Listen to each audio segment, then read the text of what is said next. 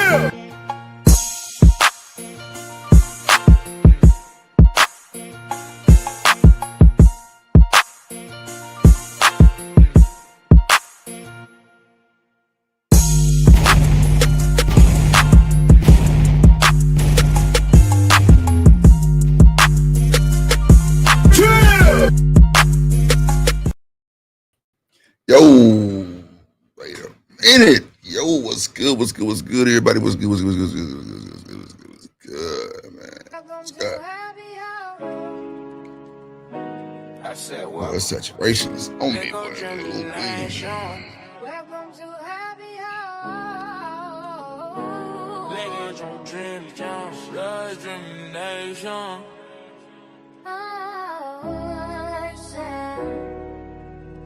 Shouts out DripNation, nigga. What's good, everybody? What's good? What's good? What's good? What's good? What's good? What's good? What's good? Welcome to the Drip Show, happy hour. Okay. We swinging poppin' trunk, DripNation.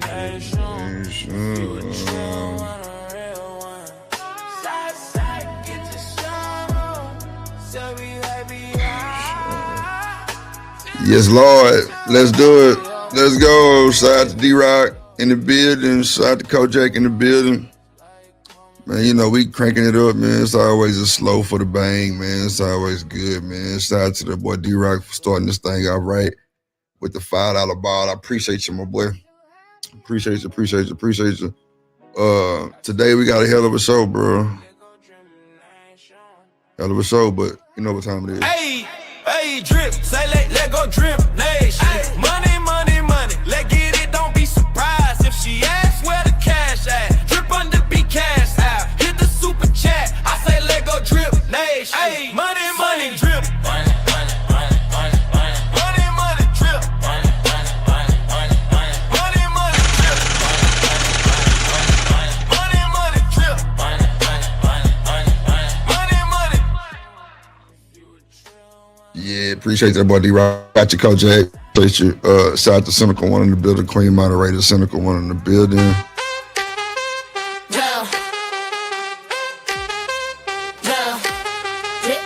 DripNation, drip, we going up, drip, we going up. Shouts out to Cynical One, let's go. Queen Moderator, drip, big range gang, drip, listen to my gang, DripNation, drip, we going up, drip, we going up. Shouts out to Cynical One, let's go. Once upon a time, there was a moderator named Kojak the Great.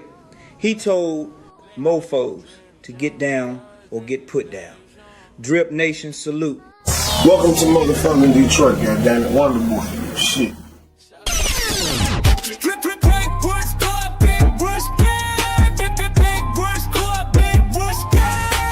Get down, no get put down on for them. Salute to the motherfather, the emperor. Kojak 313, the great, the motherfather. Shout out to the motherfather, DripNation, West Gang.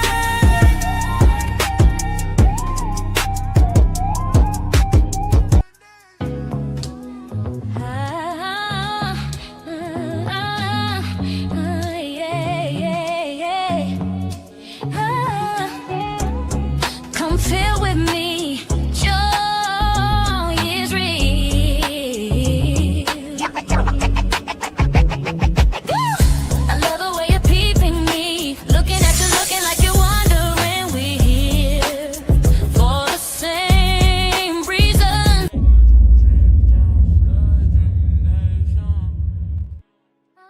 Yeah. What up, Miss Joy? What up, Coach Ruck in the building? Coach Ruck, I ain't forgot about you, bro. I gotta get on Amazon and see what's the name of that shit, and I'm gonna show you to you so you can get it. What up, Dr. Quantum in the building? What up, Boo? Yeah, man. So today you see the thumbnail, man. Oh shit, my bad. What's up, little baby? Hey, how you doing? I'm cool. How you doing? I'm doing okay.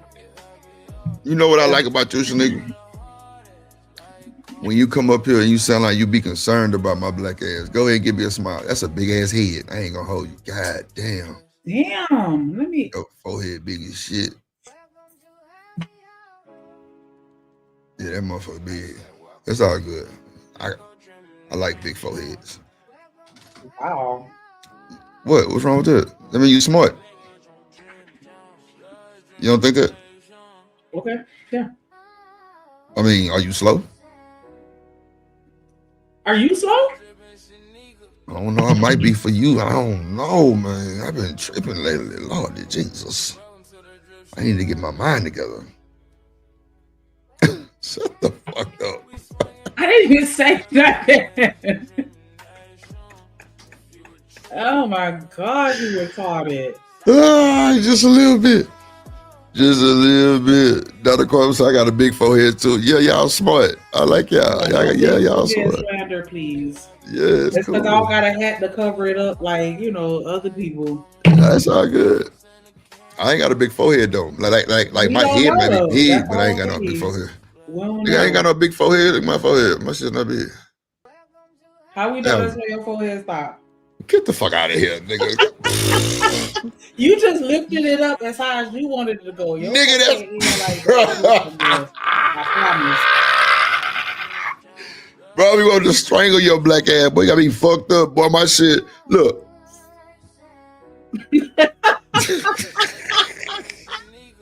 I don't have a big forehead. I ain't got no shame, drip. I ain't drip a motherfucker. You know what I'm saying? Look. You know what I'm saying? But shout out to y'all, man. Dr. Carter look crazy. It was Joyce say, have mercy, Jesus. Lord Jesus. Lord Jesus. That is too funny, man. Hold on. So, Shanika, yesterday at the end of the show, we, Smitty came up here with allegations that I was lying to him. So we got that uncovered. Yeah, from now on, make sure you put, we are not live. Yeah. Shanika, it look like you having a motherfucking Sixth Sense movie going on. Like, it's like they running past you like 100 times and running. That shit look cool, though. That shit look as fuck. That shit crazy, though. Chat. Nah, it's like 6 people behind you just running like a motherfucker and you flashing. That shit really look live than a motherfucker. Yeah, I need a new camera. Yeah, you did say that shit. Huh? Let me just order you a new one, bro. God damn, you starting to get on my motherfucking nerve. You say no, not my Mississippi. Yeah, hell yeah. Nah, it was just some bullshit. It wasn't nothing like that. Is this a good one? What? I don't see you.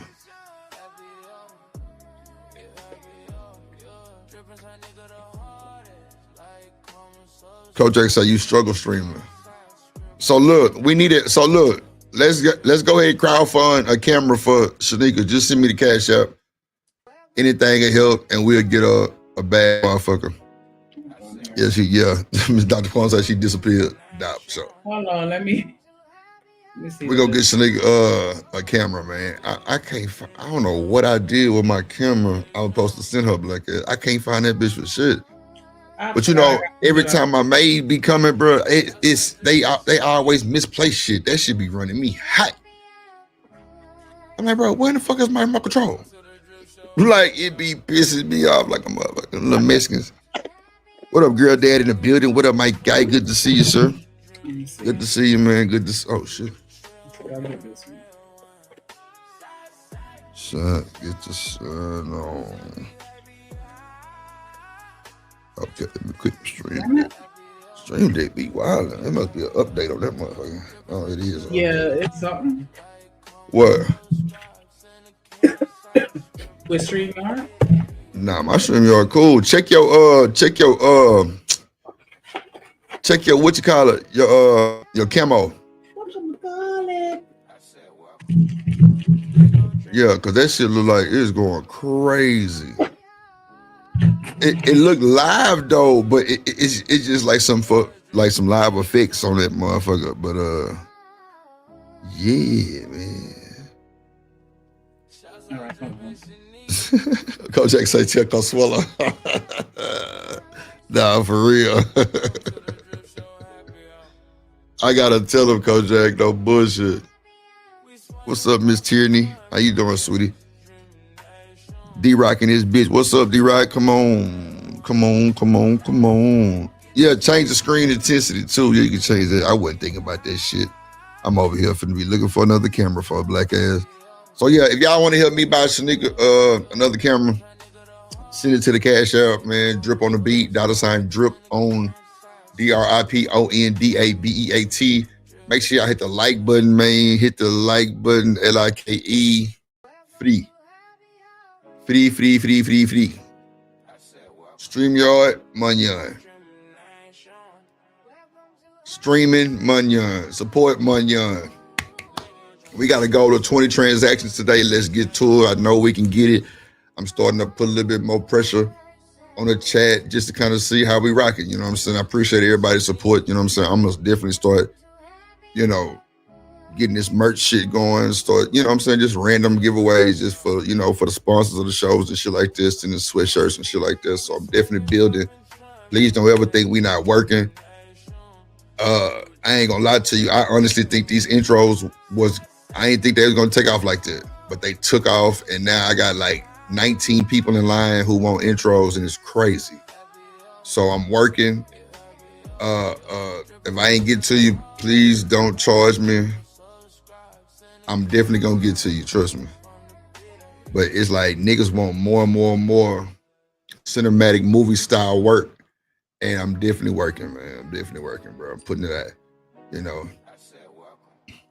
You got other niggas around here thinking that they my daddy and shit. So, we got to keep showing that, man. But,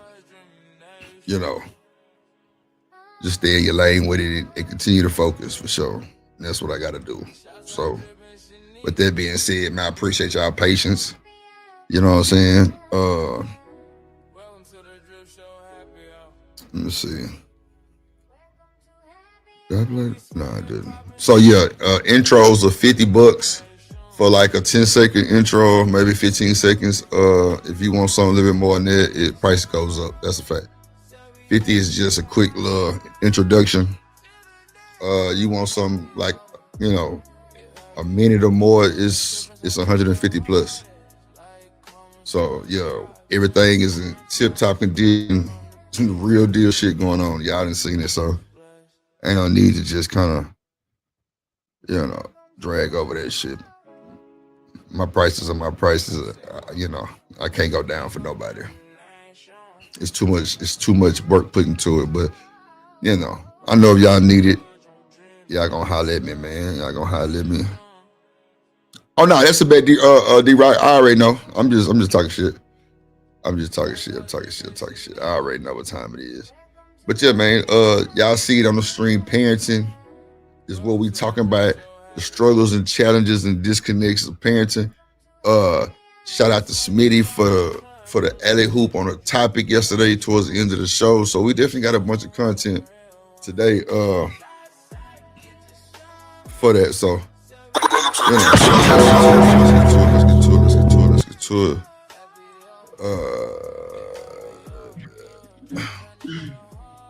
Oh, look at that head. Look at the head.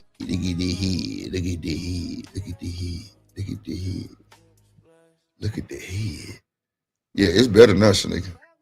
Big ass head. Damn, why you so close to the mother? Back your big head ass up. Shit, you scared the shit out of my ass. Fix it. You scared the shit out of me, nigga. Shut up. What the fuck just happened? Oh shit. You got to get it off the Zoom and camo. I had to unplug it and plug it back. Hold on. You're like a giant in your shit. Shut up. Just calm down till you fix it. Crazy. Lord Jesus Christ. Lord, y'all help her. Shut up. Dr. Caught crazy. Nah, man. Let's bring up some of this content, man. Let's see. I gotta let me see.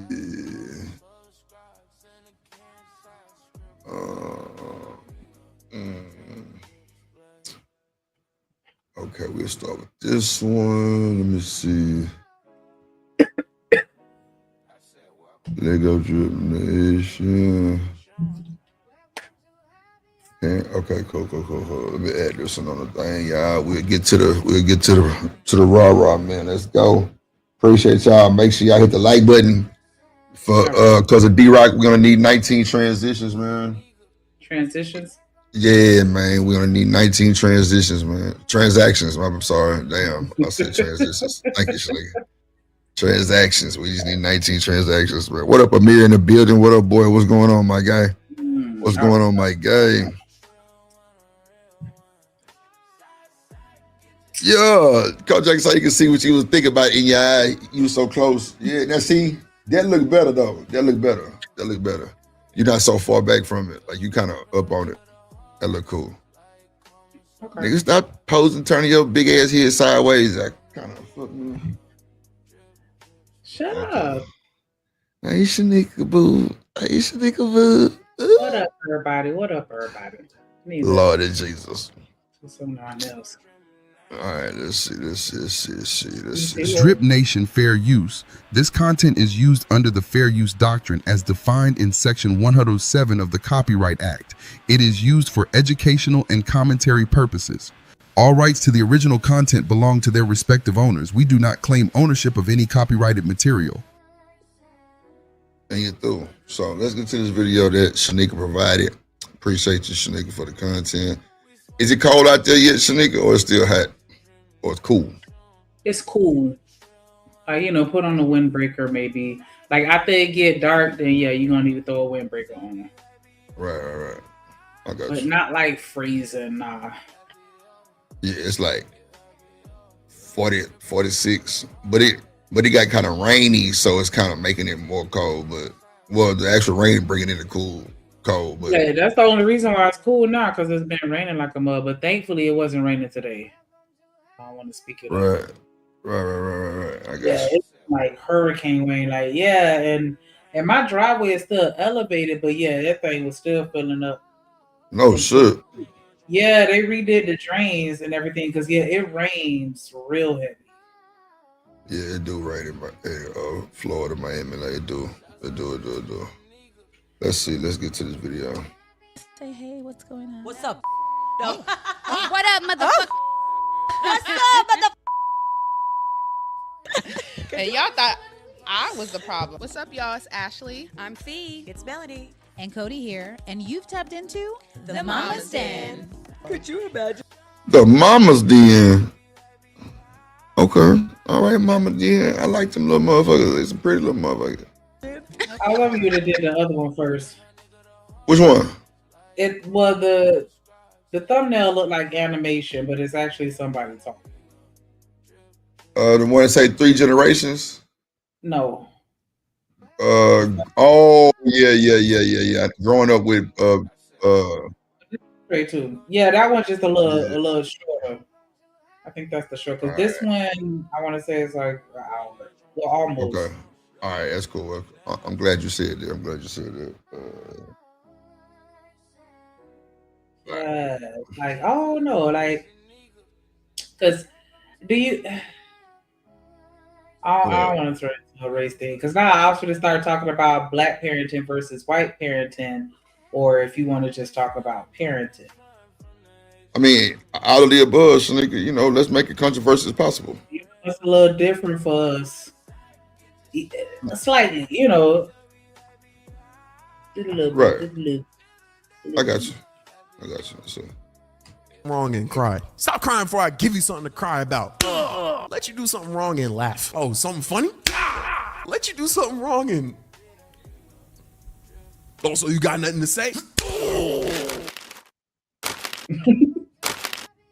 Hey, before I start this video, I do want to say, obviously, most of the stuff I'm saying is jokes and generalizations. That's all the internet is. So please don't take anything I say too seriously, and please do not apply your situation to what I'm saying as well, because I'm not trying to offend anybody. I'm just trying to make jokes on the internet. Peace. Hope you enjoyed the video. Black parents, we all got them. Nigga. Being raised by black parents got to be up there with Navy SEAL training. It's something that'll tax you not only physically, but also mentally, because it's not as simple as you do something wrong. Damn, black parenting is up there with Navy SEAL training. That's amazing. A little bit. So, nigga, you be having your boys out there doing that crazy shit? No, but in a sense that sometimes I have to kind of check myself a little bit, because I feel like I'm putting too much on them for their age. Like, and I don't know. In my mind, I feel like I'm preparing them for adulthood, but sometimes I feel like I'm robbing them of their youth and innocence. So how do you balance that? You brought it up. I mean, I have to sit and sit on it and think about it and speak to other people, other parents, talk to my kids about it. Like, you know what I'm saying? Like, I have to just really mine it out and flush it out a lot of times. But mainly I'll have the conversation with my kids to ask them, you know, how they feel, and you kind of, you know, bounce off of each other. So would you talk? Oh shit! So with you talking to the other parents and shit, has it been beneficial as far as you moving forward? Sometimes, yeah, because like, for example, one of my homegirls that I went to high school with, she has a child that's on the spectrum, and like being around her kind of made me realize that I was being way too tough on my son. And I kind of dialed it back a little bit, and it helped me to be a little more patient, because I absolutely had to exercise patience with her daughter. And it was like, and then just watching her interact, it was just like, I felt like I was being mean, because, you know, compared to how she was treating her kids. And it was like, and it wasn't a situation where she was babying her daughter, because that's not what it was, but it was just still like, I don't know, just watching her in comparison to, you know, myself. And I know I have a boy, so that hit a little different. But yeah, like, just having conversations with them absolutely helped. Especially when I first found out, like, I was a wreck. And it took me, you know, having conversations with other parents and getting their experiences and learning some of the things that they do to deal with certain things, absolutely made it easier. That's good. You got some type of support system. You know what I'm saying? Was your mom good support? Or absolutely. Right. I'm very thankful for her, because I do have some peers that don't have their parents around to help for one reason or another. And so, but yeah, just, you know, looking at having those conversations with other parents will definitely help you put yourself in, as a parent in perspective, because yeah, sometimes we be wilding. So, you know how people say, I'm gonna try to give my kid everything that my parent didn't give me. Is that shit really happening? Are people really trying to not to be like their parents, and or are they just falling to the victim? We're not just falling back into being like their parents. Both. Are they really trying to do that? Oh, okay. You know, because I hear that shit a lot, but I mean, you know. I've seen both, and that's why you have a lot of these kids that are super spoiled nowadays, because their parents don't require them to do a lot. They see a lot of the things that we endured growing up as sacrifice and struggle and unnecessary, when at the end of the day, a lot of it was necessary, because it instilled certain values and responsibilities and, you know, perspectives that we needed to have at that time, but we just didn't want to accept or have to deal with because we were so immature. Gotcha. Let's see. And you get beat, because when you do something wrong, black parents won't beat you. No. They won't beat you immediately. Because if you do something wrong in front of a black parent, they will tell you that they're going to beat you. They just walk away like nothing happened. Like they didn't literally just threaten. They will tell you and let you just sit in the batter of anxiety that they just dunked you in. They will force you to go through the whole day scared of everything, completely expecting to get beat at any moment just for them to do nothing. And then right as you drop your guard and think they forgot, you know what I'm telling you about, you get hit with a guerrilla warfare beating. I remember this one time I was upstairs in my room, and I hear my mom call my name, which. And shout out to Miss Joy for the cash app. She say for Shanika camera. Yes, indeed. We definitely finna get that going. That's for damn sure. Thank you, Miss Joy. Hey, drip, say let go DripNation. Money, let get it, don't be surprised if she asks where the cash at. Drip under be cash out. Hit the super chat. I say let go DripNation. Hey, money, drip.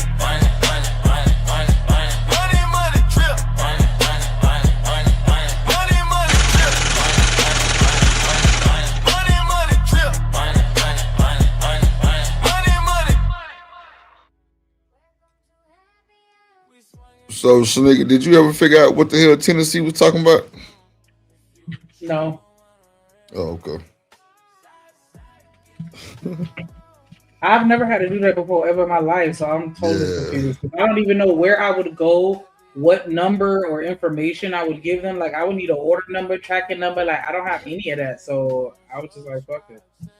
Right. What up, A-Dub in the building? What's up, boy?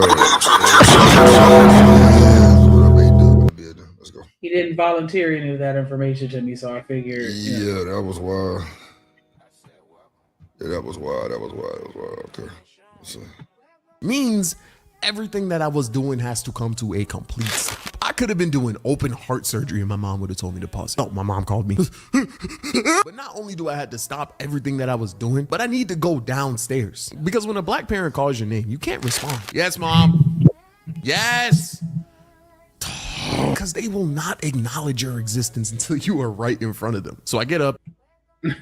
So that's absolutely me. But going back to the first one, we was talking about, you ever had your parents tell you they go beat you and then don't say nothing? And then you just be sitting there the whole day wondering like if or when it's gonna happen or if they forgot. Yeah. I ain't gonna lie. My mama ain't she ain't wait too long. She ain't wait too long at all. She told me she's gonna beat my ass. It was coming in the next 5 minutes. I know you.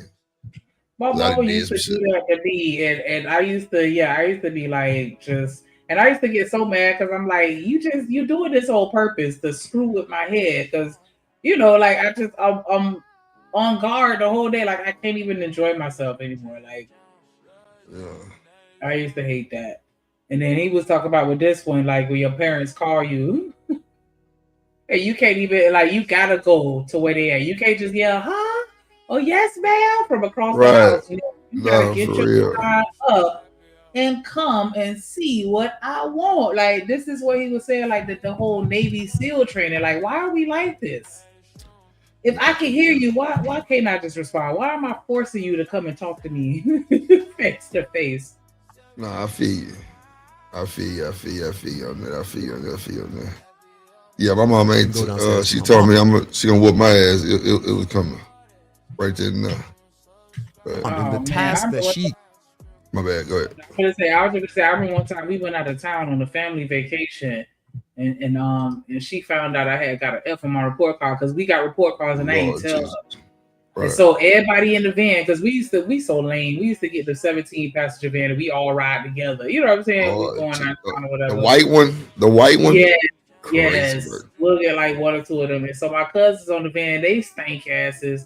Like, yeah, I got my report card. I got ASB. Like, all of them announcing the shit. Like, bruh, I didn't even tell my mom about the report card. My mom was like, oh, y'all got a report card? Slight word. She looked at me and I was like, man, I knew it was a wrap. Slight she was word. Like, all right, I'll let you when we get home. And so, yeah, the whole trip, it was ruined. It was ruined. Yeah. You were thinking about that ass whooping the whole time.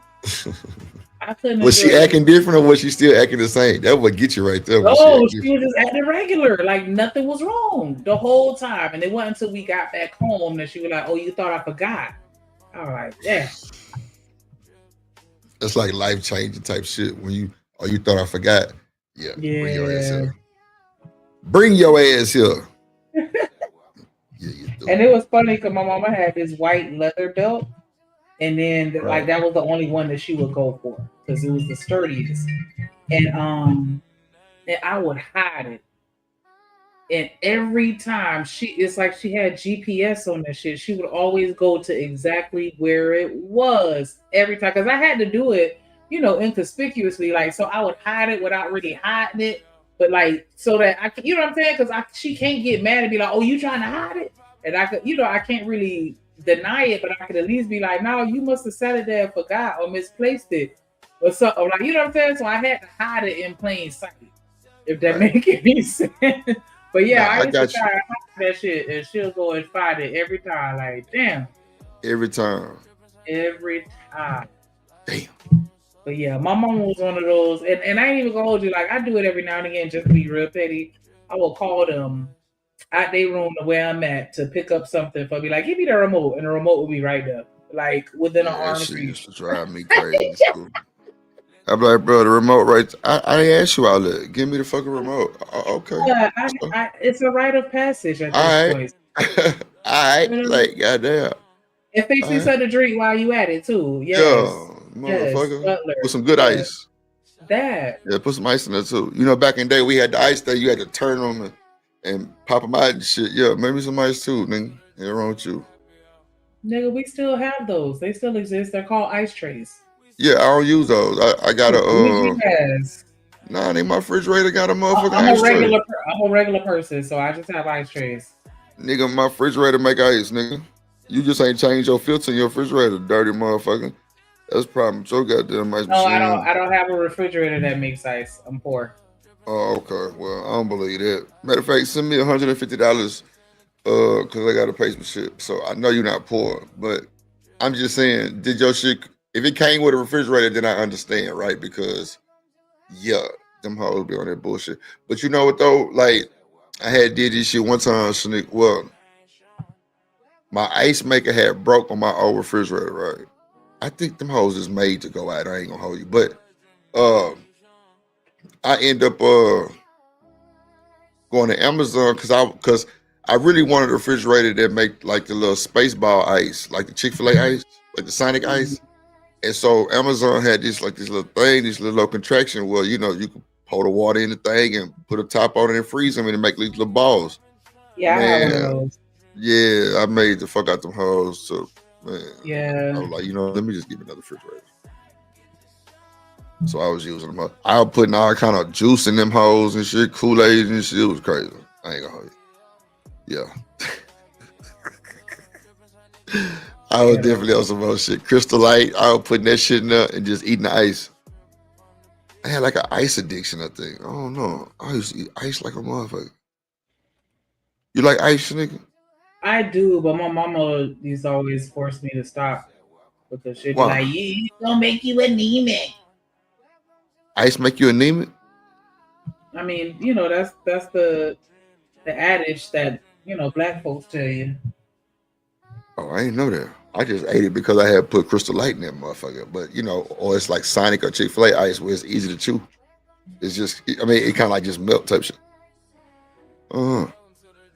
Yeah, I don't. It's not true, but that's what black folks used to say. Eat a whole bunch of ice, go give you like low iron or sickle cell, or they used to say that just to make it'll make you anemic.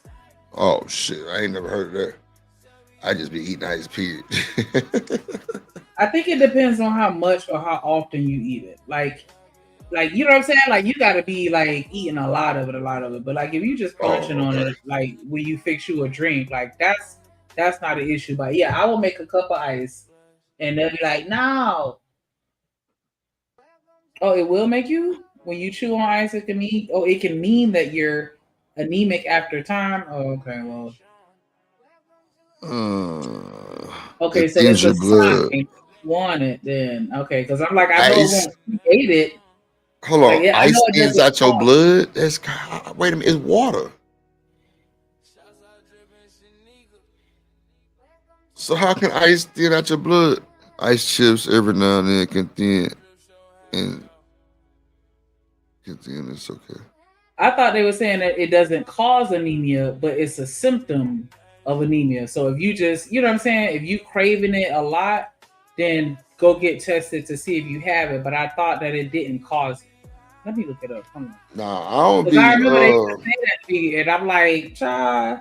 And I thought I looked it up one time, and they said that it don't cause it. And I just remember that, like, basta. Because my people say a whole bunch of random stuff, like, you know, turn the TV off with this thunder and lightning outside. Like, they just, you know, and so that's how I took it as that. No, I got you. I got you. Listen. Called my name multiple times to do is to pour her a glass of water. So I go to pour her water with an attitude, of course, because I can't lie, she interrupted my focus. D-Rock say you're not supposed to drink extremely cold liquids. Now that is true. You should be drinking water at room temperature, but nah, I can't help it. I can't help it. I will put a whole tray of ice in one of those like 32-ounce cups. Yeah, I want my drink ice cold, but I do still drink at room temperature, you know, as much as I can. But I prefer No, you don't. Stop it. I didn't buy me one of them goddamn cups that keep it cold and shit. What they call? Like an insulated cup or a thermal. What it's called though? I forgot the name of that bullshit, bro. Fuck, bro. What, like a Stanley? Stanley. That's what it's called. I got a Stanley cup. That's that a brand. Yeah. Well, that's shit. That's what they told me. Matter of fact, my sister got it for me one time. One day she just got it. She was like, "Man, you know, put you some water in that motherfucker, or whatever. It's gonna stay cold." I was like 5 years ago. I still got that motherfucker. That was big too. You keep that motherfucker so cold. But yeah, I dump a whole tray in that bitch. What up, I be Wody in the motherfucking building?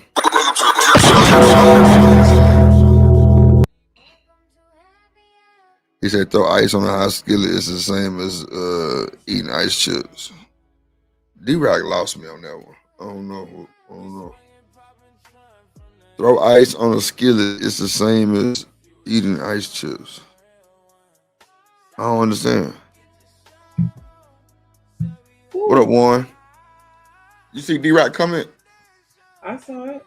What you think? I mean, what that mean? I don't know. Because every time I put, I ain't never throw no ice on the hot skillet. Yeah, I don't think I ever tried or just can remember, at least. Huh. That's it.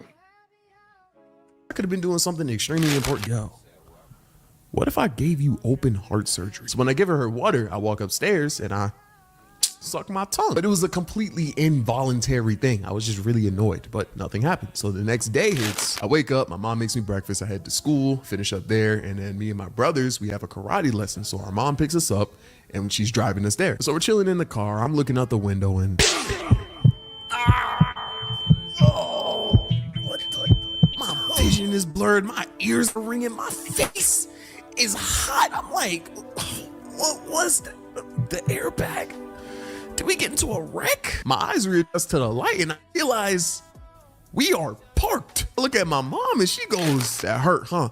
What? You think I didn't hear you suck your teeth yesterday? My mom slapped the fuck my face, bro. I didn't even see her hand coming. 1 second, everything was chilling. And then the next, my face was contorted into the shape of a palm. I got hit with a slap. Not even Raven Simone could have predicted, bro. I need you guys to really understand what just happened here. My mom heard me suck my teeth from upstairs. Once again, it's crazy how she didn't hear me go yes multiple times after she called my name, but that's besides the point. She heard me do that, drank her water, went to sleep, woke up the next day, went to work, did an 8-hour shift, picked us up from school, and during that entire duration of time, she had the intent to apply 5,000 newtons of force to my face. Bro, she made me breakfast. Yeah, you thought I forgot, huh? As I was going to the bus, doing that while one.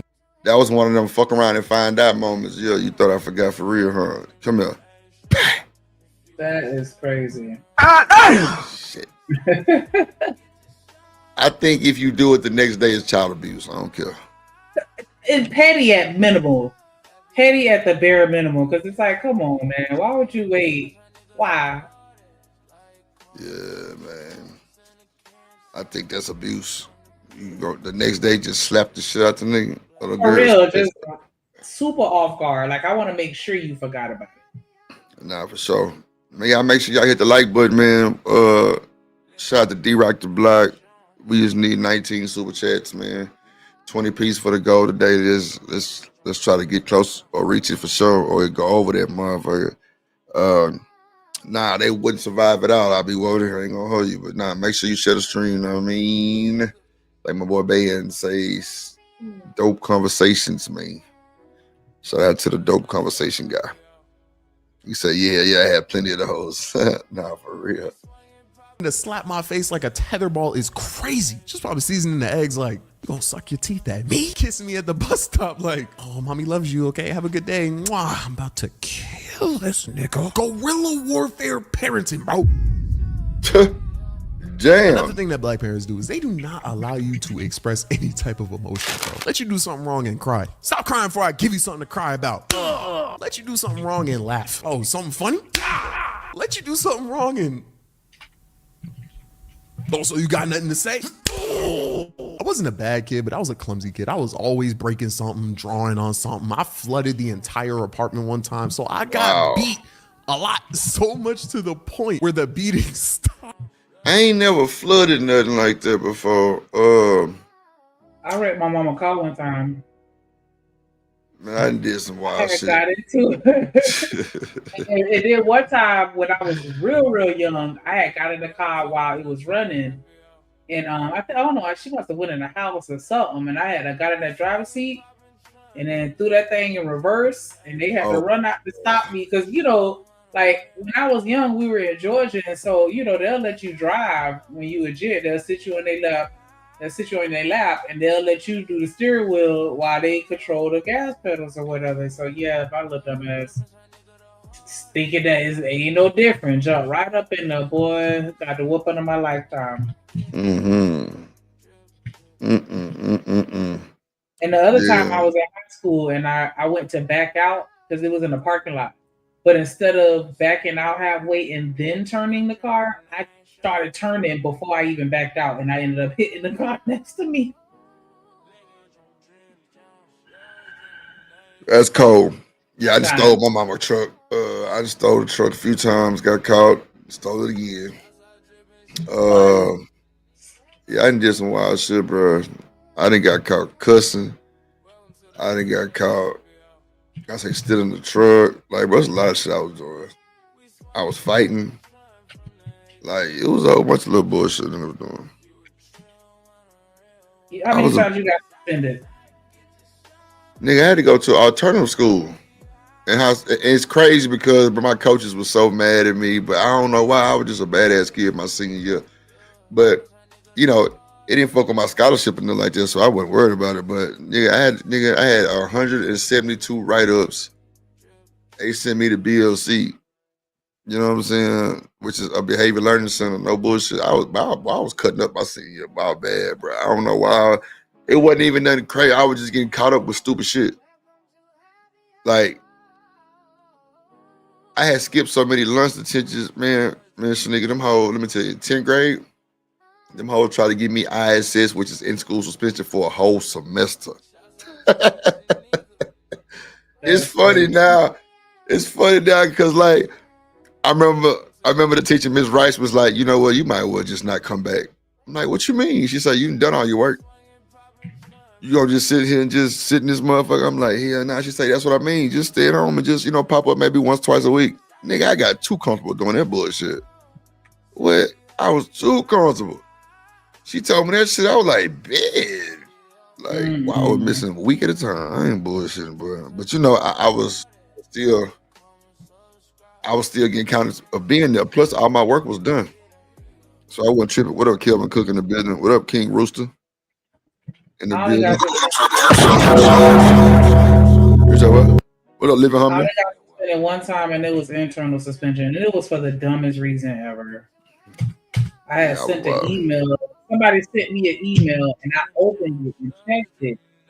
and my teacher was standing behind me, and it had some porn, animated porn. Like it was a comic, like a little, whatever. Like, Nigga, your ass been freaky all your life, huh? You just been in this oh nasty my world. gosh! Yeah, I see Don't what's do going that. on. I see what's Don't going do on. that. Don't do You been that. wanting, you been the one wanting to look between the gas station plastic papers and see what was going. Yeah, I know what type of yeah. Really? No, I'm bullshit. Rooster, but I be coming up here trying to check nothing, nigga. Fuck you think this is? Yeah, nigga, get on about your business, nigga. Messing with Tierney. Like he finna come check something. What's the business, nigga? This nigga Rooster ain't shit. But you see the hard pimping though, huh? Yeah, what's the business? Little birdie said my name came up in your company. Nigga, so what?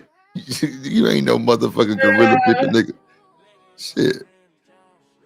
Nah, real shit, living humbly, I agree. Because boy, I would be, it'd be nasty work. Nasty work. I need to find me up a blunt, man. My whole damn life, yo. Listen. I'm hurting and I stopped crying. So when that happened, my mom stopped beating me and my dad started beating me. Just now, a my little mom bit, and my dad are Rooster. split, so I only got beat by him occasionally.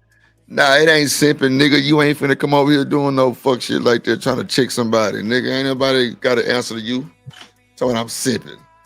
Nigga, I ain't never been no simp, nigga. I ain't never been no simp a day in my life, nigga. Don't call me no motherfucking simp. Hell nah, nigga, I'm me. He heard a little birdie, like he Ron Isley or somebody with R. Kelly. Nigga, you ain't shit.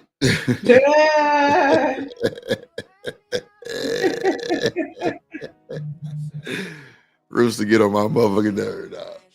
But I still got beat by him so much that I adapted to that too. And when I stopped crying to his beatings, you know how he responded? The nigga just punched me in the chest, bro. The nigga punched me and said, I bet that hurt. Like, bro, you cannot win. Like, bro, I am 14 years old. What age did you upgrade from like the belt to punches?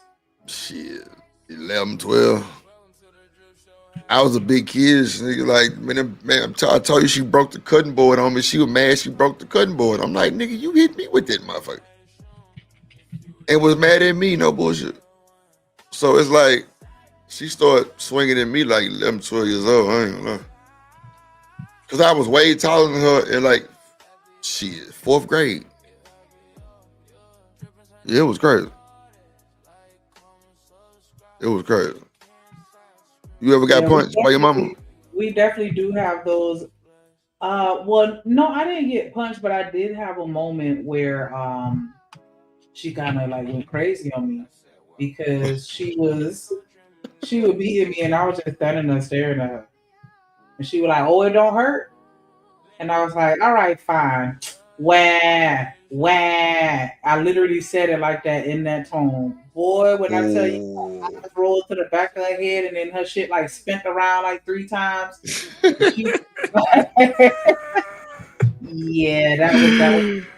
Oh shit, bro, that's funny as hell. I don't know who the fuck I thought I was that day. Like, yeah. That is funny shit. That wasn't smart of me at all. I should have just faked it. Oh shit, that is hilarious, bro. Not spin around 3 times. Yeah, she blacked out on me that day. That's crazy, bro. Resisting grown man strength. Do you not realize that you're not raising a child anymore? You are raising a super soldier. I just could not win. And even when you Not a do super soldier. win and get an apology, it's never an actual apology. It'll be a, hey, the food's ready. I already made you a plate. Come down before it gets cold. Now I'm gonna give you this phone back, but hey, I found all the Dragon Balls. Let's go ahead and wish you back to life. Damn. Just never really get an actual apology. You know what? That's okay, because I'm not gonna lie. Some of the sweetest, most nurturing moments I've had with my mom were minutes after getting my ass beat, bro. And it's the same thing with my dad, but in a completely opposite way. Some of the most traumatizing and scariest moments I've ever had with him were minutes after being completely calm with them. The thing about moms is that they're never completely chill. Hey mom, could I get $5 for a cookie at lunch? Grab my purse. See? constant level of hostility. But when you do get beat, it's not surprising because the graph is already kind of up there. But dads, yo, come down and do these dishes for me, boss. Appreciate you. Fine. What you say? Yes, sir. Yes, sir. The graph goes from completely chill. But see, that's how I think. Well, that's what I think we missing too. You know, training our kids to do chores and shit to, you know, be able to fend for themselves in real life. Yeah. Because like these kids ain't got no chores no more, Shanique. My nephew ain't got no chores. Over here he do. And his daddy be like, man, how you get him to do that bullshit? Man, I don't play with him. Nigga, you get way too much shit for you to even say nothing to me. Nigga, even your mom and daddy, but that's your parents, and they definitely take you a little lighter than I do. But I don't be playing with his ass. Because I don't want him to ever think he can get out of line and I'm going to let it go. No. Every time his ass needed to be punished, his ass was punished. Yeah, the older I get, the more I give. More chores I give them because I ain't got time. They need to earn their keep. Groceries is expensive. Rooster say bring back corporal punishment. Man. You ever got paddled in school? I don't know. What Hell yeah. Oh no. Damn. Yawning and shit. Fuck. Oh shit. Final thoughts. Yeah, for real, huh? Put them hoes up. The moment you disappear,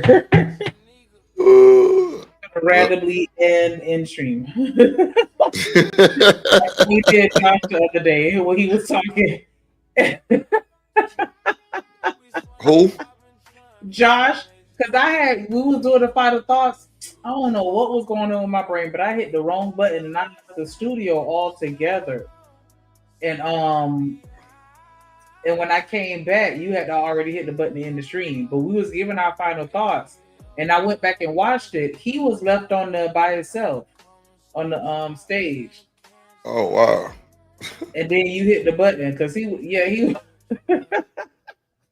Damn. My I bad, figured Josh. you had to see it because it ended. It went through the thing because I'm like, if we leave and somebody else is up there on the stage, like it's not going to just automatically end the stream if that person leaves, does it?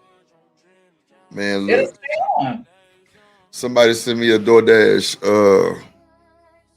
of a goddamn slushy or something. But I don't know why I'm so goddamn sleepy. I'm gonna slap your ass. That'll wake you up. Probably so. I mean, I ain't never said it wouldn't. I just need. Matter of fact, you send it, motherfucker. Send me a cash app for about $12, and I'm gonna give me some. All right, but you gotta cash out me $12 first. Okay. I see what time it is. It's all good. Matter of fact, put $3 more for your bullshit. So 15. You know what I'm saying? Thank you. Thank you, Trust. Thank you, Trust. See what I'm saying? We got people that like drip. So nigga, hard not carpet muncher. Yeah. Listen, you supposed to buy me lunch. I'll see you some. Thank you. Send my cash app. Yeah, just send it to the cash app, Trust. Drip gonna give him something, gonna get him a picker upper. You know what I'm saying? You know, sniff Shanika dirty hair and wake up type shit. I don't know, something like that. I don't know. Shit. My hair not dirty and it don't stink. I have braids in. I wear hair. I have this this conditioning spray that acts as a hair perfume, and I also have dry shampoo and conditioner. So it's conditioned, it's moisturized. Yeah, right. All that. It's dry. No, it's not. My hair is already naturally dry, so I gotta always put stuff on it though. I can't not put stuff on it. You be using that spray? At least water at a bare minimum. You be using that Sheen spray? I use everything. I got a whole beauty supply store in my house. Because I'm not really one to hold on to a lot of stuff or even keep a lot of stuff or hoard it. But when it comes to hair products and stuff like that, I do have everything that I need at least 2 or 3 of them. Cause like stuff be running out, like selling out at the stores, or you know what I'm saying? Like it's just the worst. Or they stop making products, like, and when I really like something, I gotta have it. Don't discontinue that product. Yeah, because I don't know. Our hair is interesting. Not in a bad way, but like the same products don't always work over time. Sometimes you have to switch it up and this, that, and the other. So yeah, I don't have like a lot, but I do have a shelf of stuff. Sure say And we I all got do a whole sneaking bunch of stuff you hair. don't need in case someone else does. Yeah, and I got a whole bunch of hair. So yeah, if I need to do my hair last minute, or if somebody else need their hair done last minute, yeah, I'm ready. I got everything. Braid and hair. I don't think I have any track hair though. But yeah, everything else. I might have some track hair, and you know, so I got like 4 boxes of hair, like big boxes. It's sad. For what? Just in case. And it's so crazy because whenever I do my hair, I tend to go out and buy new hair. Like I gotta stop doing that. But I was at one point I was holding on to some hair, like just in case, like my money funny, or if they sell out or start going up. Because I remember braiding hair, you used to be able to get a pack of braiding hair for like $1 or 2 for $1, and now they want like almost $10 for a pack of braiding hair. Like shit, just crazy. So you know, I stock up on stuff, especially, you know, with the braiding hair, because I do braids a lot. So if I catch it on sale, then I'll hold on to it. So that's why I have so much, because if I catch it on sale, then I'm gonna buy it up, because I don't want to pay full price for hair. Sorry. You know what? Somebody talking about hood services. Oh my God. Fucking hood conservative is insane. Oh no. How your name conservative? Huh? Nah, I'm gonna say, how you gonna call me ghetto? But you know, I guess conservative isn't as ghetto as it sounds. You buying braiding hair. Braiding hair is for the like the braid under the wig, right?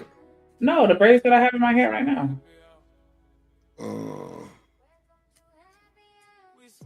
Yeah. Because you can use braiding hair under the wigs, because it'll help the braids last longer, especially if your hair is thin. You want to add some braids because you don't want to be like sewing down a wig or hair or something like that onto some thin skeleton braids. Like you don't want that. So some people will add some braiding hair, but yeah, I just like to be prepared with my hair. And like I said, when I get it on sale, that's when I buy it, because it can get pretty expensive. And I'm trying to, like, I don't see the point in spending all that money on no hairdo, because I'm gonna throw it away when I'm done with it. So I don't spend a lot of money on it. But going back to the video, because I feel like I done kind of detailed a little bit. Look at Rooster comment. Son of a bitch.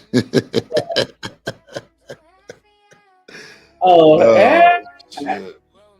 I know a little bit, Rooster. I know a little bit, bro. You know them Asians know about their hair. Yeah, man. We gotta help y'all blacks. We gotta help y'all blacks get y'all hair right. Okay. Do that. Yep. Blacks. This nigga send me my cash up so I can get some food. Or something to drink. What kind of food you trying to eat? I told you need to just go ahead and do the fucking catering. The caterer? Have you gotten another family meal since you got No. That lasted though. I ain't gonna lie, I had extra. I ain't gonna hold you. But like, so look, y'all. Let me tell you how controlling Shanika is, right? But I kind of like it a little bit because she be like, Drip, I don't want you standing up because your leg, just get like some meal prep and shit or something. She was saying, no, a caterer or some shit. I'm like, caterer. Yes, so I said, look on the catering menus at your favorite restaurants and order a family meal or a catered meal. That's gonna last all week, right? Okay, so cool. I did that, and I got some barbecue nachos, sausage sandwich, brisket sandwich, all kind of shit, baked potato. Like, and it came like in this big package. Like, and you just freeze it, and you know what I'm saying, till you're ready. It was so good. But the first thing that came was nachos, so it was already ready, hot and ready to go. So like, bro, barbecue nachos, amazing. But I ain't want to get them again because I kind of got drowned out. But it was still leftovers because it was like every like feeding was like for the fam, not just one person. So I was like, shit. But yeah, man, I might have to look on that bitch and see what else they got on there because I don't want no barbecue. But Rooster said that hair be booming.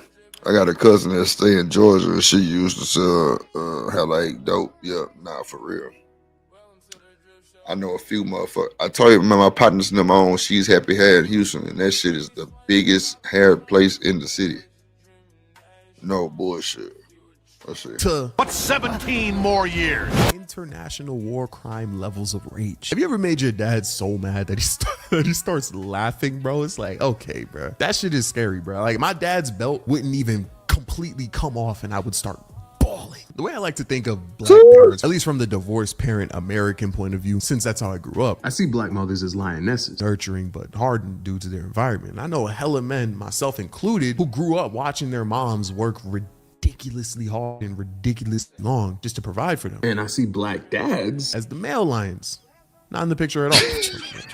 But fathers are just more. First of all, son of a bitch, Rooster. What did he say? Why don't you fly down there, Drip, to cook for you? Man, I'm scared, man. I'm scared she's gonna try to rob me and take over and kick me while I'm down. Nah, I'm bullshitting. I might fly down for the DripNation meetup. I might fly down. You know what I'm saying? See how she is. I don't want no spaghetti. Rooster say, Drip, you too young to be eating nursing home meals. How I'm eating nursing home meals? It was a nursing home meal. You could go to Chick-fil-A website and they have catered family meals for when you having parties and stuff like that. That's just an easy meal prep for somebody that can't cook. Go to Chipotle, go to a barbecue restaurant, go to whatever. Wait, hold on, so nigga, I can cook though. It's just on my leg, I can't. I was just saying I didn't want you standing up. Nah, I got you. Your big ass gonna fucking tumble. I'm not gonna tumble. And I mean, Wody, for the record, I did offer to, like, when that first happened, I did offer to go and help him out, but his pride got in the way, and he was like, no, and I was like, fuck you then. She did say that though, bastard. That's all good. Oh man, I gotta do something. I ain't wanted to see me banged up like that, bro. That's all. But that was the only reason why I was offering to come, because you was banged up. Like that was the reason for the season. Like, why else would I come? So I'm just saying though, like meet you first time. So, nigga, shut up. Me meeting you first time and goddamn, I'm banged up, bandages and shit. And then you see me like, nah, I ain't want to do it like that. What's up, Bolo? I ain't want to do it like that. You know what I'm saying? So she'll get a chance to visit the palace. You know what I'm saying? Probably next week.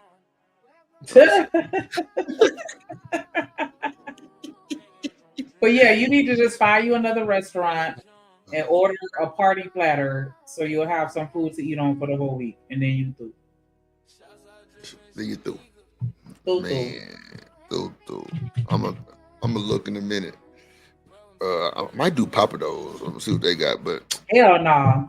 Yeah. You have a budget, sir. Okay, I'm sorry. No, you paying for it. I was about to. Nah, what's my budget? I was about to buy it. Nah, you good. What's my budget? You are buying it. What's my budget? Nah, no. Go to your Papa Do's, babe. No, what's my budget? What's my budget? Snake. Yes. What's my budget? If you can find some, I mean, usually you can get something under $100. So I'm gonna say it's gonna be under $100. I don't want it if it costs $100. But then again, Chick-fil-A weekly thing might be something like that. I know. That's what I was gonna say. It depends on the restaurant that you're going to, but you need to stay like around between $50 and $75. Okay. Yeah, because the last one was like, I think like 68 or some shit like that. Yeah, see, But something like that. Something like that. Yeah, that's why I don't want to go like Chick-fil-A or no shit like that. Plus, I don't think that's gonna be good for No, meal because prep. Chick-fil-A ain't really. Right, They that's what don't I'm saying. have Like, variety for me. nah, like it's places on there that actually like cater food like to, and they, you know what I'm saying, and they like meal prep it for you. Yeah, do that then. Let them prep it out. You see how Shanika take care of her friend. See, y'all better get y'all a Shanika. See, all of the old Proverbs and Genesis and Exodus, Leviticus, Numbers, Deuteronomy women. Nah, you better get you a Shanika boo. Yeah. A Shanika boo. I'm trying to tell you. Lord Jesus. If it wasn't for her old stinking ass, no mind. Okay. If it wasn't fuck that. If it wasn't for her old stinking ass nigga, I would have probably pulled up on her and got her, you know what I'm saying? But that's another story for another 10 streams later. Watch your mouth. Oh, whatever.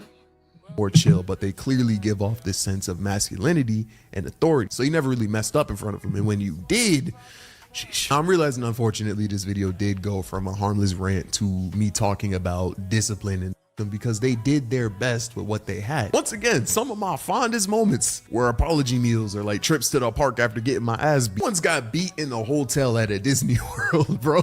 I remember the beat it, nigga. We was at Disney World. That shit was fun as hell. I know it's a vibe to make fun of black parents for beating us and whatnot, but there's also a lot of positive. Black gatherings are some of the most fun and wholesome places to be. The food, the music, the potato salad without the raisins and celery. Have you ever had two relatives beef over who's a better cook and then they just go all the time? Me and my brother do that all the time. He think he can make omelets better than me. I'm cold. Who would say eat, sleep, fight, bust? Than both of y'all. You said what? I can make an omelet better than both of y'all. Hell nah. You ain't fucking with her. You ain't fucking with me for sure. Okay. My omelet be too superb. Like, I don't even need a spatula. I be working that wrist. Dry as fuck, just like your beard. You said what? That shit probably be dry as fuck, just like your beard. Nigga, my beard, nigga, look how black and soul glow my beard is. You dirty motherfucker. Yeah, my shit nice and sheen and moisturized. It's dry like your motherfucking twat. That's what it is. Man. Just shit. Leave me the fuck alone, goddamn. I ain't got time. I'm not even gonna entertain your foolishness. meal for meal with each other. The itis after that is crazy. But another thing you get from having black parents is you learn respect. The main compliment I get in life as an adult is on how polite and respectful I am. And I 100% attribute that to having black parents. When I was brought up, they raised me to make sure that I not only have confidence and demand respect, but they also made sure I did not disrespect other people. And no matter how you see it, having respectful kids in this day and age currently is a flex on the parents' part. I can't lie. Another thing is work ethic. The reason I am even able to juggle an animation channel, a reaction channel, a vlog channel, all of this is because, once again, when I was brought up, I just have so many memories of watching my mom slave away to provide for us. I watched her work a 9-to-5 and do college at the same time while raising me. I went to her graduation. I watched her climb the corporate ladder to get to where she is right now. She did all of that while being a single mother of 4 children. Growing up watching that really burned into my brain how important. Yeah, man, them parents back then had it way harder. I'm gonna drop the link, man, so we can get to it more. This bullshit, this nigga talking about bored me, but shout out to Shanika for the content. An icebreaker until It was. I ain't got no shame on it, man. Calm your motherfucking nerve. It was cool. Never mind. Yeah. Already ain't that much.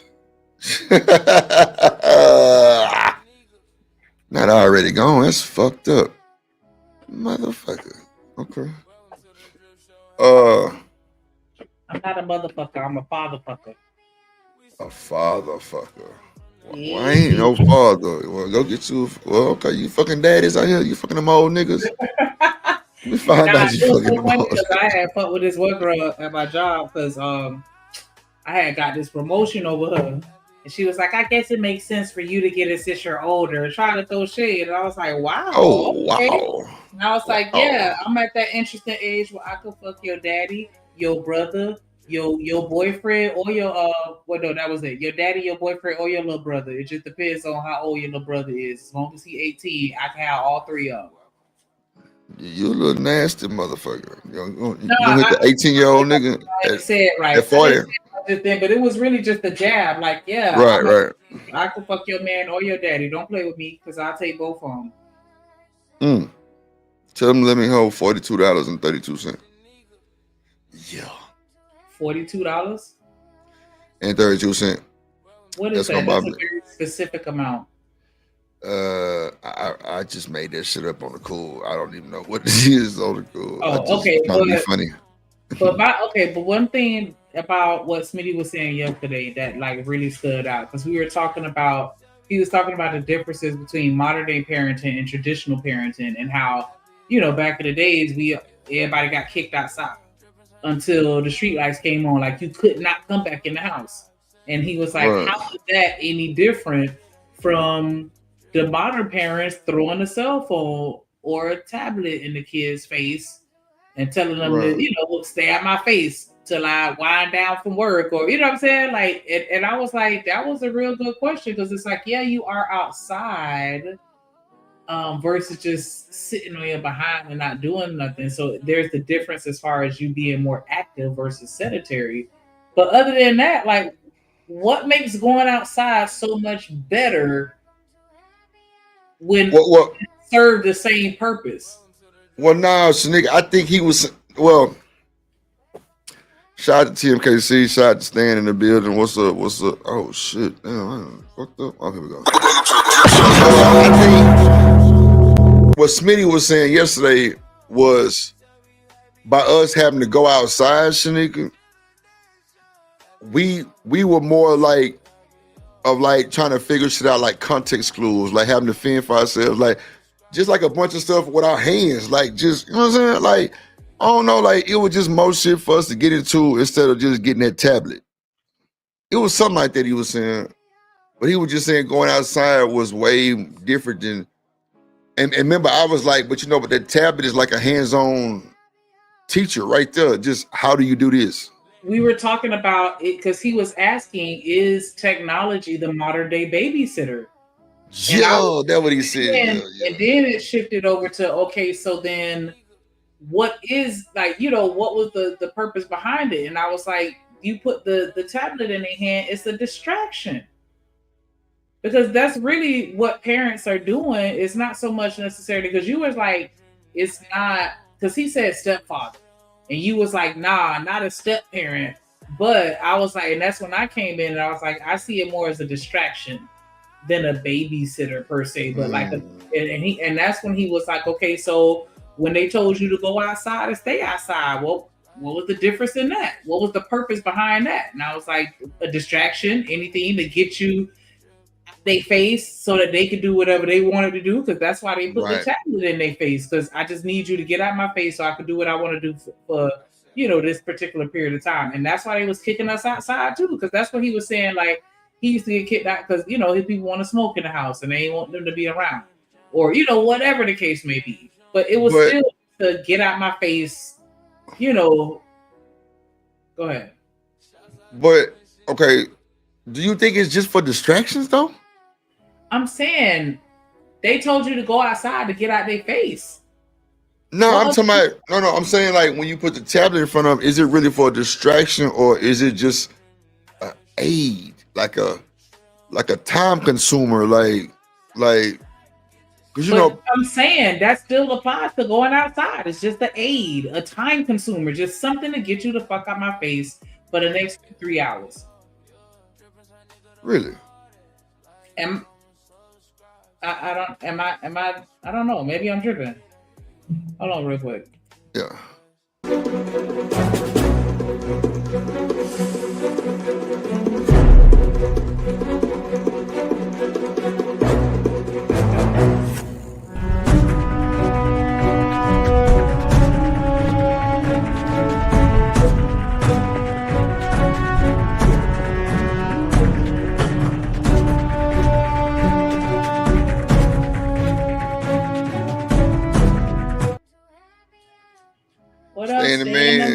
man. First Hey. Sergeant Stan in the building. What's good, sir?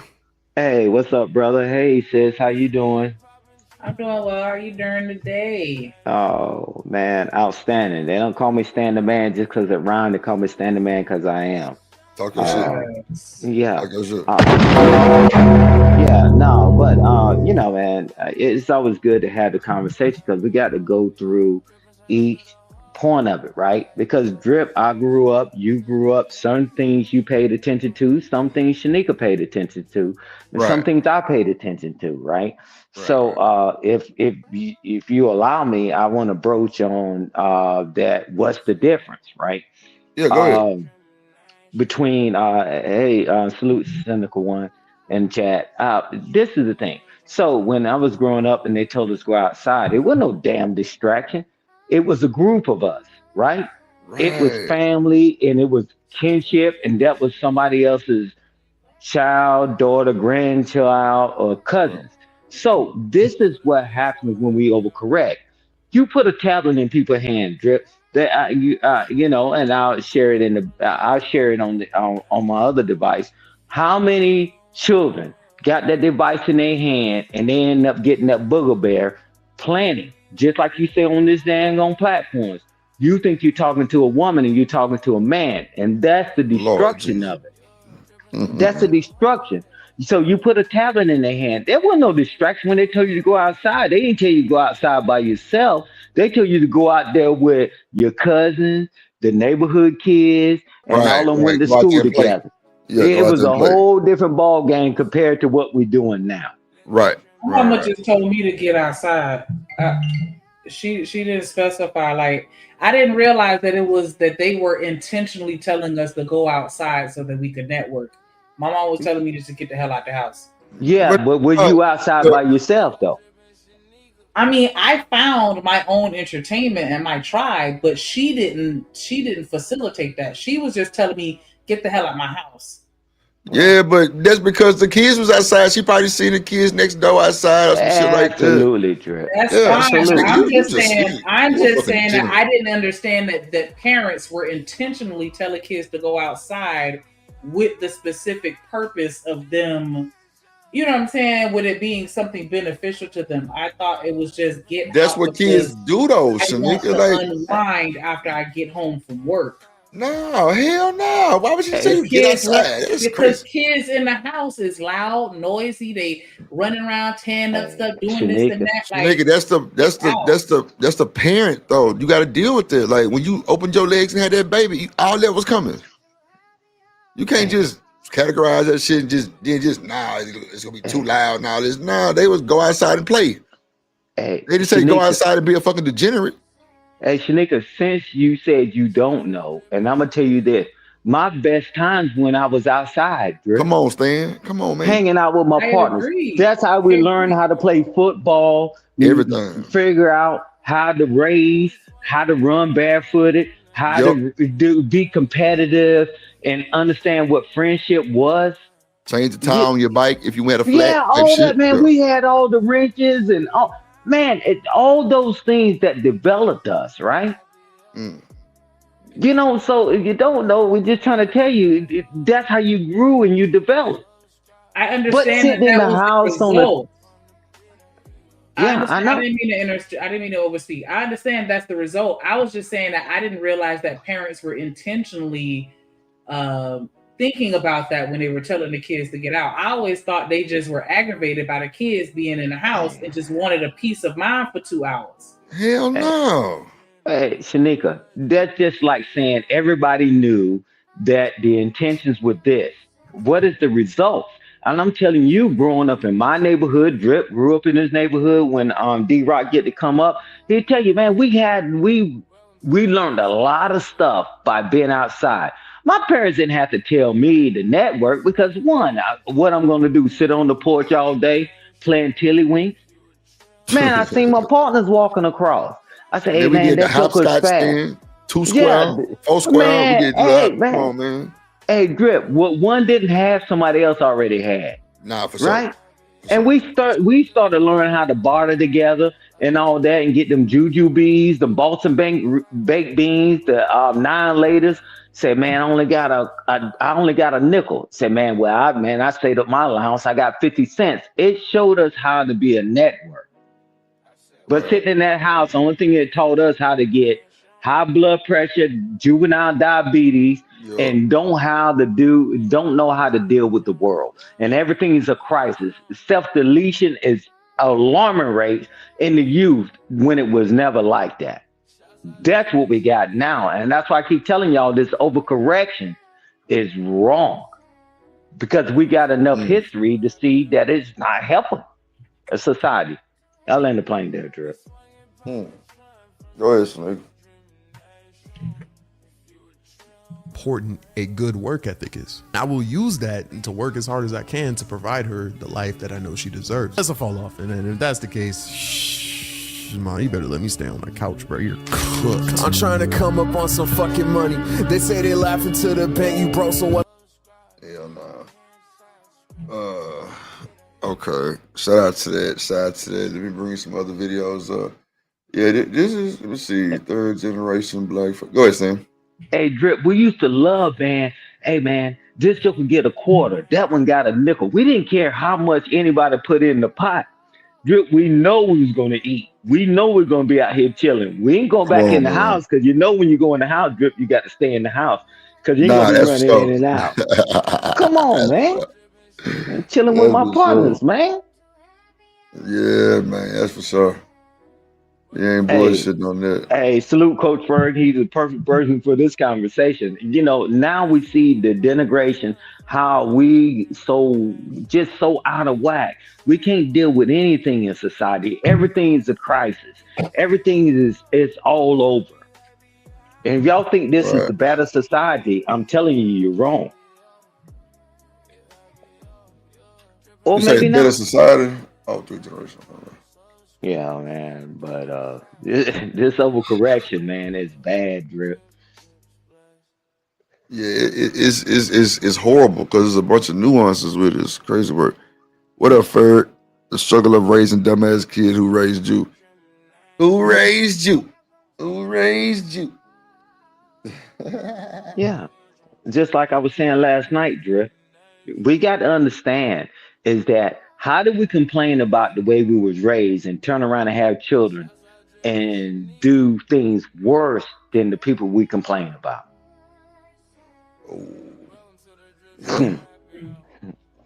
Bars. Now your child is obese, high blood pressure, diabetes at 7 and 8 years old. That's better? And they can't read and write. That's better? Come on, man. I'm not say everything that we learned was perfect, Drip, but you know, hey, we try to level set when we have our own children. But just to take it all away, man, look at your children now. Nah, for real. That's definitely shows what you've done pretty much for the most part, I think. How you raise your child pretty much, huh? A damn child should not be the size of an adult. Twice the size of an adult at 10, 12 years old. Come on, bro. Lord Jesus. Well, I don't want him to be upset. I don't want her to be upset. Man, Drip, even the biggest guys, when we were growing up, man, them jokers can outrun anybody. Yeah. Now these jokers can't even walk up one flight of stairs or not one step. Yeah. Come on, Drip. It's definitely crazy out here, man. It's definitely crazy, man. Hey, Drip, you play football. They think that the linemen are slow. Drip. Nah. That's because everybody else is faster on the field. Right. Take that lineman and put them with the rest of the population and outrun them, outdust them and everything, right? Yeah. Yeah. I ain't gonna lie, like college linemen and NFL linemen different. Yeah. They ain't all just big fat ass niggas. Yeah, man, them jokers are fast, bro. But you look at them. You talking about somebody 300 something pounds, and that joker, he looks like slow because the receivers and the running backs. Super fast. Yeah, I got you. Yeah, bruh. Them jokers outrun you down. They hold their own. I know I held mine for sure, but it was Yeah. well, it was good times right there. It was good time. Rooster say children have always been bigger than their parents. Man, hey man, see, here we go with this freaking like a bullshit. That's not what I'm saying. A 7-year-old shouldn't be weighing 250 pounds. No, I feel you. Yeah, that's crazy. Yeah, come on, man. Come on, man. Let's not be cynical, man. Jesus Christ. That Shanika making out them pies and cakes and shit. We got a true health crisis that's going on. That's why they And trying to do all that shit with the EBT, where they can't buy snacks and shit. Yep. yeah. Because Drip, we ate snacks, but we exercised all the time. We was out there running and racing and doing all that. Now everybody they got big thumbs. Man. And they're gonna have arthritis. They're gonna have our arthritis before they even get out of high school. Oh, that big thumbs is crazy. My thumbs are strong. Lord Come on, Jesus. man. Hold That's on why real that quick. shit didn't walk us down, Drip. Because we was always exercising. We had snacks and all that. But That's why you we went your ass always- outside. That's the whole reason Yeah. why you went outside. Yeah. Hold on, stay Burn home. it. Shout out my guy hustling muscle, let's go drippin' Shanika. Shout out hustling muscle, always hustling for that muscle, ayy. Hey. Shit on hustling muscle, ayy. I love like that. Hey, hey, hey.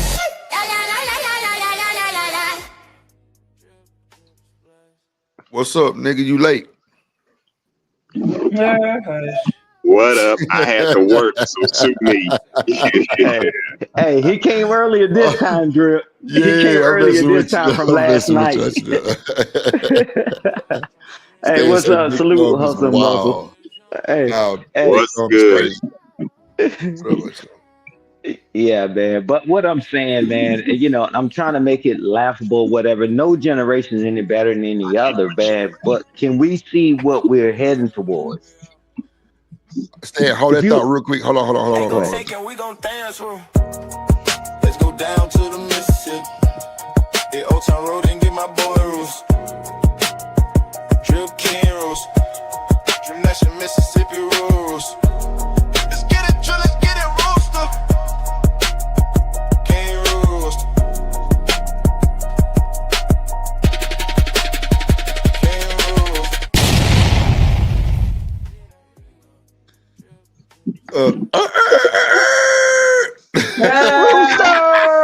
What's up, brother? Shout out to Rooster. Cock-a-doodle-doo, baby. It is I. It is I, baby. Yes, Lord. Here I am in the flesh, baby. I made it through that old turkey dinner, boy. Lord. Yeah. What all y'all cook, Rooster? What all you But- cook? No. But everybody was telling me to come out and get food from their house and everything. We did seafood, man. We ate crawfish, potato, corn, and crab. I was cracking crab legs and shrimp and hey.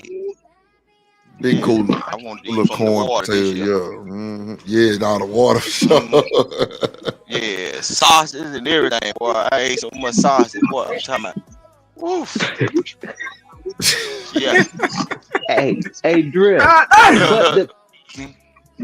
the biggest thing is about fellowship, getting the family together, man. No matter what you eat and all that, it's the fellowship. But everybody try to see all this crazy stuff, man. You got it, Rooster. Those were the days. Those were the days. Nah, for real. Go ahead, Rooster. Nah, that shit But crazy. yeah.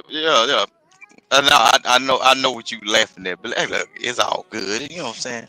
But listen to what I'm saying. Look, I catch on real good. But listen, look, I hope so. a lot of times the same thing that's going on today. It used to go a long time ago. We all had, if you stayed in the projects or you stayed in the neighborhood, we all had that little fat friend that everybody go to the little candy lady and he eat all them ice cream. And he was the biggest kid though, but he kept up with the smaller one. But he was just a little overweight. And guess what he ended up being? Hey, he the star on the football field.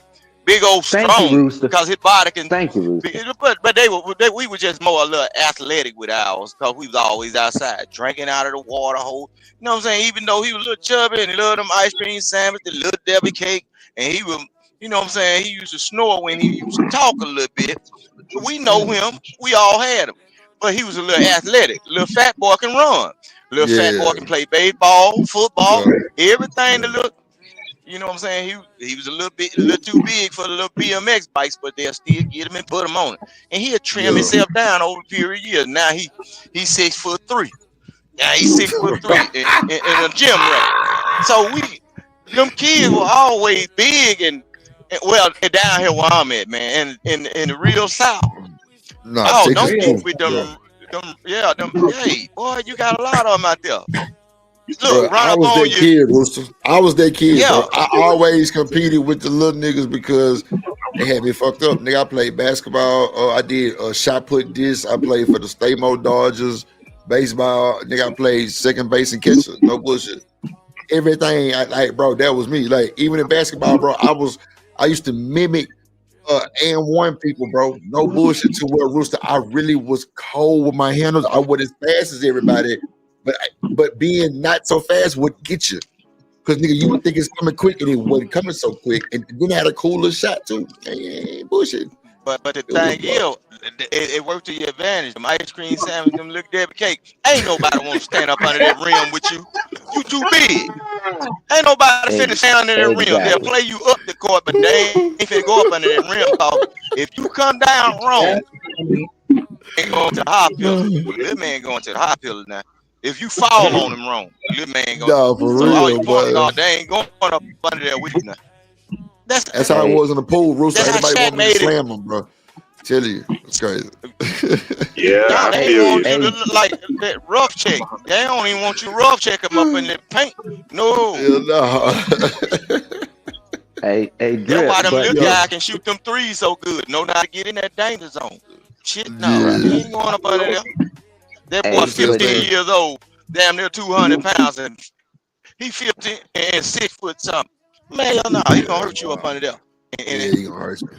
He really hey, will. Drip. Man, What's up, despite all the junk.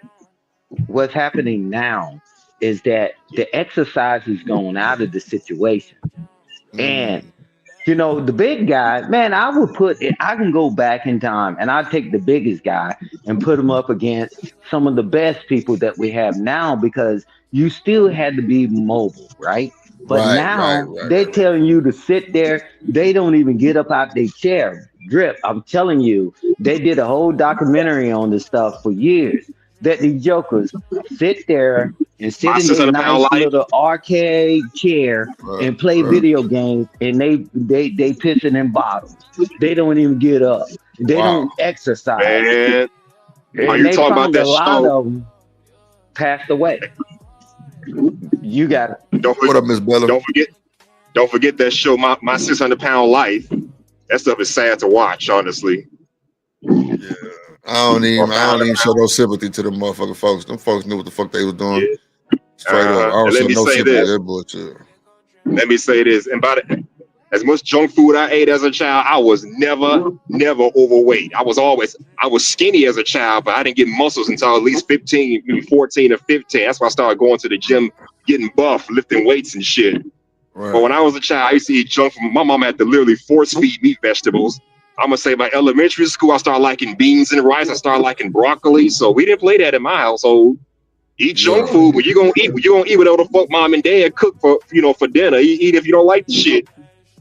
So yeah, my house, they have to force feed us all the healthy shit in the world. Now that we've grown adults, we eat this shit at our own leisure. But I ain't forgotten. Me and my mom made a nice good chicken for Thanksgiving. Yeah. I should have been eating them damn ice cream sandwiches. Because look, I done ate all the good food. I done ate my beans, my rice, you know what I'm saying? This food was hand done, like shelling peas. Right. I done ate all the doggone rice shit. I ain't got none of that fat on me. And I ain't get 6 feet tall. So I should have ate that ice cream sandwich. Yeah. I was 200 and something pounds. I ain't got no weight, man. I'm 40 something years old, right? I don't weigh Yeah. nothing but like 140. 140. Nah, for real. Yeah. You see what I'm saying? And look, I done drove trucks. I ain't catching none of that gut or none of that. But I should have been eating them ice cream sandwich, man. So I could have been a little short, little stocky. The only way I could do it, I had to force myself. I had to eat a whole lot of fish. And I had to like force feed myself like a whole lot of fish, a whole lot of baked chicken. And I had to do some extreme exercise to try to get like I want to get. But right, like I to used be to like be stocky and shit. Yeah. Oh yeah, boy. I got some old pictures that I don't put on the internet, boy. Shit. Sex sample. I was right, boy. Miss Bella say, Vic, you deflected. Yeah. They say your muscles depleting, Vic. Wow. She say your muscles depleting. I bet you I look, I'm in better shape than I am one of them niggas she let set up on her sofa. I bet you that. Really? Well, how fast can you run a mile? Yeah. How fast can you run a mile if you in shape? Fast, I can run fast as the average person. I ain't no Usain Bolt, but look, turn on them blue lights. Turn on them blue lights, or I be in a place I ain't got no business. You ain't gonna never know out there. I get out the way now. Good, boy? I can get out the way now. Nah, I feel you on getting out the way. I feel you on that shit. Like, I can run as like the average person. And let's Whatever not the forget- average speed of a person, I can run the average speed. Good to know. And let's not I ain't forget, we gonna came from a generation where pork and beans and hot dog was a thing. Remember? no, that's yeah, sugar in your beans was a thing. Yeah, sugar in your baked beans and shit was a thing. Well, yeah. and yes, I tried that shit when I was a child. Ain't touched it since then. I don't put sugar in my beans ever. It don't taste right to me. But I put ain't gonna salt. lie. I would only go. Like my auntie and them on the north side, they would do it, but we wouldn't do it. But every time we go over there, see, you know what I'm saying? See, I ain't gonna lie, they didn't really have a lot. So, like, bro, my mama would go shopping for us and then bring out the groceries to my auntie house because, you know, she knew that, you know, she couldn't feed all of us. So, bro, her kids ate all our shit. Me and my brother were mad. Didn't know. I'm talking about, bro, we was on some fighting shit because, bro, we like, bro, how y'all eat all our shit and we ain't got nothing? Like all our little snacks and shit, all our Captain Crunch, like, bro, they eating pork chops and rice with pepper on it. I ain't lying, bro. It was just bare minimum meals. But like, bro, my mama had chicken tenders, chicken nuggets, all kind of little old shit you could put in the oven, like hot dogs and shit, Lunchables. Nigga, we had everything. They was eating better. Yeah. You talking about Damn, y'all making me hungry. No, they would eat Y'all like making me hungry. literally like Steak and rice. like the bare minimum shit, like pork chops and rice, like with some sugar beans. Like, nah, we had designer food. Like, nigga, we had bare minimum. Nigga, that was a meal with your little bougie. That's the real meal, bro. That's so. Yeah, that's what I'm saying. They were eating better with the I'm pork just chop. telling you though, they was on like, you know, they was on the EBT back then. I'm just saying the pork chops and rice looked bare on that plate. We had macaroni, we had goddamn beanie weenies, nigga. We had all kind of little old shit. You know what I'm saying? I'm just saying, like, I ain't saying pork chops is bad. It's a struggle meal, but the way like you would have to see it on that plate, like, goddamn, that's it. Or maybe I was just too hungry. Nah, maybe you just too bougie because they were eating the real food while you were eating all that processed shit. They were eating that shut real your nigga ass up. Anybody ask you shit. Drip That shit came that's from good off the for side you. of town. Drip evidently came off the side of town where them niggas had microwave and all the extra shit. Yeah, oven He too. had a butler and a maid. Nah, I ain't no butter, no maid, but we had a microwave in the oven. And my auntie had one too. Shit. We used to go get them chicken. Man, look, we used to get them chickens by the bulk, nigga, by the box. Boy, if it wasn't no barbecue and some leg quarters and rice and peas and see, bro, pork they ain't chop have all that, sandwich, Rooster. Yeah, see, that's a struggle meal according to Drip. No, they didn't have all that though. All they had was just pork chop and rice. That's it. Wasn't no extra. That's what I'm saying. Us, That means somebody didn't know how to cook. No, they didn't, bro. They was just less fortunate, Rooster. That's what I'm trying to tell you. Oh, okay. Okay then.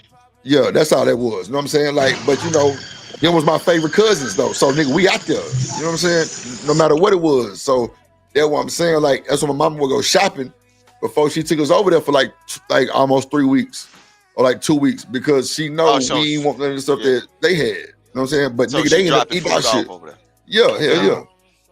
Oh yeah, Yeah. because all of y'all shit came with them old pretty labels on the bag and shit. Y'all got Captain Crunch. Y'all got Captain Crunch. They eating King vitamins, adding sugar. Y'all had the ready-made shit. Like you can just put, Yeah, no bullshit. you know what I'm saying? You sitting up there with cuz said, you gotta add some sugar. No, it's already sugar in there. And they like, wow. Yeah, that's them cousins. Yeah. I Yeah, know what you mean. Trust say I'll never forget when a man asked me to cook him leg quarters. What you do? I hope Man, you cooked it. shit, we fucking them leg quarters up, bro. No, God. Hey, Man, when they get so, I'm too ghetto I'm for saying, y'all. they get so Wow. treacherous Fuck a around leg here, boy. quarter. Don't get them niggas drunk, bro. They'll eat that shit hot off the grill. Just give me a piece of aluminum foil. Yeah. Right there. Shit. hey, That's who I be hanging around. yeah, Yeah. hey, Go ahead. Go ahead, Stan. but to be honest, right? Nothing beats exercising. Nothing. I don't care whether you cutting the grass and the people chopping wood or running in the streets, right? But what happens? We all eating bad things, and like he was describing, you know, your family members, they only had this and that. But you got to keep moving. You got to keep moving. Now we done turned the society then to a point where you just sit on your ass, and they still eat bad shit. But how do people that ate the bad shit outlive everybody else, and they end up being, you know, successful, right? I mean, to my physical, to my athletics. Now we are not producing them anymore like that. Shannon Sharp, if you ever listen to his story, you listen to the story how he grew up and his brother and both of them in the Hall of Fame. I'm telling you, they kept moving, they kept moving, they kept moving.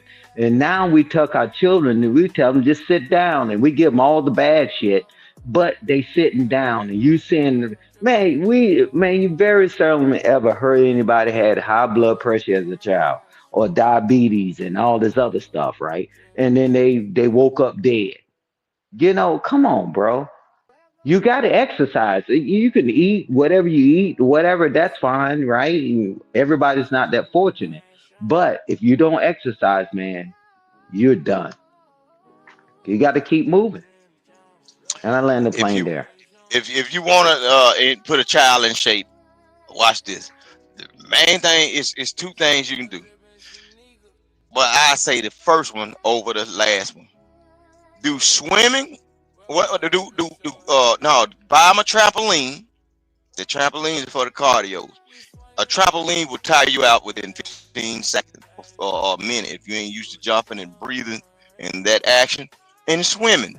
Swimming works all the muscles in the body while you're doing it, but you got to have somebody watch. But a trampoline, if you get a trampoline and you put them kids out there with a water hose on a hot sunny day, tell them to bounce straight for 15 minutes. You're going to see the change. That's all you need. Cardio. You ain't got to be running up and down the street like you heading to Iraq or nothing. Or you can just get a trampoline. A grown person can do it. Get a trampoline and jump on it for at least 10 to 15 minutes and watch what it do. Do it every other day and watch what it do. And also swimming. Swimming gonna work every muscle in your body. It's gonna cramp some of them up too. And after you do it so many times, it won't happen no more. You're gonna see the total difference. Swimming and cardios and swimming. That's all you need. All of that heavy lifting and everything, that's to build mass.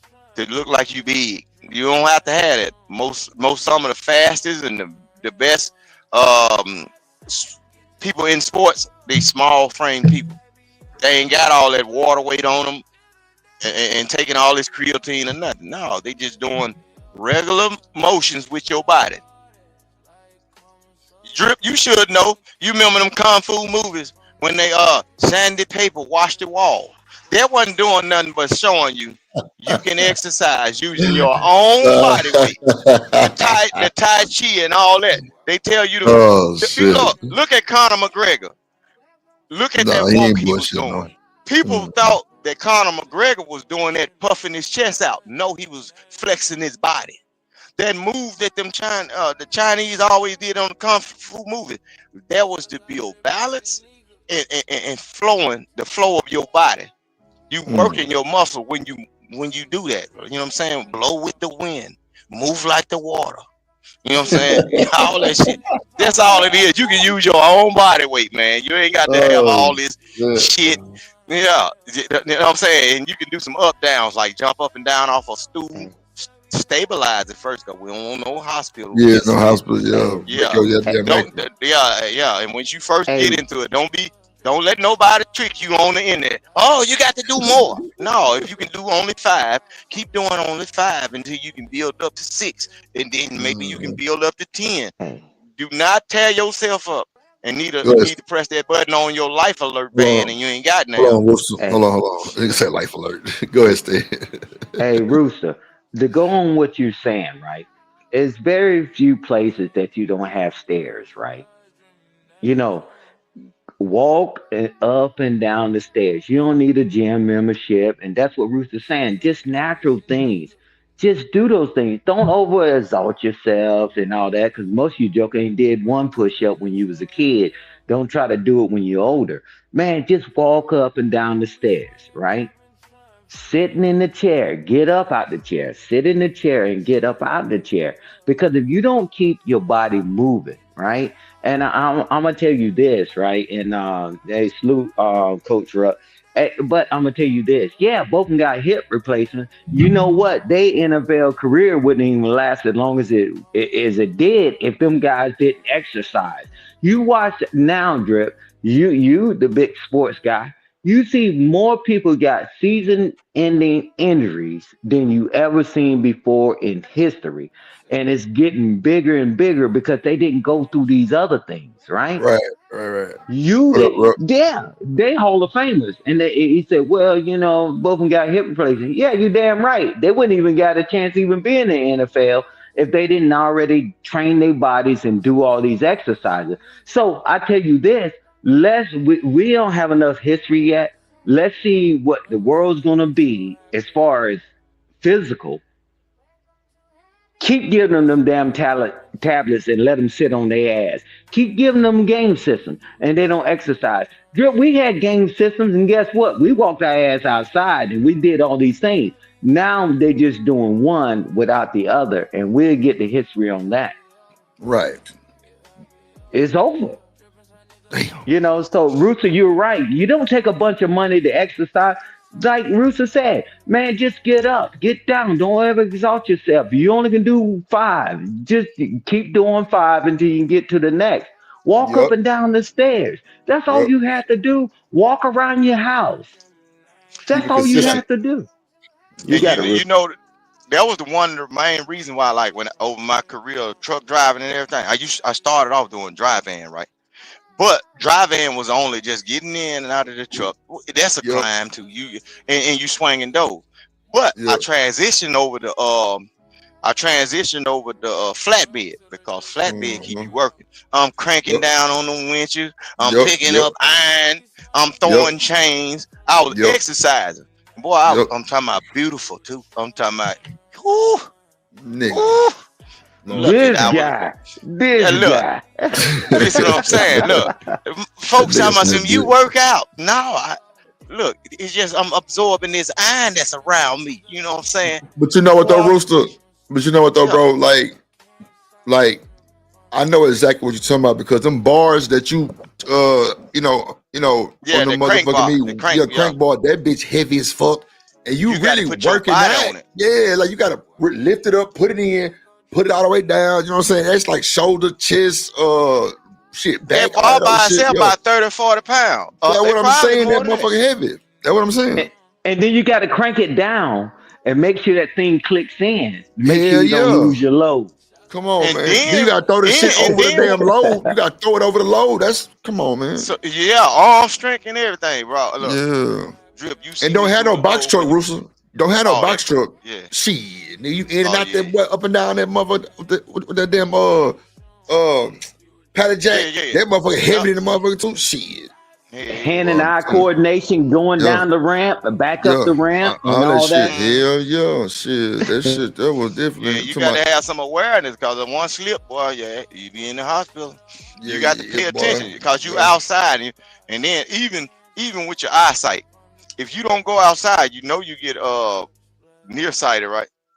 They got this thing that they saying a lot of these kids gonna eventually be kind of semi-blind because they are not going outside to look far enough away. Wow. They always got That's a phone in there. Look it up now. I ain't lying. That's They crazy. saying a lot of these kids is gonna they're gonna have a deformed way of looking. Instead of they shit being round, it's gonna be an oval because they looking so close to them.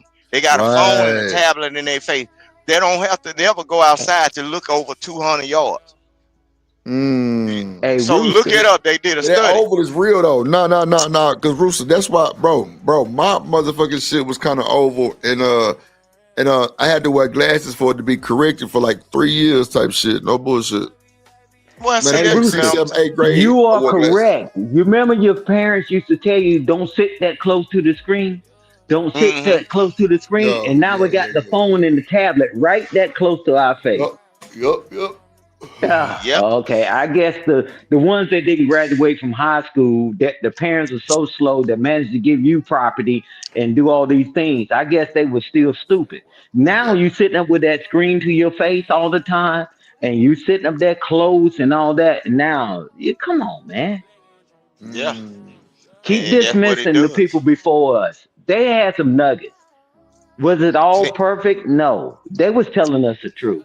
Now look at us Man, now. ain't Everybody nothing wearing perfect, though. glasses now. Right. I think Looking at that everybody's small print on that phone and Yeah, looking at that that too. goddamn Yeah. Android, that Kindle, and all that Yeah. shit. All of them got glasses. Yeah. Y'all And got then it. you got to look at the high definition that they putting out in these phones and these TVs. A long time ago, you had that regular tube with that light that come shine through the back. Now this stuff is HD, bro. This stuff that's on these TVs and computers might be lasering your eyes a certain way. You never know. Bro, wait a minute. It's a setting now on your. Well, I know on these new gaming monitors I It's got. on these phones it's a and all setting. It's called blue light, where it like takes the blue light from your shit because it's definitely fatigue. That's for sure. It's a blue light setting where, bro, you can cut the blue light or kind of like tone it down some off your screen. I mean, it still look normal, but like it'll look a little kind of cinematic. But yeah, it'll definitely take stress off your eyes. And then Drip, I'm gonna give you another one. See, but Rooster don't know nothing now. Now I do it the dumb way, but listen what I'm saying. Even with your health, you can be deceased in your sleep by sleeping with the TV on too much. That TV push your body in a mindset that the sun ain't never going down. You see what I'm saying? So your body is half woke. If you sleep with the TV on, you better look it up. Look it up. Look it up, Shanika. Look, just okay. What happens? Ask what's the effects of sleeping with the TV on in front of you while you sleep. It keeps you up. It keeps your body half woke. Even though you sleep, your body is still consciously up. And that brings along the fatigue, bro. That's why you're supposed to sleep in a jet black room. You're supposed to sleep in dark. It's gonna be one time. Know what I do? A lot of time I block my windows out. I cover the whole goddamn one. I don't want to see nothing up there. Yeah.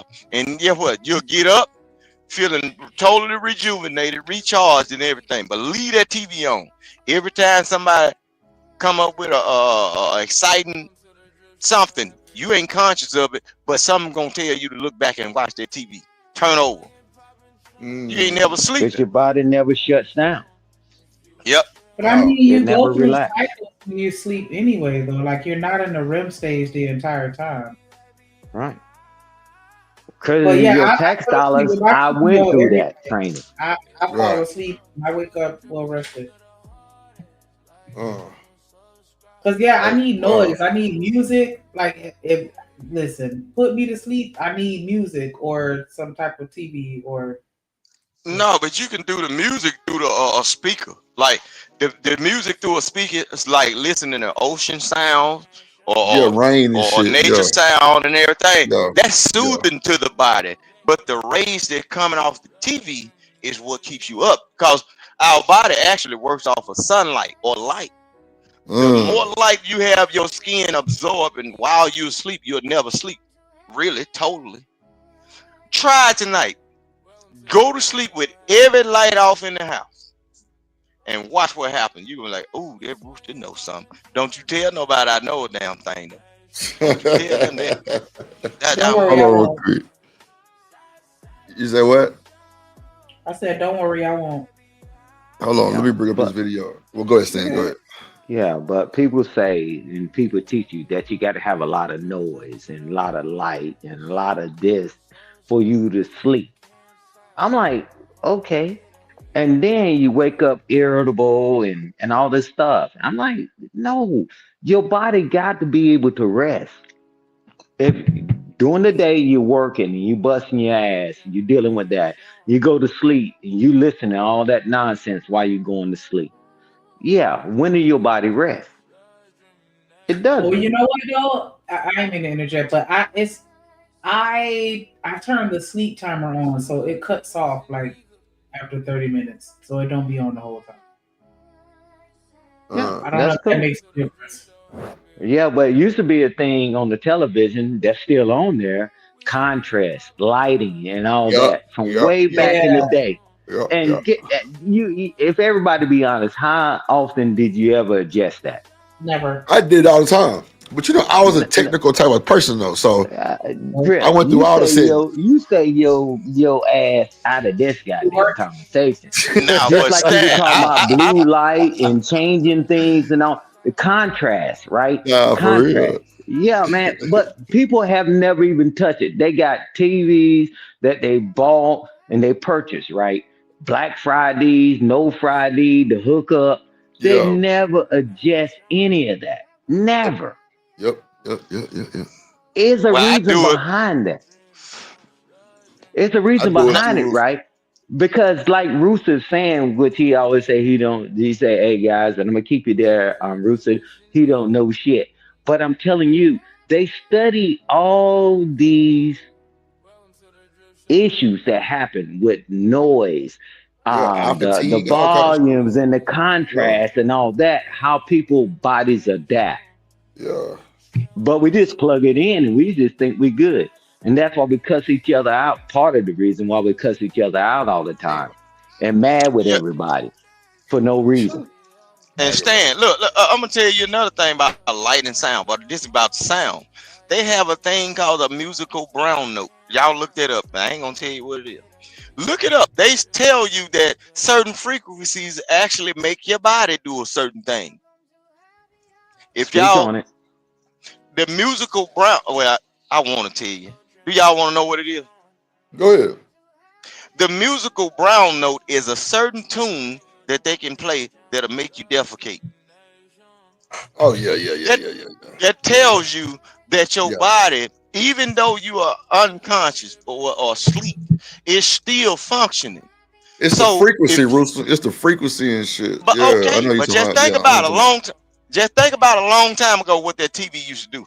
A long time ago, you used to turn a TV on and it'd make that loud sound, that ping. You'll hear it ping first. Yeah. Yep.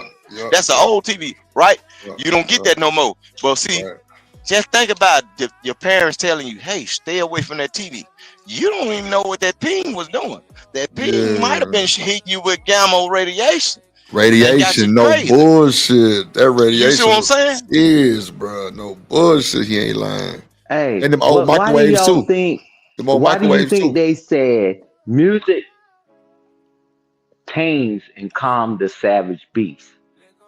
I'm telling you, like Rooster's on to it, and frequencies, the sounds, the moves, and why you think people put decorum in their houses, and why do they have stores set up a certain way with the gondolas, and they do all these things?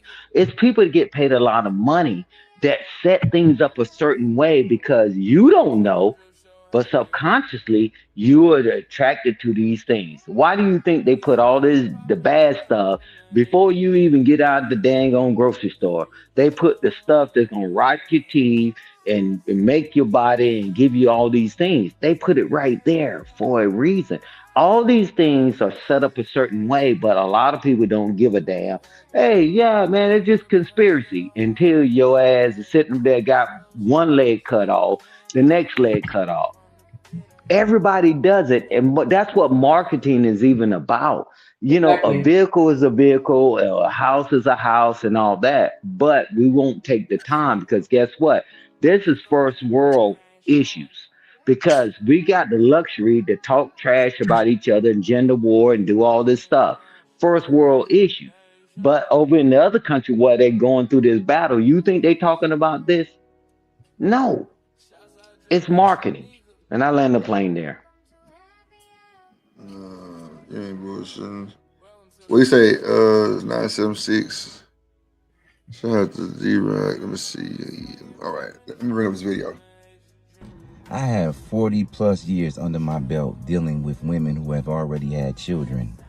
And there's 3 dangerous realities and concern of those children that will exist 90+% of the time.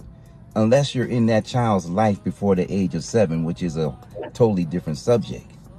And those 3 realities are number 1, they will never truly and genuinely love you. Number 2, they will never be loyal to you. And number 3, they will. Hold on, can I bring that back, y'all? Because I clearly I missed something. I don't know. Hold on, let me see. That will exist 90+% of the time.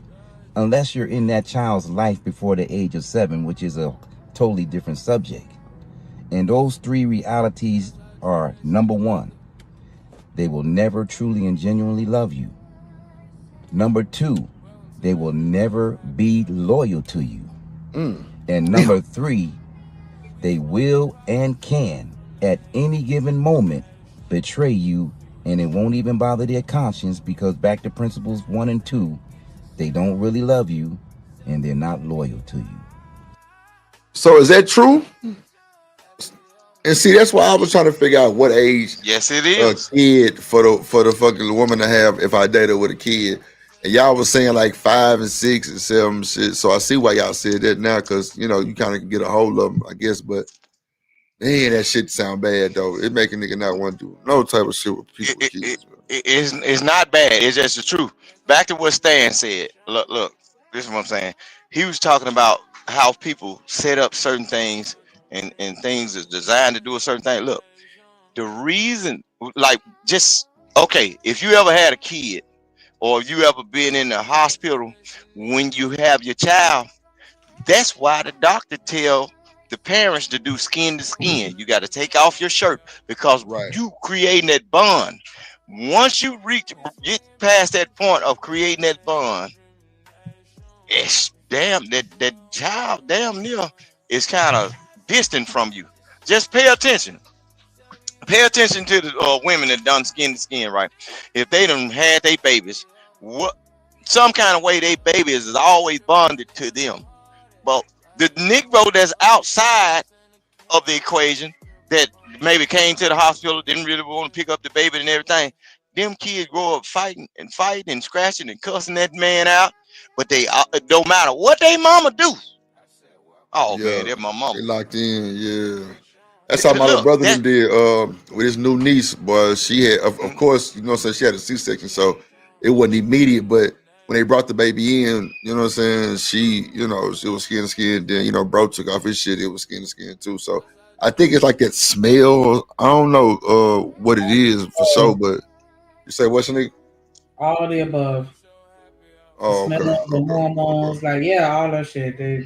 And Shanika can say, look, if she's into the aquatic thing that goes on with the sea turtles. You know, I thought about that. The sea turtles. That's why they tell you don't touch them and don't relocate them, because they want them to come right back to the same sandy beach or shores to repopulate. That's just like the kids. If you wasn't there, or you distance them or separate them from, you just another nigga.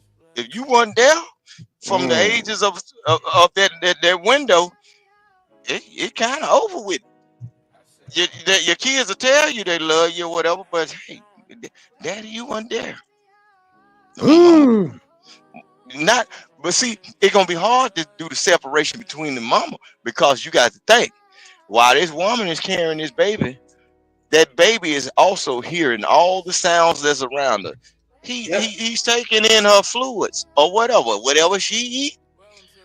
He eats or she eats. Whenever she take a crap or whenever the baby take a crap, he makes the mama take the crap. So they got that bond already. You just got to be there when he come through the portal to catch the baby. Say, hey, now it's my turn.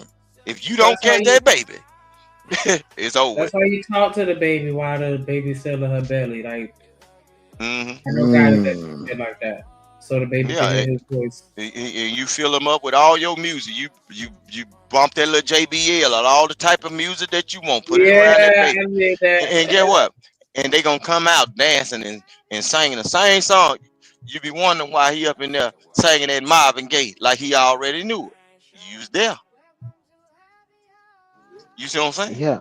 Real. Yeah, but if we be honest, right, and what Rooster's saying is that that when a child is born, right, it's already that connection with the mom, right?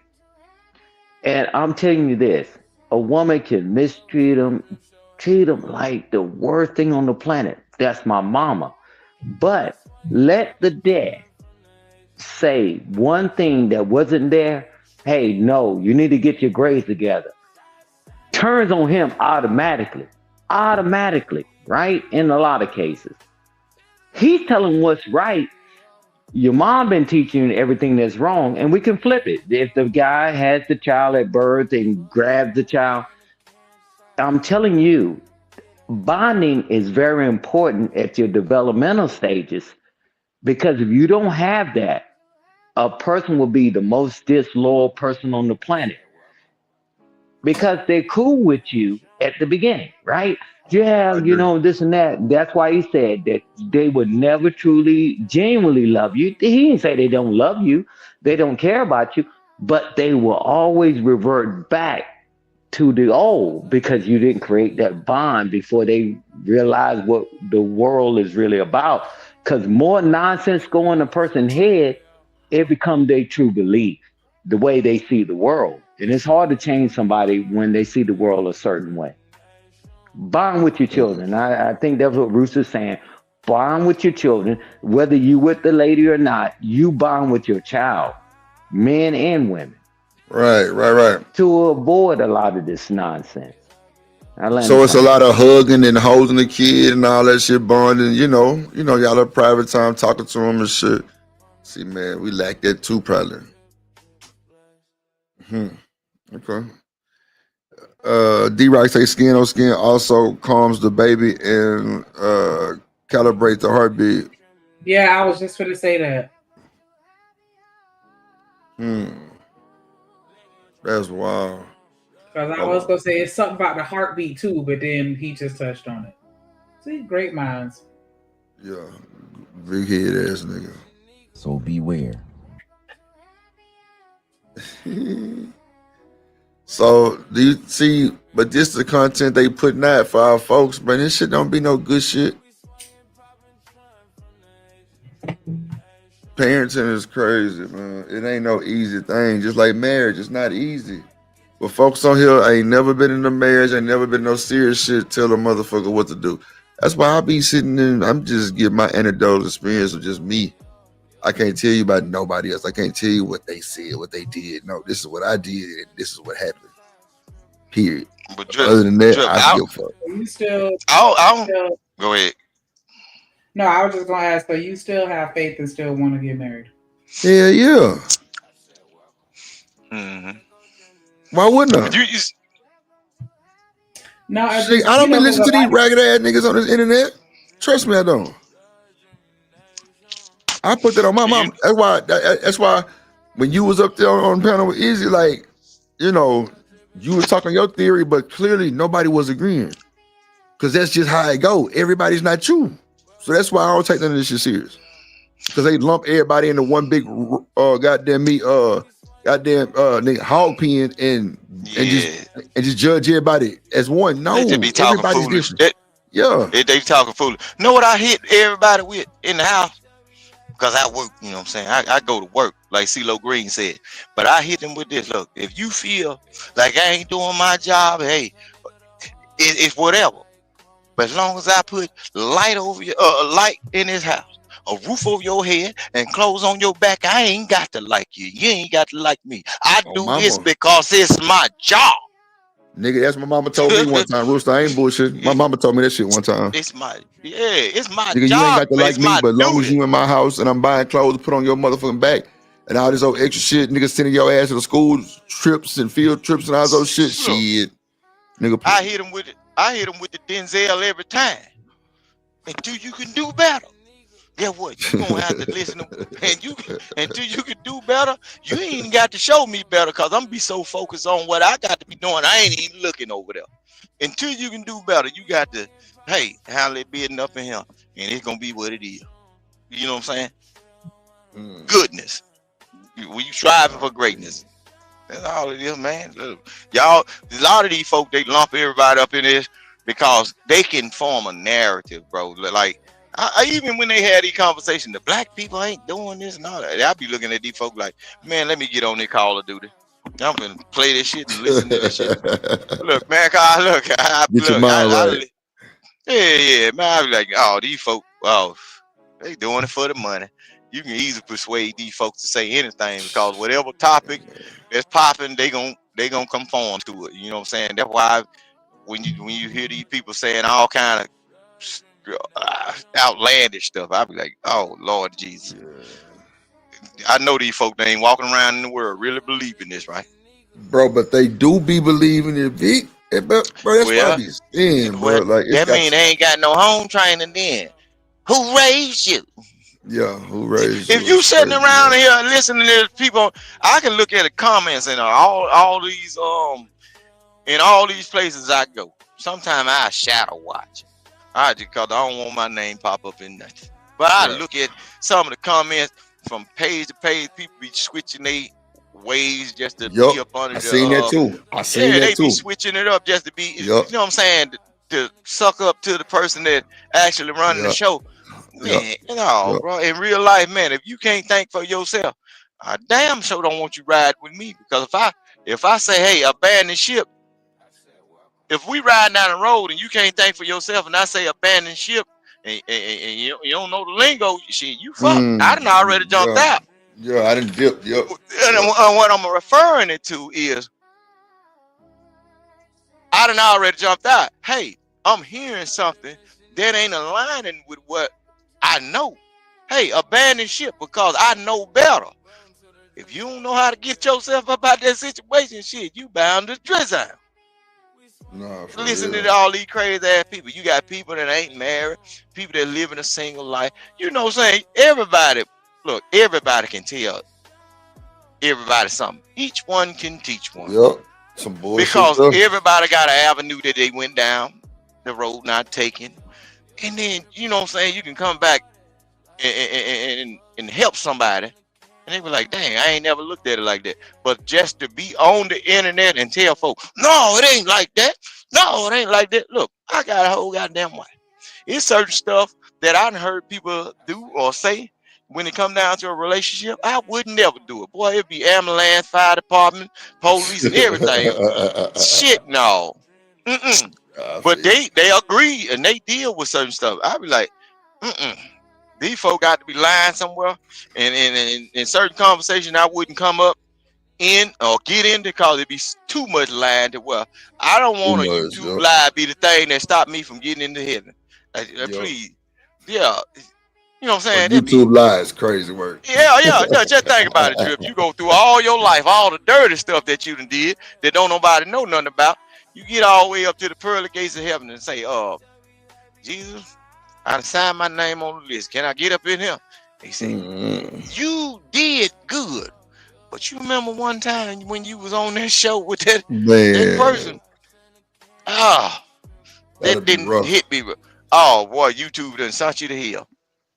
Eternal For fire. real. Take the Hey, devil to Drip. the hell. Yeah. No, man. Drip. Yeah. Drip. Just like what Ruth was saying earlier, right? With his children, right? Um, you got to get with him early, right? His children to go to war for him. Some of the things he tell them or whatever goes on, but he was there and he did what was right. I'm telling you, if you don't get to them early, man, it's going to be an issue. And and this is another thing with this YouTube sending somebody to hell. You're right. He's right because I can't come up here and try to act like I've never heard Rooster said he did his life perfect or whatever.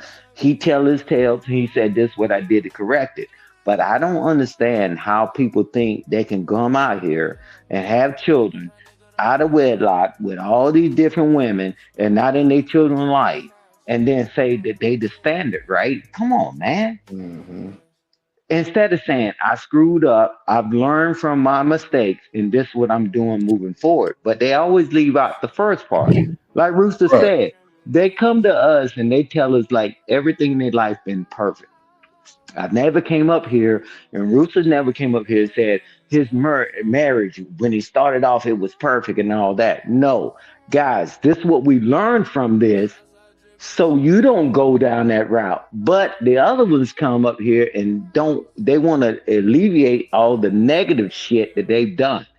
Everybody can be gangster later, but now tell people the truth. Hey, guys, this is where I screwed up at. We made it through, but will you? You can't come up here and and I'm gonna bring this up. Just give me a 45-second soundbite. When the all hell broke loose, well, I can't call it all hell broke loose because it was the same disrespectful ass jackass.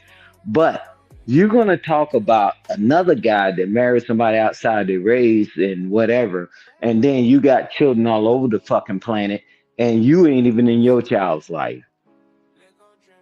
We trying our best to produce productive citizens. You talking about a person that he sent his child to Georgia Tech, and then you got children all over the place that you don't even talk to. What are we doing? Give the children a better chance than we had, That's and just grow from there. only thing I can say. What we like to do in our nation of so-called blackness, we try to trump everything somebody else do. Okay, if you do a good thing, stand some kind of way in front of folks, I can say, well, Stan, you just didn't do enough. That's what's happening in the black community. Thank you. It don't matter what you do, you can't please these colored people. So what I do is I sweep around my own back door. I ain't worried about what Sally Sue do over there, and I ain't worried about what Ricky and Tommy do over there. As long as I keep my garden um trimmed up and pressed out, I'm all right. You can do whatever you're doing over there. That ain't my business. You know what I'm saying? I ain't the type of person that try to shat on people. You know what I'm saying? That's what we got it bad for doing in our community. You know what I'm saying? We can never do enough to appease the other person. So if you mind your business and stay in your own lane, it'll take a whole lot of stress off you. Don't worry about what the Jones is doing. You know what I'm saying? Because if you focus on what you doing, eventually the Jones is gonna be worrying about what you doing, what Mr. Archer doing. You see what I'm saying? But don't get tangled up in with them Joneses. That's all it is. People try to compare themselves. You know what I'm saying? It's a dominant thing that I guess men and these humans do. That's all it is. Yeah, that's You know what why I'm I say I give a way, not the way. Stop listening. saying? People have no way. I don't care. I don't care enough to get in somebody's relationship. What are we producing? And most of these conversations, we don't even give a damn about the children. They hear us and they doing all this stuff. If your children doing better than you have, you didn't like your stepfather, you didn't like your stepmom, and all that. And then you create a situation that you're not even involved in. You already should know now, right? I ain't like the way I was mistreated and all that. And you have children, you leave your children out there to fight. I'm tired of these adult conversations. What are we doing for the children? Not just the world, your children. You sit up there and you talking about you went through all these struggles, and then that's why I ain't want my children to go through none of this shit. But guess what? You listen to these grown ass people, 30, 40, 50 years old, still complaining about when they were growing up. And then when you ask them, how's your children doing? Ah, don't talk about my children. No, shut the hell up, man. Drop your nuts. Stand up and do right by your children. And they won't. They keep talking about how their parents and how somebody treated them. Man, when are we gonna get over that? These children gonna have these same conversations that we're having if we don't take care of our children, man. But I shout out to you, Rooster. You change it. You change the narrative. You said, man, my children in this situation, I'm going to get my children, and you grabbed them when they was young and all that. Yeah. Bro, you doing the right thing. But if you say that, Rooster, you wrong. Yeah, I don't give a damn. Just like I say, man, look, when it come, I don't know how folks will feel about it, but when it come down, like, see, I got all boys. The word I like to teach them the most is no. I got a 4-year-old little boy, and that's his favorite word. Nope. I say, come over here. He say, nope.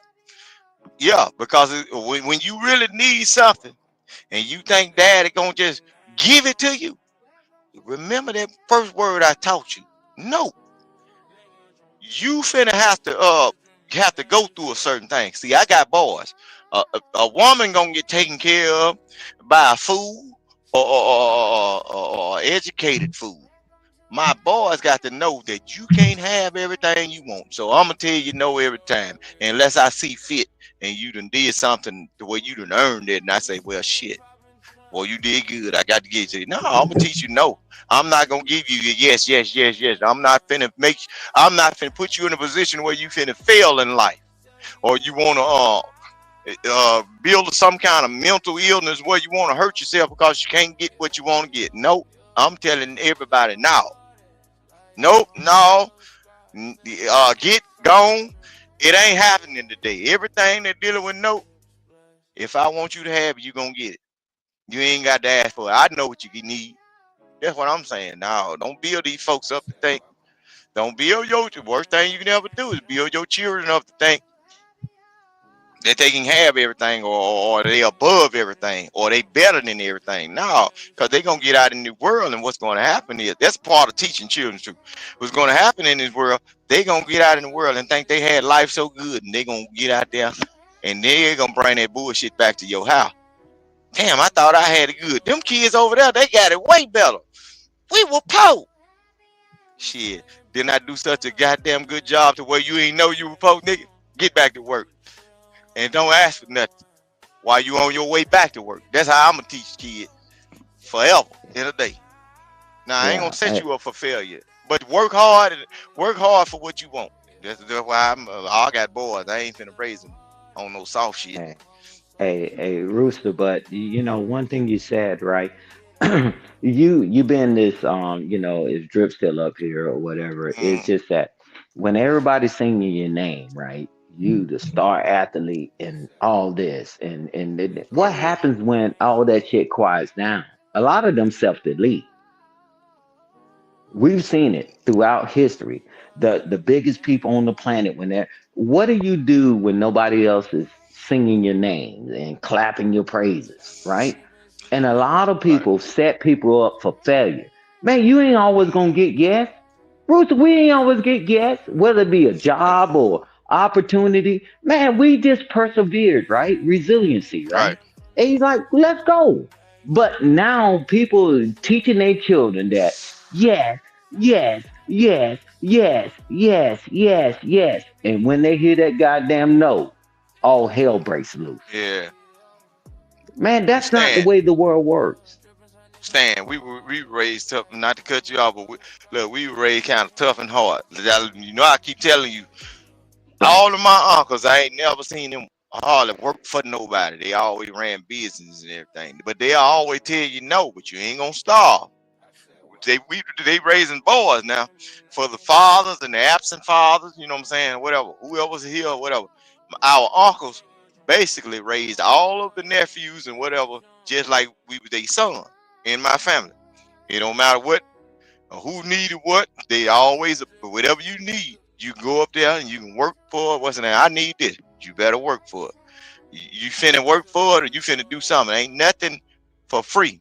And now if you get too far bad and then they always just checked on you. They know what you need. So if you get too far bad where you just can't do, they'll help you out. But just so far coming up and they yes, oh shit, man, you finna hear 1,000 miles of talk before you get $5 out of one of them niggas.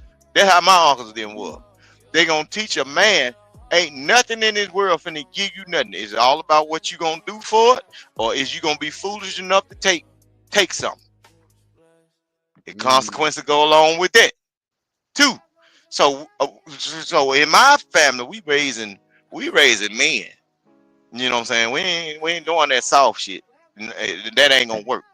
Now, so far as the girls, shit, that's on our aunties. They talk to them a certain type of way. You know, it is what it is, man. Hey, Rooster, but understand this. When you listen to people on these panels, right? And you just listen to people, we just keep it on panels because, we've been around the world. But watch this. Hey, they act like, it's they just self-destruct when they ever hear a no. I'm like, wow, nobody's ever told me no. Hey, you trust me this. And Drip have shared his story so many times. Man, I was doing all this athletic shit. Man, I was getting ready to go and I was getting ready to get drafted if I get to the combine. But he got injured. And he said when he went to that dark place, but he had people around him to get him out of it.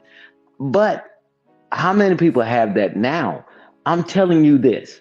Everybody that come up here talking that click clack bullshit to me, that hey man, everything been perfect. Okay, well cool. Let's say they telling the truth. But when you hear that no, you watch them just self-destruct. The world is bad. Men are bad. Women are bad. My family is bad. They didn't do this. Man, you better fortify yourself. You ain't always get a no. You ain't gonna always get a yes. But the people that's used to that yes, you good. They allowing you to go to that self-destructed hell. Go ahead, Ruth. Stan, I think I'm fortified enough. Look, what me and my buddies and a lot of folks that I grew up with, being from the state of Mississippi in the real South, the real Jim Crow South and everything, and then some being fortunate and some being less fortunate. We got a slogan that we say this right here. Shit. It can come down to a job, whether you reach the highs of the highest point or you lose or you drop down to the lowest. We always been told no so much until we'll say, hey, damn this shit. We ain't ever had shit anyway. If you send me back shit, you're probably sending me back where I need to be. You know what I'm saying? So you can't break us down with, oh, you ain't got this, you ain't got that. I ain't never had that shit anyway. That's appealing to you. That ain't what I want. That's appealing to you. That's what you like.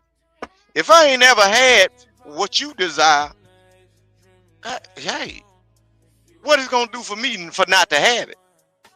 That's your tick, not mine.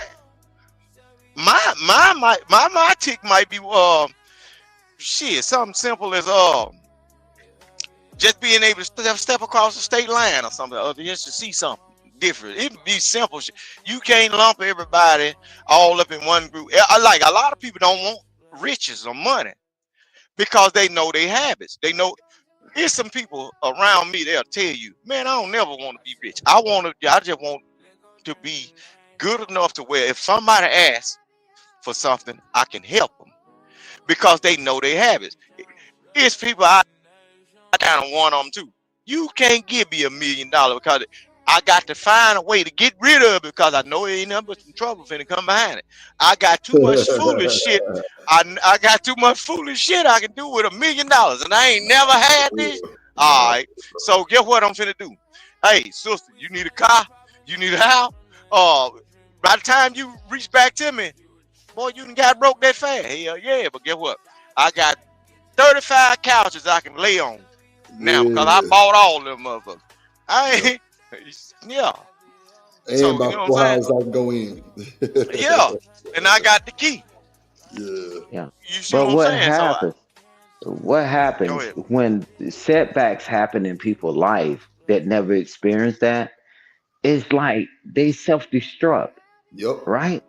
Yep. You're not resilient. You like, oh man, I'm used to this and that. Man, I've been through things in my life, man. I was the most qualified and they didn't pick me, right? And I'm like, okay, cool. Now, let me figure out a way to do what I need to do. It wasn't for me, it's to be able to be in a position to help others. Just like you said, man, hey, man, money and whatever and what, but you got to be in a position. How the hell can you help others when you can't help your damn self?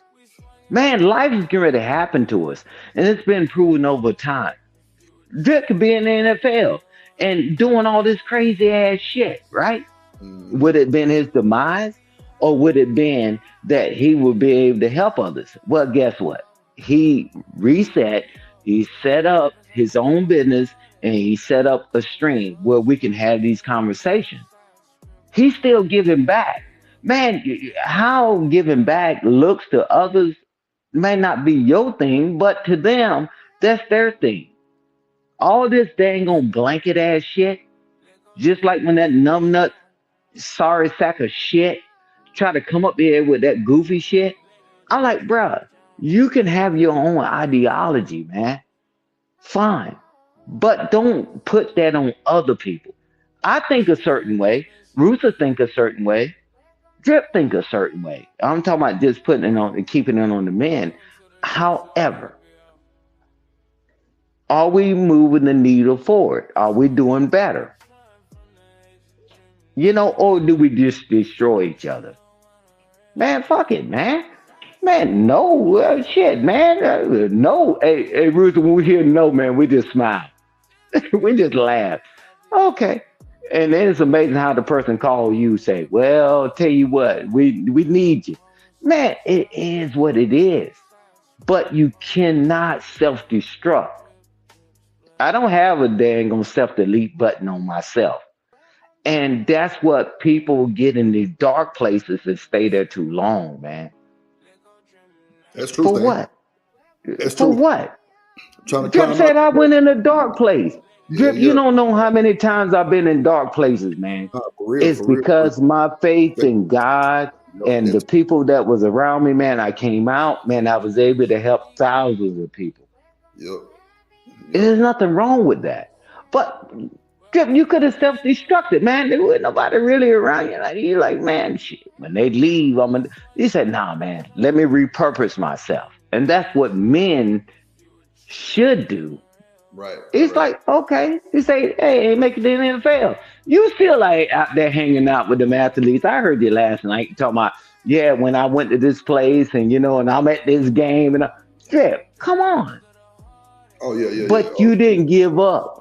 Because you gave up, where would your nieces and nephews been? And where would your family be? And your future family gonna be if you gave up, bro. Nah, Shit, can we champion that part? You know what's crazy, Sam? My motherfucking like my niece and nephews wasn't even born yet, but it was just the fact that, bro, all my family literally like came so close to me, Stan, and was just like, nah, we ain't finna let you do this. Cause Stan, bro, they could pull up to my house. I wouldn't even no. I was depressed, Stan. Like I was depressed, bro. I kept watching film.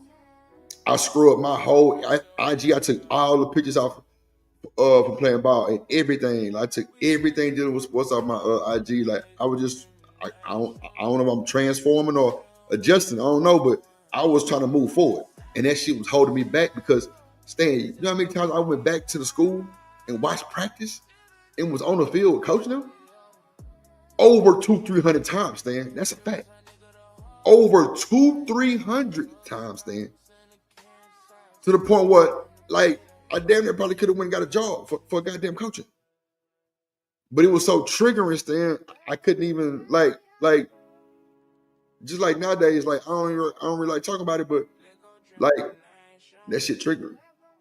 That shit triggering as hell. But at the end of the day, you know, I just try to be just focused, really cool. I try to stay focused. Hold on, y'all, real quick. Let me bring my boy up here real quick. Hold on, y'all. One Yeah, I'm letting my phone charge. Cause my if I drop out, I just gotta let it charge. No, go ahead, Rich. You good? You good? No, you good. But look, you just stay focused.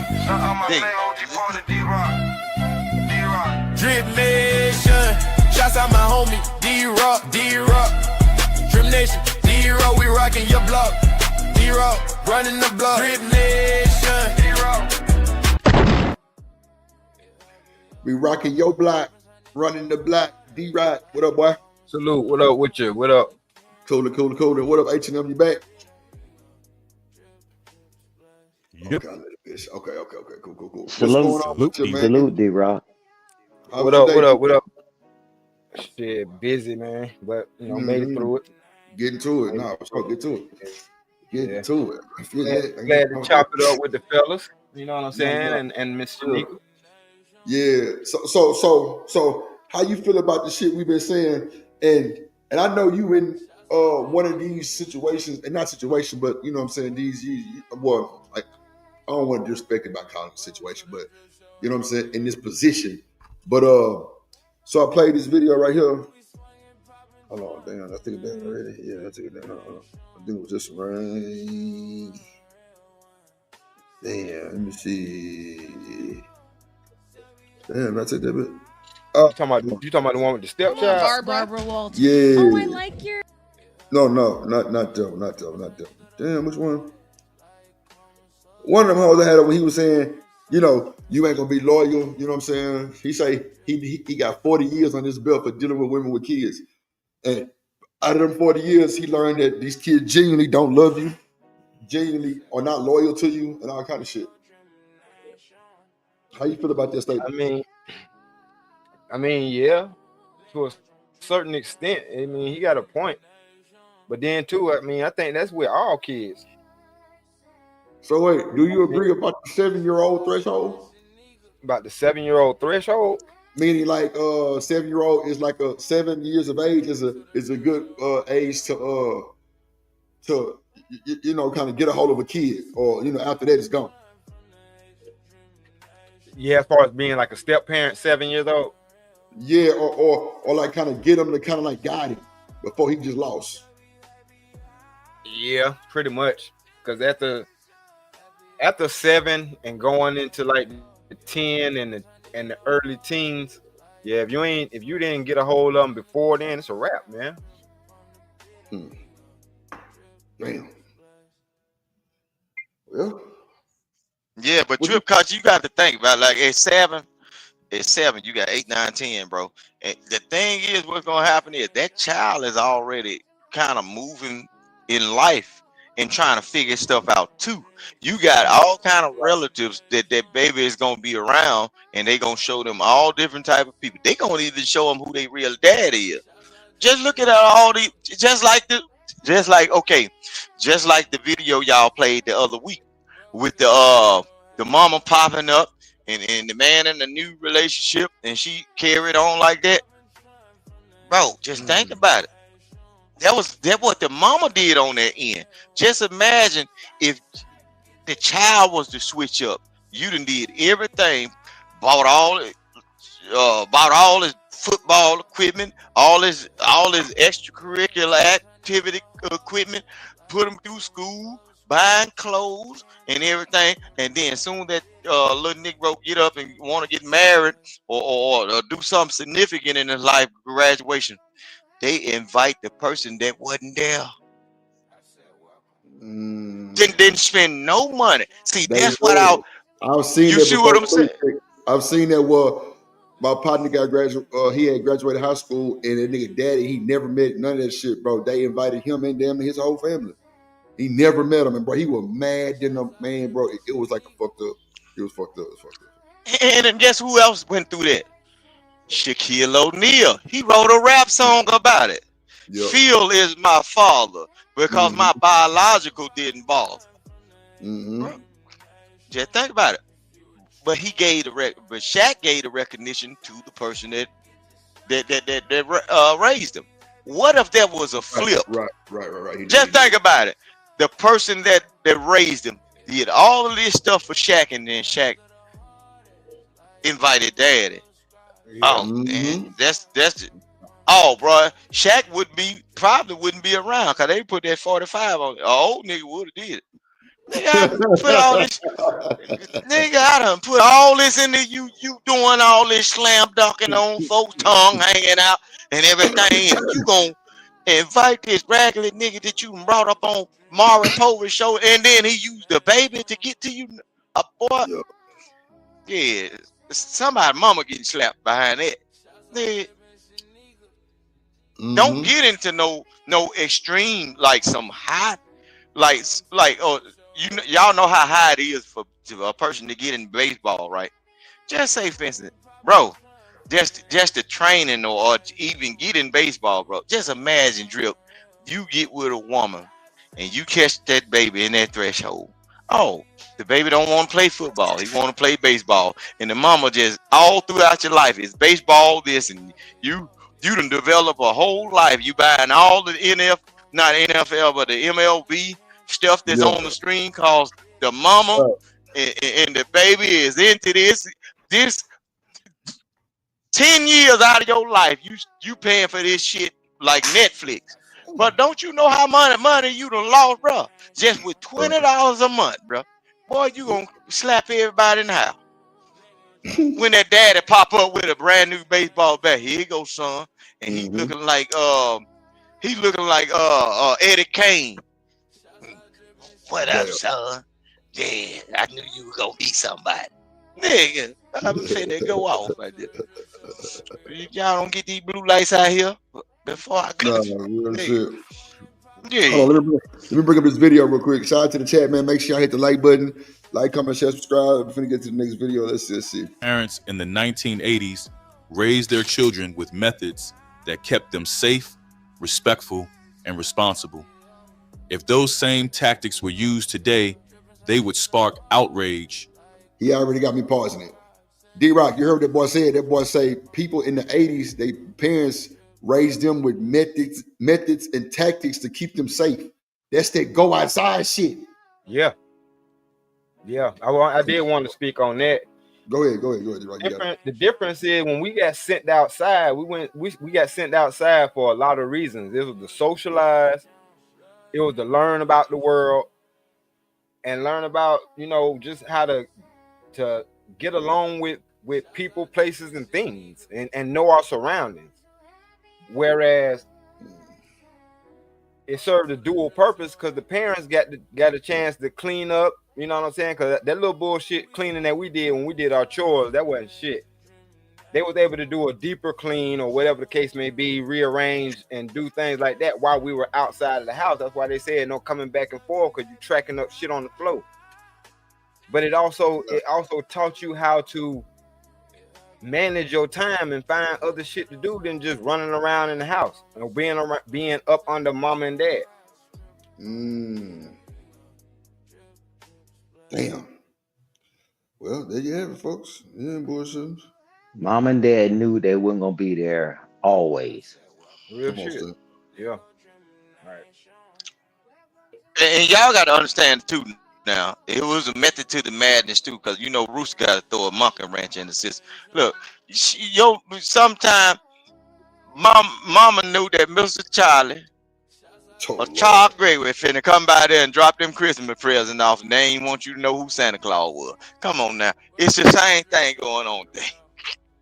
You see what I'm saying? Yeah, we're not talking about the dysfunction. Yeah, I wouldn't doubt that. Yeah, no, but things happen. But we're talking about when the parents that were parents said, go outside. That's what we're talking about. And in some kind of way, we bring in the dysfunction, right? And that's why we still doing it in 2025, bringing in the dysfunction, because the dysfunction always wins. How would you understand how to understand the world if your mom never sent you outside or your dad, right? Right. We just keep building from dysfunctional shit that happened throughout history. But the Let's thing keep is, Stan, promoting. you got to understand. In order to know where you're going, you got to know where you come from, right?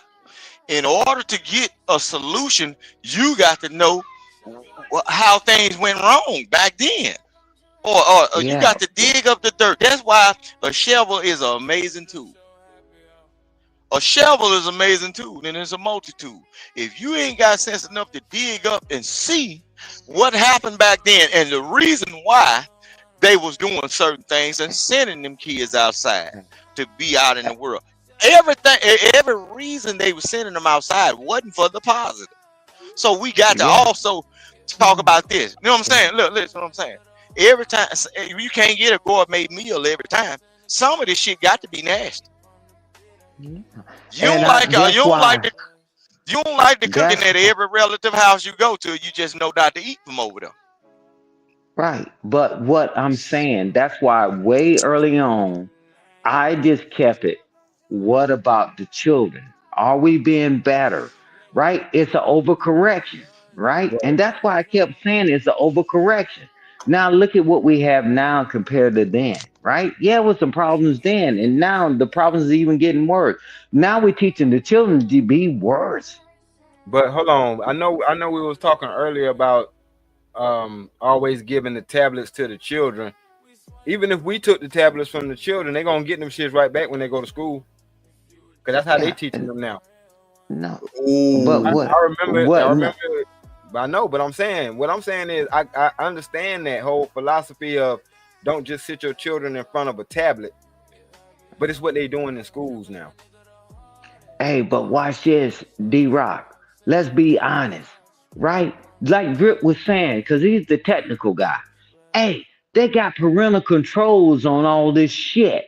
And y'all don't even know what contrast is. You don't know what parental controls, passwords is on the damn tablet. We just hand people things. You wouldn't hand your damn child the keys to your damn car and understand the workings of a car.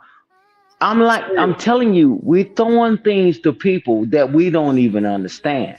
Stan, As these a kids lock your ass out the tablet. What you talking about? Hey, no, well, Yeah, you got to.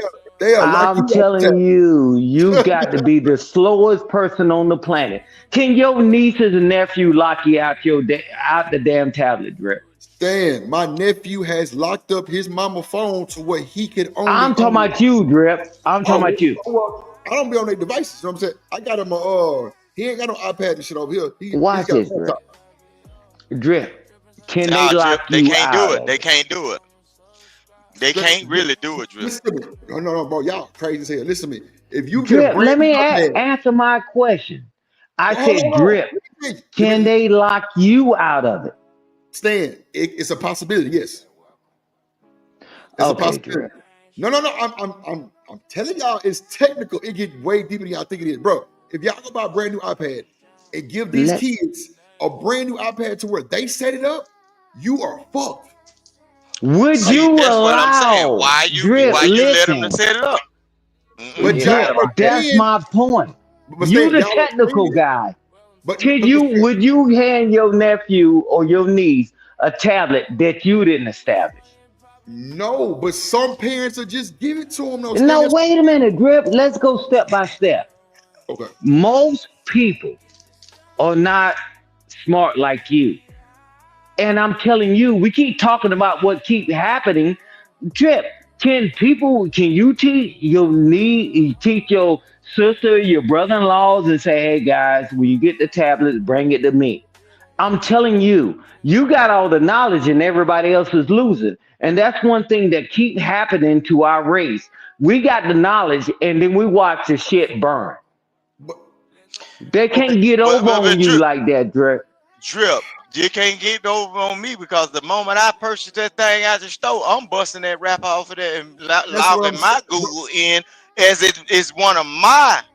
Listen, That what I'm saying. Rooster, that's what you're I'm going. supposed to do. I'm with you on that, gang. I'm just saying, y'all are saying y'all just the parents just get these kids the laptops I was just being facetious, or really not even really devil's advocate, but just being on some real truthful shit.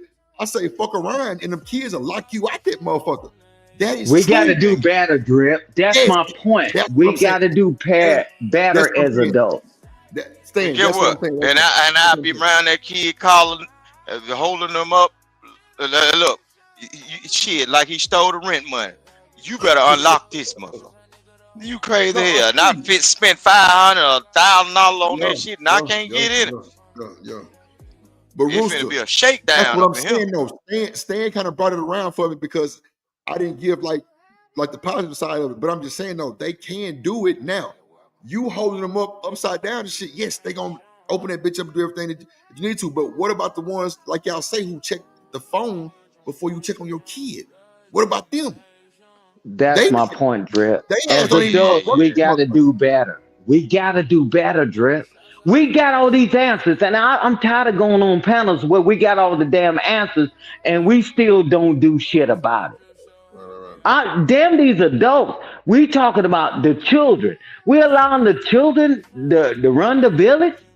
You got the answers, and guess what? You can't even tell an adult this is what you need to do because they will backbite against you. Them children No, are they'll call it freaking child advanced. abuse. They call it child abuse, but they say in the good book, the children will be your oppressors if you allow them to oppress. So y'all people, if y'all raising kids, y'all got to be the dominant being in their life source or whatever. Ain't no way I'm releasing nothing to no kid that I put my blood, sweat, and tears on to get from, and you got total access to lock me out. This is what I'm saying, boy. That's a good way to get a kid bounced off the wall. If I go up, y'all see they think they raising these kids in a soft era. Oh, the kids falling out on the floor because you done bought an iPad and they want to be the one to break the wrapper and set up something to where they can be sneaking behind your back. No, I'm finna sit up here and I'm gonna tell you, Negro or niggerette, if you put anything up in here, I can see it. So don't do it on mine. No, Rooster, I I'm can with you see though, it. G. Rooster, bro, Yeah. I'm 100%. Rooster, listen to me, bro. I'm 100% agreeing with what you're saying. I'm just saying I know you. that, like on the other end, bro, it can get dirty, bro. Them kids can set up all kind of shit where, bro. Hey, because Let me we tell you something, cowards. bro. We're cowards as parents. How the hell do we know that they can do this? We don't put shit in front of it. Because we some cowards. Because we want to be liked. We want to be loved until all hell breaks loose and everybody get a Look, pumpkin head. they ain't got Come to on, like me. man. Get what? You better be scared enough to know not to do that. I'll be your Jesus over your shoulder. Tell you, boy, you better not do that. You know, Dad up in there, he can hear what you're doing. I'll be like that nigga on Wizard of Oz. Every time you can be away from the house, before you think about doing the wrong thing, you better be looking around trying to see if somebody know your daddy before you do it. Because if you get caught up doing anything wrong, that means you's an extra slick one. Man, you crazy hell. Man, look, my son and around the corner, and he want to stay with my brother because they be actually doing a whole lot of extra work. See, my work is a little easier than them. He learning shit from them. But even with him being around the corner, if he do anything on his phone, Google gonna send me what he looking at. Yep. Any kind of privacy thing. And get what? And get what?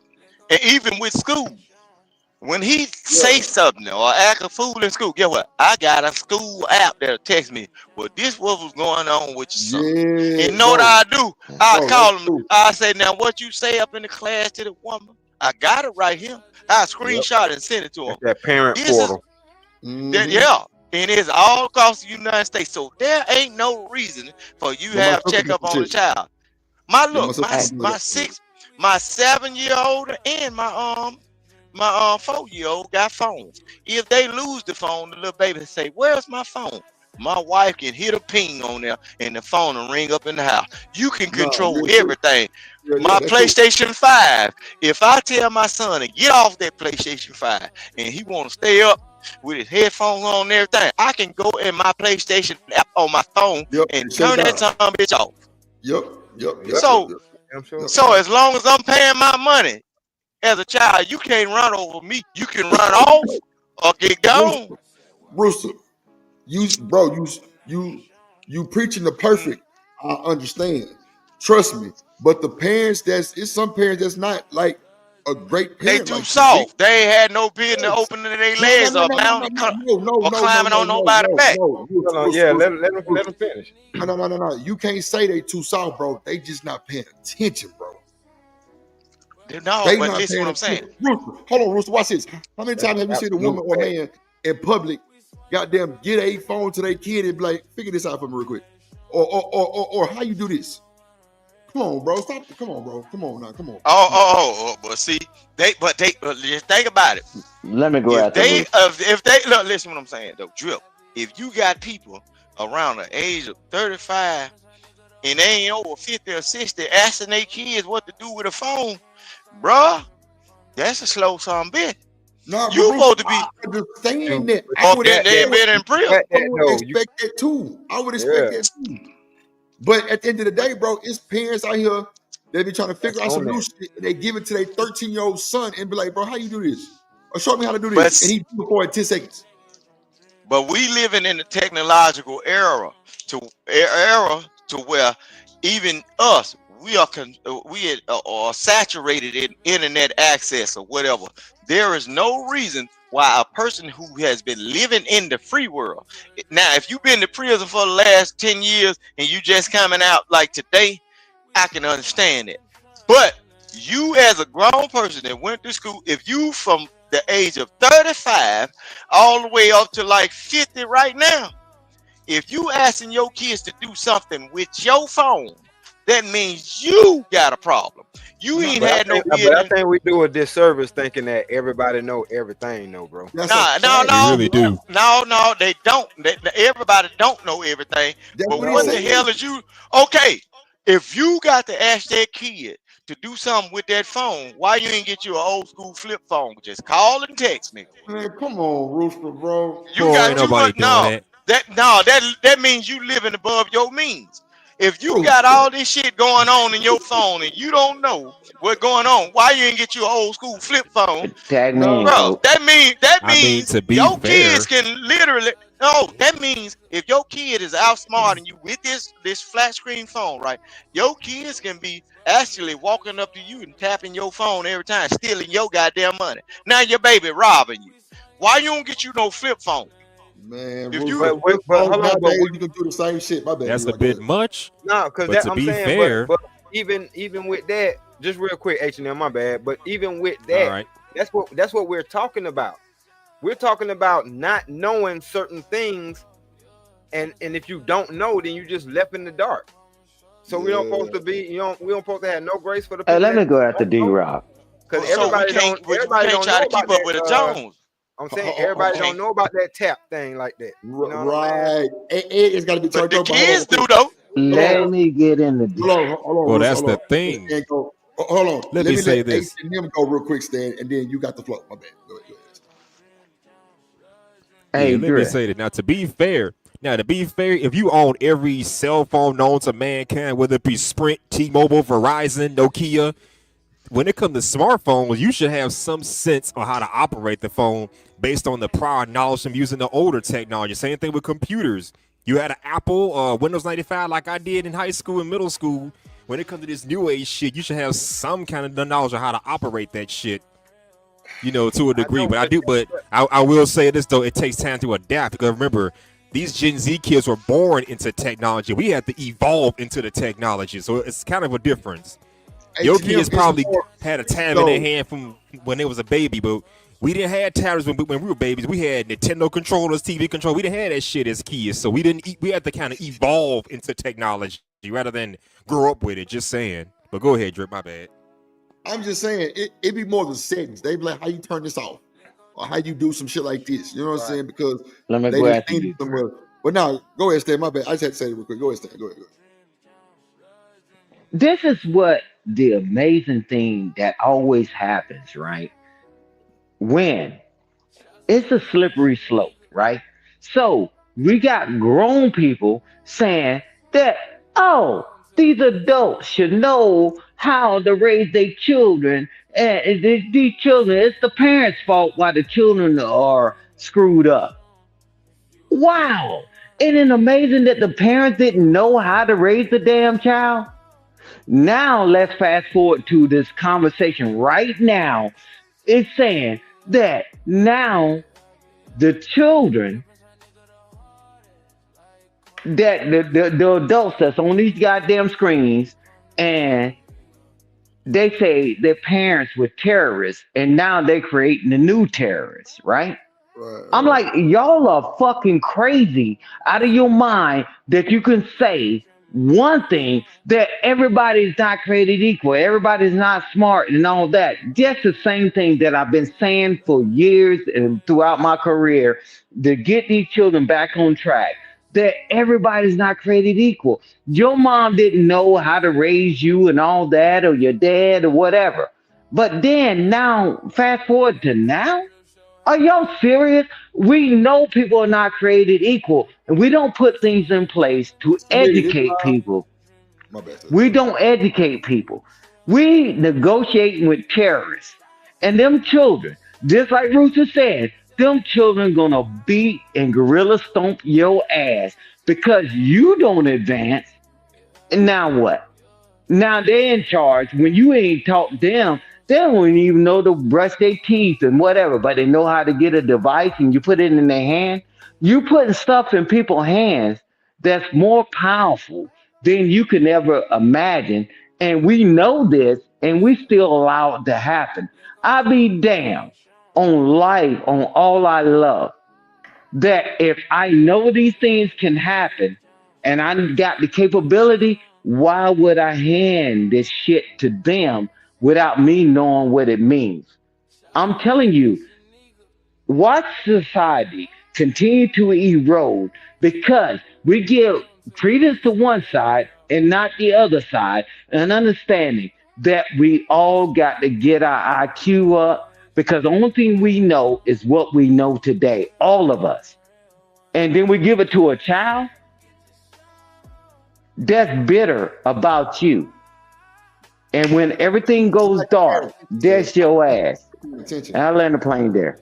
I just think it's just lack of paying attention when you get them kids gifts like that. Christmas Day, y'all busy, who out the fam, and they open up the package and set their own shit up because they might have a phone already, so it just kind of sync. So, but you know, at the end of the day, still though, I'm setting my shit up for my kid the first time, and he ain't gonna be able to even have access to those type of settings to even change anything. See, you know what I'm saying? It's more than just parental controls. It's apps that you can put on these phones. But you teach them. You teach others all the stuff you know, Drip. Teach them. Because it does no good, Drip. If you teach your child that, where they can't do it, they go to the buddy's phone and devices. Because a lot of parents, even on this panel, they don't know what you know, how to do these things. Because you can set your shit up all you want, but they still gonna go to these slow ass parents or the uneducated parents. That's a better term. And they can still get it. I put a GPS app from the black market on my little brother and my sister phone. And it's on mine too. Bro, I can see every step my nephew take at school. If he going to the restroom, the little old, you know what I'm saying, avatar thing can move. It showed like the blueprint of the school. It cost me a pretty penny, but it was well worth it because they actually paid for it. I just got it and, you know what I'm saying, set it up for the phone. But bro, it literally showed like an avatar of the kid face and the blueprint of the school, or blueprint of the skate ring, blueprint of Astroworld, blueprint of the neighborhood. Like it's like a GPS type thing. And Stan, if that little nigga get up and go to the restroom too long, she know. He know. No bullshit. And if he go that's outside false to like the wrong way, That's- Stan, if he go to the next class and go the wrong way, they know. Drip. It's false security when you got it, when the other people don't, and they switch over. And I'm telling you, is that if we don't educate, like you educate now, hey guys, hey man, this is what you can do. If we don't pass it on, man, them children turn off that damn phone or leave it in the dang on restroom. And then they go with their partners. I'm telling you, if you don't tell the other parents to do these things, man, bruh, they still in the world. I'm telling you, I live in the real world. I don't live in no bubble. And I'm telling you, just because I got all the devices and I can do all these great things with my children, man, I understand, man. They got to touch pavement. They got to touch the grass. If I got the knowledge, I share it. Hey guys, just like you sharing now. Hey guys, this is what you can do, right? I'm more on the you than these damn adults, because all these adults got all these answers and they failures their whole life and they want to fail and have children all over the place and talking about the women are bad and the men are bad. But nobody gives a damn about the youth. But you sharing some great things, man. Hey guys, I this is what I found out, man. This is what we can do. You sharing it. And that's noble of you because you don't have to. But the rest of the world, man, they turn that shit off and they leave it somewhere, bro. I feel you. Smitty, nah, And it's you- open, bro. I just seen your comment, my bad. What up, Mr. Lister in the building? What's good? What's good? Nah, Smitty, it ain't a pre-recorded. This live. I had tagged you in the thing, bro. Y'all had late. Come on, send a bad signal you was coming. Man, how in the hell nigga I'd have been dead. Hey, fire his Lord ass Jesus. too, like I got fired last night. Salute, Mr. Lister. I got fired last night. Yeah, I'd have been dead I fucking don't with know. you, Smitty. What did you do? Look. I don't know. I don't know what's finna happen now. I don't know what's finna happen now. But y'all, What? look, y'all. I'm trying to be good. Nah, Rooster, you better not. Chill out. Nah. Chill out. Hell no. We Shit. don't need to know what's Look. coming and none of that Nah. shit. Hell no. Hell no. I caught that shit on the replay. I'm like, this nigga cold. He's sick. He's slick. Hell nah. Leave that shit alone. But now, hold on. Let me play some more of this video real quick. Hold on. Prompt investigations and possibly lead to arrests. Here are 25 things from the 1980s that black parents did, which would be banned today. Ooh, Sending come on, Drip, kids with the content. outside to play all day without supervision. Come on, man. That was the first thing he said, D-Rock.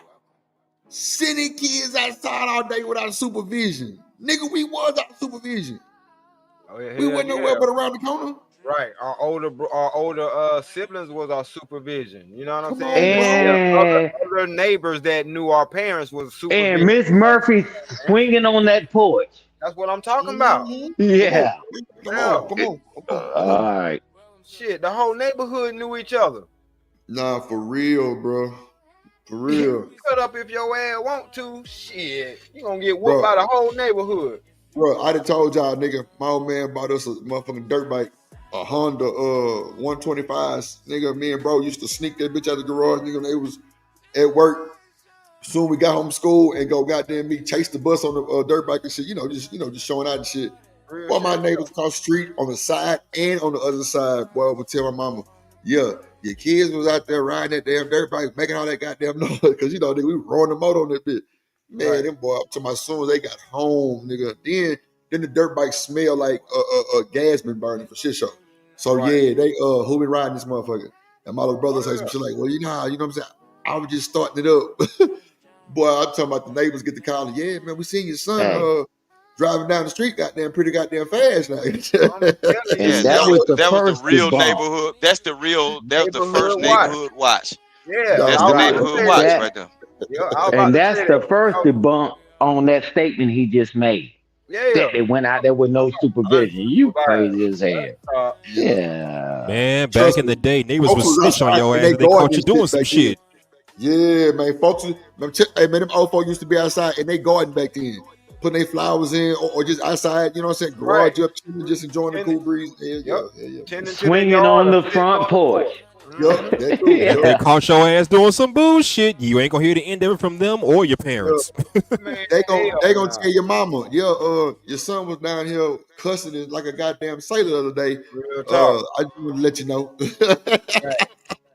Next time your friends see you, your ass gonna have double swole up lips. I'm telling you, boy, you goddamn legs swole up and shit, your arms swole up, them whips on your ass, boy, you got your ass beat. Hey, Drip, that lets Or you they call know some people kid. come from different generations or different experiences. Man, I knew when I went down the street, man, it was eyes all down that damn street. Hell yeah. We knew it. But he said they was what he said, unsupervised all day, outdoor playing. Man, them jokers was watching us. Hell Hey, yeah. man. All that Yeah. looking Yeah. out Yeah, the see, window. you remember when I made the remember when I made the reference towards like the Wizard of Oz, the all seeing everything. That's what Right. black women that okay, they say black women didn't work. The women had jobs, they was doing whatever. But in their leisure time, they used to always sit outside. It don't matter whether they was Yep. project women or Yep. they owned their house. They're either Yep. outside in the back, and the Yep. way houses were built, you can look up all up the road from Yep. your house. Or if Yep. you didn't see a child in a certain amount of time, they had that Yep. phone with that long ass cord on there. You seen Yep. such and such around that corner. Oh, they Mm-hmm. over there doing whatever. Okay, they all right. Oh, Yeah, well, there was girl, house let me phone. tell you this. They had They house over phone. here fighting around there. Yep. Yep. That's what they Yep. used to. Yeah, that house phone with that long cord, that 100-yard Come cord on, man. that That you had to 100, keep I foot while remember. you cord. You walk. ain't bullshit. And fast That forward to the 100 That's the 90s, we foot got first cord, one. cordless nigga, is the right phones. That phone. was the first one, but when they Shit. got that wireless that you can pull off that deck, that woman to come out there with that that apron on, she always kept that wireless phone right there, cause she finna tell on somebody. I'm If you see telling her you, with that bro. phone up Hey, here, man, you got to move off the block, going on, cause Hey, she bro. telling Hey, somebody, bro. mama. We We just couldn't do don't know shit. who it is. Nah, bro, we couldn't do shit, bro. I mean, we did it. It was like, fuck them. You know what I'm saying? Because after a while, we like, mama, man, whatever. You know what I'm saying? They just hate me. And they kind of fell for it a little bit. You know what I'm saying? Because that's when my sister came. So they got a little more softer. You know what I'm saying? First goddamn me, baby girl, and the family for like a long time. So shit, come on, man. It was number boys. So yeah, nigga, shit. Boy, everybody was sipping over that. They was cake baking and shaking. So I'm like, damn. But nah, But bro. Trip, you When I know put a some of neighbors them on folk with street on treacherous. Friday, tell me. You say what, Rooster? You know some of them parents were kind of treacherous back then. You know how like if you was outside cutting up and then everything seemed like it was so good, it's like the Last Supper or something. Like when you was outside doing something, but you saw somebody say something, them women used to talk real low. They ain't used to holler or whatever. They'll just say whatever. Well, your mama wouldn't like you doing what you're doing. Come And then on, you see them man. disappear. You look, and what happened is it seemed like the day started going easy and everything. You go up in the house, food already cooking and everything. Y'all go up in there and get your bath. hey, Boy, get Drip, that ass That was toe up. embarrassment, though, Rooster. That Drip, was embarrassment, nigga, when the neighbor had to tell you, yeah, hey, Drip. you know your mama Somebody wouldn't want to like say that. hello to you. Come on, bro. Yeah. That shit was embarrassing. Yep. Basically Mhm. Drip, saying you're making your parents look bad. Drip, Yeah. Yeah. Yeah. Drip. And them Yeah. folks know your folks. They either go to church with them or they jump from church to church. Every once in a That while, you gonna see neighborhood. them, Shit. Shit, they and work then with them. or they work together. Mm-hmm. Right. That Yeah. neighborhood. Hello, Uncle Deal. What up, what up, what up? What's up, baby? Tell your papa he through. Good. Tell your papa he through. Say you through, papa. He laughing. He- Tell your papa he through, man. That's my nephew, man. Tell your papa he through. Stan, man, you got little man. That boy Stan got his goddamn grandson. Lord Jesus. He Yeah, told that what's boy, up? D-Roy, look, I told him one time, it was about 6 months ago. I say, nephew, tell your papa he through. He say, papa, you through. Boy, I must have thrown out my chair, boy. I'm talking about All right, Okay. Drip, you're going back too far in history. That's enough oh, of come that. on. And you He just still want to too. say, hey, Uncle Drip. Hey, what's up, Yeah, Uncle hey, Drip? Hey, yeah, shout out to the yeah, boy, man. yeah, He man. over there looking. Forget all this clown ass grown folk talk. But at the end of the Real. day, man, we were never out there unsupervised, man. They were watching us, bro, and they say, hey, oh boy went around that corner. Basio, where did he go? What's going on? And now they tell everybody mind your own business. Yep, don't say You nothing. know, Yep, yeah. yes, sir. Yep, babe, but real Don't say quick. nothing to my child. It's Yep, but like what? real quick before we go to before you hit the next one, the next point. Right. That's the reason why they don't. That's the reason why the kids can't go outside like we used to go outside. Cause now the neighborhood don't know Exactly. each other. Shit gentrified and all kind of crazy shit. Mm, Yeah. yeah. Yeah. the more But Drip, community. I had to give you that Drip because Nah, he so walked Well, in and all that. depending on I the was like, community you live in, I guess. If it's a yeah, small yeah. No, community, no, maybe. I don't know. and Hold on, then hold D on, hold Rock, on. another. Hold on, oh real my quick. Go ahead. God. Hold on. Let me let D-Rock and Stan finish, and then you and H&M can get it. Go ahead. Hey Drip, only thing I have to say, I say, you want to say hello to Uncle Drip? Yeah, yeah. I was Yeah, like, here we go with this bullshit. I was yeah. like, You a hater. You a but hater. yeah, It's all man. good. But that's what it's supposed to be. Now we're doing it, on virtual stuff. Man, it's still the same thing, but now we got so convoluted. Man, Yeah, if we don't give a damn about the youth, man, there's no hope for us in the yeah. future. What up, Motherfucker, I JD? live my life. I live Nah, my life, for real. man. Nah, And for we real. do what we do.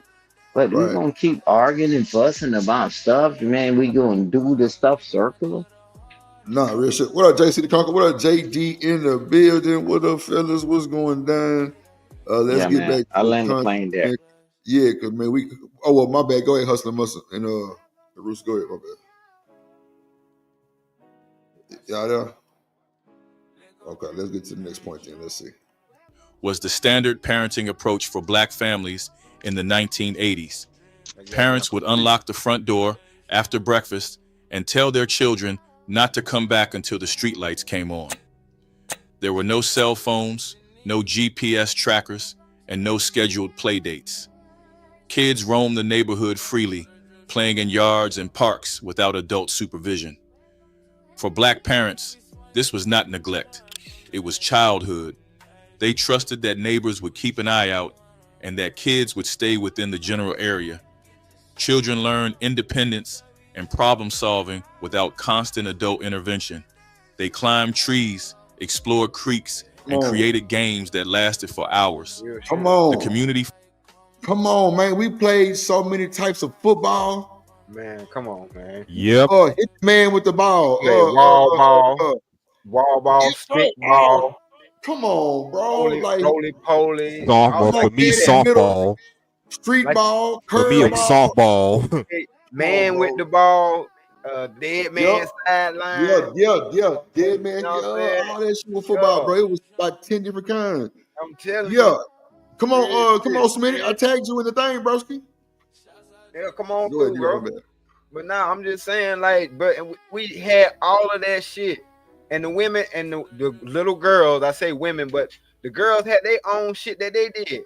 They wrote hopscotch and shit on the ground, or they just did, writing with chalk. Come on, bro. 4 square, you know 2 what I'm square, saying? 4 square. Yeah, they used to do the double dutch. The double dutch. They was cold with that. The double dutch. You talking about cold? I'm talking Hey, about. look, y'all remember the radios? We used to have the radios outside with the D batteries and shit. Come Or on, somebody bro. would run the cord out the window and they'll put their big old they speaker outside, like the flow model speakers that they had, the Kenwood. They used to run the cords out the window and people, Kenwood, all the motherfuckers. What else, Smitty? Oh, then we dropped off. Oh shit. Hold on. No, he dropped off. Yeah. Oh, okay. By the way, My shout bad. out to my Gen Xers out there. Shout out to all my Generation X out there. Y'all started this. Come on, bro. Right. Nigga, hide and go seek. Nigga, tag, nigga. In the bottle, nigga. Yeah, like, come on, bro. We 4 square, Hide 2 and square, go bro. get it. I'm talking about basketball in the front yard, bro. We got that meat, bro, just hanging out on the curb, just interacting, bro, just chopping shit. You know what I'm saying? Right. Just chopping shit. And I think certain neighborhoods, I'm trying to bring them up too. You got them, all right. But we had a neighborhood game that we played in our neighborhood called Neighborhood Chase, and it was basically the whole neighborhood playing hide and go seek. Right. We split the whole neighborhood. I'm talking about it'd be about 100 of us. You know what I'm saying? And when you get caught, you play for the other team. So that shit was crazy. Nah, that's crazy. What else, Smitty?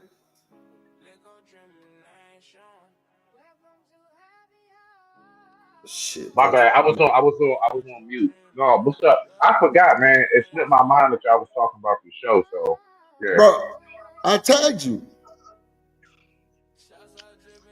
You did? Yeah. If you go look before you get started, Hold on, Rooster. Hold Let on, me hold on, tell bro. you. Hold on, Rooster. Go Hold on, ahead. hold on, hold on. When I tagged you Mm-hmm. in the description, it say your name and then it say like FYP and all that I other don't know why, bro. I did not trust me. I look at nothing told me I was. I would have. Yeah. Well, I thank you for that. It didn't tell me shit. YouTube don't like Smitty, bro. You just gotta remember that. YouTube tolerates me, but they don't like me. I don't know why. They don't be trying to put my shit out. They don't show shit. They don't tell me shit. I don't be seeing nothing, bro. Yeah, bro. I tagged you in the description and everything. I told you yesterday, bro, You like that good? shit was fire. So you know what I'm saying? I wanted to run it today. No, I remember. I remember now. It's just yeah, no, it did. It slipped my mind throughout the day. I was doing a bunch of shit, but Nah, then I you seen y'all was good. playing that video, and I'm like, Yo, oh shit, that's right. no, Yeah, man, we was supposed to be just talking. started. They on number 25. And guess what the first thing they said was? Parents open the door and let their kids outside. Now that goes right back to what I was saying with Shanika yesterday, as far as like, what's the difference between that and don't come back to the day is over with and just giving them a tablet all day. Now the thing about it is, I would say the way they had it for us was more productive. We were actually able to be more active. We were able to develop Right. our social skills easier and faster. So there was some benefits to it. But all I'm saying is, was the thought process behind why our parents said go outside and why parents now here like take this damn phone and go somewhere. What's the difference? But I digress. My mic is muted. Yeah, What you think about what he just said, D-Rock? What you think about what he just said? I'm saying it's a huge difference because they didn't do that to us to hinder us, but giving these tablets and these phones to these kids and telling them to get out of our face, that's a hindrance. Right. Well, see, the thing about it, Stan, all right, so hold on, let me get away from the TV. The thing about it is, Stan, is this. I'm not talking about what is the overall outcome of it. What I'm saying is, as our parents, do you think, because look, most people say, man, they just get the kid, they don't even raise the kids like that. They just give them a tablet, put a show on, and tell them go somewhere. The mentality, so that way, mom and dad or mom or whoever can go do their thing. She can go sip her wine, smoke her little cools of Virginia Slims, and roll her little joint, party, talk, play cards with her friends. Y'all take y'all asses upstairs. That type shit. What's the difference between that and take your ass outside? Because what it all came down to is, I don't want to see you for the day. Why you think parents get mad when school's out too long? I don't want to see you for the day. So what really is the difference in the mentality, not the end result of what happens? I digress. My mic is muted. Well, I Okay, mean, so go ahead. Bro. okay, so I'm not He's saying thinking. the same thing I Hold on. said. He's saying the same thing Okay, I said. okay, hold on, God Rooster. damn, Hold You on. remember when Hold Stan on. told me? Rooster, hold Oh, on. it's Let me answer real quick. okay. Go ahead. Nah, hold on. Because then, so man, God damn it, Rooster, you made me lost my goddamn train of thought. Oh no, wait. I I was got. talking about, yeah, what's Wait. better than the end So result. wait. Go, Hold go. on. Let me get it out because I got to. So I don't think they're sending us outside all day, and I don't want to see you for the rest of the day. My mama wasn't doing me like this. She was go outside and play, and nigga, I come in that bitch, and bro, I used to drink milk a lot. I swear to God, like bro, like nigga, I would come in the house and drink a cup of milk, nigga, like a red cup of milk, and go right back outside and be hydrated type shit. And bro, we 9 times out of 10, see, bro, like that nigga Stan said, Drip. hold on. He said Go everybody, ahead. Okay. you know what I'm saying? Every friend had something different around the fucking neighborhood. Bro, we would go next door. He had a trampoline. My Facts. other friend, Facts. other side, he had the PlayStation. The nigga across the street might have Yeah. shit, A dirt something. bike or some shit, like a four Yeah, wheeler. You got that friend that got, yeah, you got that friend that got endless toys. You got the friend that got all the games. You got the yeah. friend that got all the snacks. Don't forget about that friend that keep them snacks. That's across All the street. kind of zebra cakes and star crunches and all that shit. That's across the street. That's across the street. But also the parents call each other and could give an update too. Now, if we outside down the street, my mama can step outside and look down the road and can see. Okay, they down there playing football in the street. You know what I'm saying? But like they definitely Or take a. or she knew the top 3 friends to call the house of to find your ass. She There you knew go. your top 3. There you go. There I'm you go. already I'm here. I'm here. There you Shit, let me go. get this TV, my bad. Go ahead, D-Rock. No, I'm just saying, if you word it the way you word it, Smitty, then no, I guess it ain't no difference. But I know it's a huge difference because like we was talking about earlier, you didn't just get sent outside and told I don't want to see you for the rest of the day because they kept eyes on us while we was out there playing. All they had to do was look out the window. We were right there. Right. Then Stan, But Drip. hold on. But at the My same bad. time, we was being way more constructive than just sitting on a tablet. You know what I'm saying? Because we came in the house, we still had the Nintendo or whatever the case may be to play on or burn our mind out on if that's what we wanted to do. It ain't no difference from that in the tablet. But my thing is, there was a whole different frequency. They sent our ass outside to go bask in it. And instead of running around in the house tearing up shit. Because anybody who got kids know as long as they're in the house, your house gonna be dirty. Yeah. Point blank period. Well, this is Unless they my stand bad. in the corner. I'm saying unless they stand in the corner somewhere. But giving them a tablet right now, that's not parenting, and I don't think that should be equated or even compared to the life of being able to go outside and interact. Because that's why these Hey motherfuckers are Stan, socially inept now. I'll be right do back. you believe Yeah. Stan? All right. Do And you let me say believe this. Stan Shout out to that? T. Yeah, Go ahead, my bad. Let me say shout out to TMKC. He said for summertime we came in the house, we had to take a nap all day. I'm like, damn. You damn right. I had a homeboy whose mom was like that too. We came in the house too soon. Okay, nap time. Right. And You then must be Oh tired. yeah, they put them naps on you though. You in the house. You must be tired because what you not finna do is come in the house on the damn Saturday afternoon and be running around the damn house where I can be watching TV because you know I work Monday through Friday. Now see, And Yeah. see, what them that's folk, my thing Like though. I mean, the said, thing is, what when we what were they kids, we actually wanted to use. get out the house. When I was young, I wanted to get out the house. After my Saturday hell morning yeah, cartoons, I'm going outside, do something. damn Shit. right. Yeah, cartoons ain't on no But more. I holler. look, But it's a see, reason Stan, for Stan. it was a met. Go ahead. Go ahead, No, Smith. I just want, I just want to get this out real quick. The reason why, before we go too far, especially because Rooster about to talk, we definitely going somewhere else. You don't We know that. were pushed outside. We were pushed outside, and the reason why I know this for a fact because we actually developed this very wonderful fragrance that kids do not develop anymore. It's called smelling like outside. That's how long we were in it. We were out there so long, we came in the house and we never knew what that shit smelled like, did we? None of us knew what else we would be checking ourselves. What did I smell? You smell like outside. That's how long we were out. And last but I not know least, I exactly what. believe that most children nowadays are not going for the physical jobs. I want you to think about when we were going outside, that was preparing me for certain warehouse duty jobs, certain like chores and everything else, that I will be doing. Nowadays, everything is very technological. And so giving them a tablet and them being able to help you jailbreak your phone because you forgot your damn code at the age of 12, you in your 40s and late 30s. Yeah, bruh, that's preparing them, believe it or not, for possibly the job type field they're going to go in some form of fashion. And The that's fact why is, the kids are not doing this physical stuff no more. So, is it really necessary that they play as much? Is it? Hey, yeah. that's Well, why I'll I tell you said if this. you say it like that, then I don't see too much of a difference. But at the same time, I don't see it as a net negative neither. Hey, D For Rock. the reason that you just said. Go ahead. Hey, D Rock. What up? Let's be honest, right? I took anatomy and physiology. I took biology, and I'm telling you this: in school, I mean, in high school, right? Mm-hmm. Tell you what.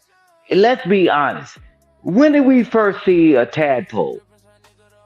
When did we first see butterflies grow in the moth and all that other shit? Right. And I'm telling you, Oh, the that egg. advanced me. Yeah. So we can talk about what's good and what's bad, but one thing we got to understand, health is going in the damn toilet.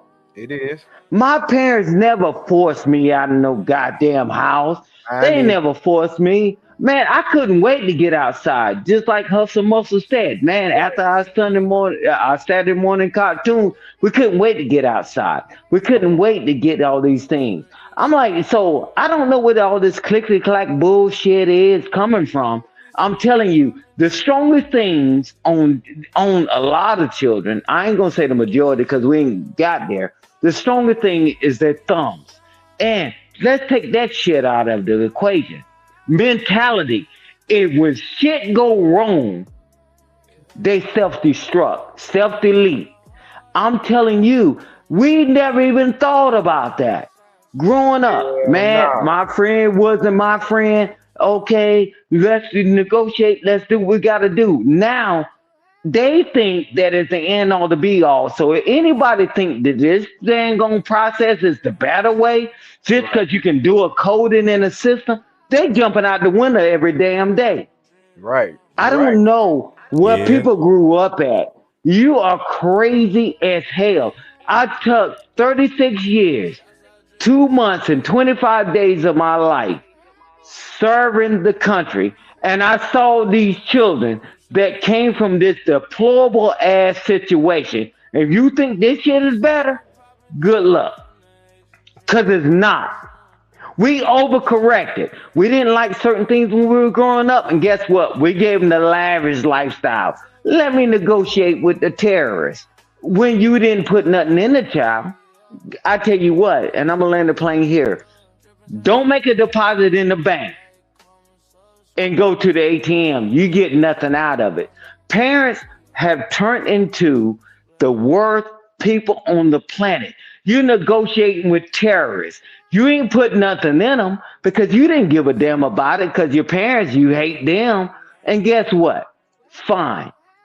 But we can't ignore that we have made a generation of the most in history, the most deplorable people on the planet. We hustle each other. The children are disrespectful. The parents are disrespectful. The men and women don't get along, and they don't give a damn about the children. They keep talking about, hey, man, I tell all you jokers that keep up here having children and not being married to the woman, love the children more than you hate each other. And I land the plane there because these children are suffering. And now that's why our grown asses up here complaining about why you didn't get hugged. And you too. I would never trade my childhood for what the shit is going on now. You got it, D-Rock. Nah, who wanted to go next before we play Yeah, the let me video? add this real quick. Go ahead, Hudson. Let me add this real quick. Now, let's say, now we talked about, hey, after my Saturday morning cartoons, I'm going outside. But let's say the weather was bad or it's too cold, too hot. You know what I'm going to do? I'm going to my homeboy's house. We're going to chill out there and do something. So my mama can have her a little long time, you know? Yeah. And see, my thing was, I know we didn't get pushed out of the house in my household because your ass couldn't go outside until you did your chores. So it wasn't no outside. It wasn't getting pushed outside by a long shot. Outside was a privilege. Because if you messed up during school, or you know what I'm saying, you didn't get good grades or whatever the case may be, your ass wasn't going outside either for that. So we didn't get pushed outside. That's the thing. But wait a minute, hey Stan, real quick though. Watch how I bring it right back to the similar, right? Okay, so the punishment was back in the day. Back in the day, the punishment was we can't go outside. You know what the punishment now is? Take all the devices. That's what we do now. You take the tablet, you take the phone, no PlayStation. You hide the controllers. You know the shit we do, hide them controllers. So what's the difference? Because you want to know why? To be able to have your tablet and your phone and all of that shit is a privilege. You ain't supposed to have the same type of iPhone I got, nigga. You lucky you got one. What you talking about? You only 14. You don't need this shit for real, for real. You lucky I gave it to you because I want to make sure I can call your ass when you leave that school. So That's the reason why you got a phone, so I can keep up with your ass. That's it. So hold on. Smitty, hold on. So how you feel about a 4-year-old having a phone? Absolutely out of this world. There's no reason whatsoever. None. Just like I don't agree with giving 4-year-olds an effing shape up. Let that boy hair grow. Stop messing his line up. You're gonna have him shape receding by up the time on a he's 12. 4-year-old? Man, nigga, they do it on 2-year-olds, bro. These women be tripping, dog. I'm talking about a whole sharp ass lineup, and this nigga barely got the baby hair in. I know somebody else has seen that shit. a 4-year-old can have a phone, except for the buttons need to be animals. You know what I'm saying? Oh Like, my There you go. No. There I you didn't go. get my And first every ship until I was animal, and look. And every button that little nigga push, it better say "rawr" or Hey, "eh." Like it better make an animal sound, hey, nigga. And it better say "play school." It better not say Samsung. It should say "play school." hey, Drip, tag absolutely. me in where And I for can the tell you record, the difference.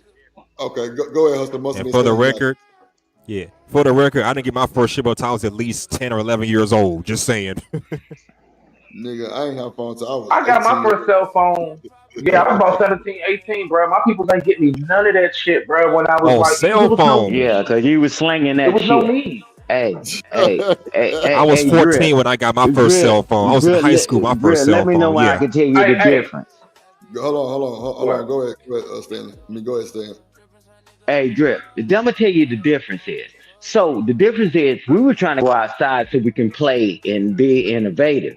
But what's the difference between taking while you sitting on your fat ass Oh with Lord. your strong ass thumbs, sit up there with a PlayStation, and you talking about that's what they taking away from us. We fought to go outside so we can run and we can race and all this other shit. But they're not doing That's that a no more, Stan. big damn difference. That's a big Yes, it is, damn but they're difference. not doing it. But they're not doing it, No, and even down to they're not I'm doing it, telling Stan. Plus, you, on top of that, you go asked ahead, Stan. what the difference. Man, can I finish what you Yeah, I'm said? listening. I might You be on a said delay, the bro. I might be on a difference delay. is when we said we wanted to go outside, we went outside to explore and race and run and be competitive. The difference is you took their tablet, you didn't know they got that damn friend that got the damn same phone. They're not exercising. They're not using resiliency. They're not using strength. They're not using any of those things. That is the difference. Don't compare the two, Well, bro, because you totally out okay, of well, bounds. Stan. Okay, Stan. This is what I will say. I actually did have my first cell phone a lot earlier. I think a lot of us forget it was something called a cordless phone. I used to walk that bitch all the way down to the driveway and check the mail. That's right. That's right. I just wanted to throw that in there. I forgot about the cordless because the cordless really was our version of a cell phone in a sense because you could walk around the house anyway. You ain't have to be confined to the living room where everybody can hear your conversation. yeah, You are And the first, kidding you me? can you can sneak that bad Hey, boy. D Rock, You go D everywhere Rock. with the Hey, cordless. Grip, let me get this. D go ahead. Rock, you remember when you would be on the damn phone and you play that boom box in the background talking to the Yeah, lady on the phone, yeah. and then your mom will pick up the damn phone? Hey, he got to go, But he watch got to get this. off this Hey goddamn Stan. phone. Yep. Hey Stan, watch D this. Rock, Yep. remember Watch that this, Stan. shit. Oh yeah. Hey Stan, you know the first panel, Stan? You know the very first panel was called three way? I digress, I'm Michael's muted. Oh yeah. Real talk. Exactly. D Rock. I'm sitting there putting my biggest back move on and all that. My mom pick up the phone. Hello?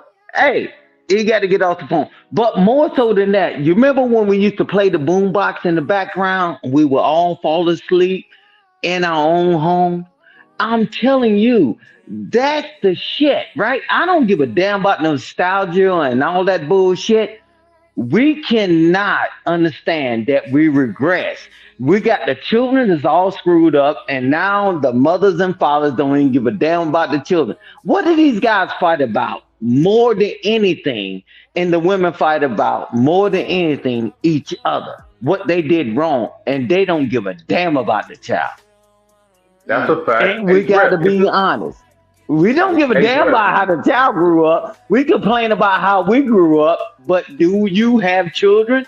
Do you want them to have a better life? Hell no. Because y'all motherfuckers some knock knees, slew footed, rat soup eating motherfuckers. And I'm telling you, you need to drop your nuts and stop this coward ass bullshit. You didn't like when you said, I listen to people say, well, I had to deal with it when I was a kid. When I got grown, I want to fight my own damn dad or my stepdad and all that. Well, now you that motherfucker and you having children. Motherfucker, when we going to be men? Or when we going to be adults? Men and women. Man, y'all some old coward ass motherfuckers. Lord All Jesus. you motherfuckers are weak. Hey, D Rock, that's why I salute you, bro. And Drip, I salute you in the future. What you going to do? Man, why we complain about what we went through and we put our children through worse? Oh, I thought we smarter. All this technology, D-Rock, all this knowledge and all that, and why don't we use it? I'll land the plane there. I'm glad I ain't got them problems, Mr. Stanley. Mr. Stanley, stay off my I know, grass. and that's what I'm saying, I'm glad Rooster. I I ain't got know them you're problems. still up there, Rooster. You don't have Yeah, no no, I had to problem. drop down. Yeah, I had to drop down. Yeah, I didn't know you were still up here, bro. Well, that's why we don't have them problems, man. We don't have time to go back in the past when we have our children. We want to give them a better life. These jokers still talking about what happened to them in third grade and talk about my mama didn't hug me, my dad wasn't there. Hey, man, when you have children, man, you got to make a better life for them. And they don't give a damn. They still complaining now in their 30s, 40s, and 50s, still complaining about what they didn't get. What you going to give your children? Absolutely Well, see, nothing. but you got to understand that, like back to what Drip was saying, you can't lump everybody up in a barrel, shake it up, and say all of them come out the same. The thing is, some of these people that's on the internet that's talking, they're crazy. They just was basically detached. You never knew what they parent had them for. Like a lot of these conversations y'all be having, like the right to choose. This is the very reason why the women cry about the right to choose. A lot of these Negroes that's on these platforms was the kids that they mama didn't want, but didn't have the funds to get rid of their silly ass. So so all these conversations. If look, I'm telling you, bro, all these conversations, if you can connect the dots, they are alongside of each other, bro. I'm telling you, the kids or the grown people of today who have certain experiences and saying it's all welfare is done. Those are the kids that was probably mentally and socially attached to their community, environment, and everything. The ones that was forced out, kicked out, tossed out, and their mama didn't want to see them until the pole light come on. She didn't want your regular ass up in there in the first place, because if she had the $500, she'd have got rid of you. But she don't want you, but she got to take care of you or go to jail or put you in an orphanage. Hey, Rooster. Hey, Rooster, let me ask you a question. Let me ask you a question. Let me ask you a question, right? Let me ask you a question. It's 2025. Why we still playing the same dumbass game? So we already know, I know technology and all that. 2025. If I meet a lady in the club and I lay down with her, and I say I don't want a child, she can say I want the child, or you say you want the child, and she say I don't want to have the child. Why we keep falling for the same head trick? Do we ever advance? Do we ever advance in life? I'm telling why they you, keep following I'm the tired same of trick, though? all We're you gonna get a chance to crying. advance the video. Yeah, I'm tired of all y'all crying ass people. I know if I do this, wait a minute. Let me finish laying this out. Why in the hell, when we know what the odds are against us? See, because guess what? You ain't gonna go to no damn alley and you see 10 guys going down there. But now you know, if you lay with this woman and she decides she want to have the child, you on the hook. Or she decides she don't want to have the child, you want to have the child, still, you can't do shit about it. And we keep doing the same shit. Rooster, But there's you know nothing you why? can Because say. We Hold keep on, it's in the nature. hold on, Rooster. Let's just play some more of this video because we way out topic now. Hold on. Yeah, go We ahead. way out. Yeah, we Functioned as an way off. extended supervision network where everyone knew which kids belonged to which families. Today, this same parenting style would result in calls to Child Protective Services and possible charges of neglect or endangerment. Using belts, switches, and extension cords for discipline was not only accepted, but expected in Black households in the 1980s. When children misbehaved, talked back, or broke rules, physical punishment was the immediate consequence. Parents would send kids outside to pick their own switch from a tree. A belt would come off quickly when disrespect occurred. Hey, Drip, real quick. Yes, sir. Was that because that was the most effective method, or was that because we really didn't know how to talk to our? I'm thinking about that. We used to brag about being abused, bro. We used to brag about, nigga, what a belt, nigga. Yeah, I got extension cords. What, nigga? I had a hanger. What? I got Yeah, hit with the whole broomstick. Like we would try to outdo each other, and who got whooped the worst. That's Right. crazy to me. But last but not least, No, is it really why but you know, why why did we to land it? Hold on, to land it, so everybody got the question. To land it, was it the most effective, or was it because that's the only thing that we knew to go to? All I know how to do is just beat your ass until you get to F home. Nah, I it was digress. My effective mic in is my muted. household. It was effective in my household. Go ahead, Rooster. no, but I want to It was ask a question affected in though. my household Oh, too, look, Dre. look.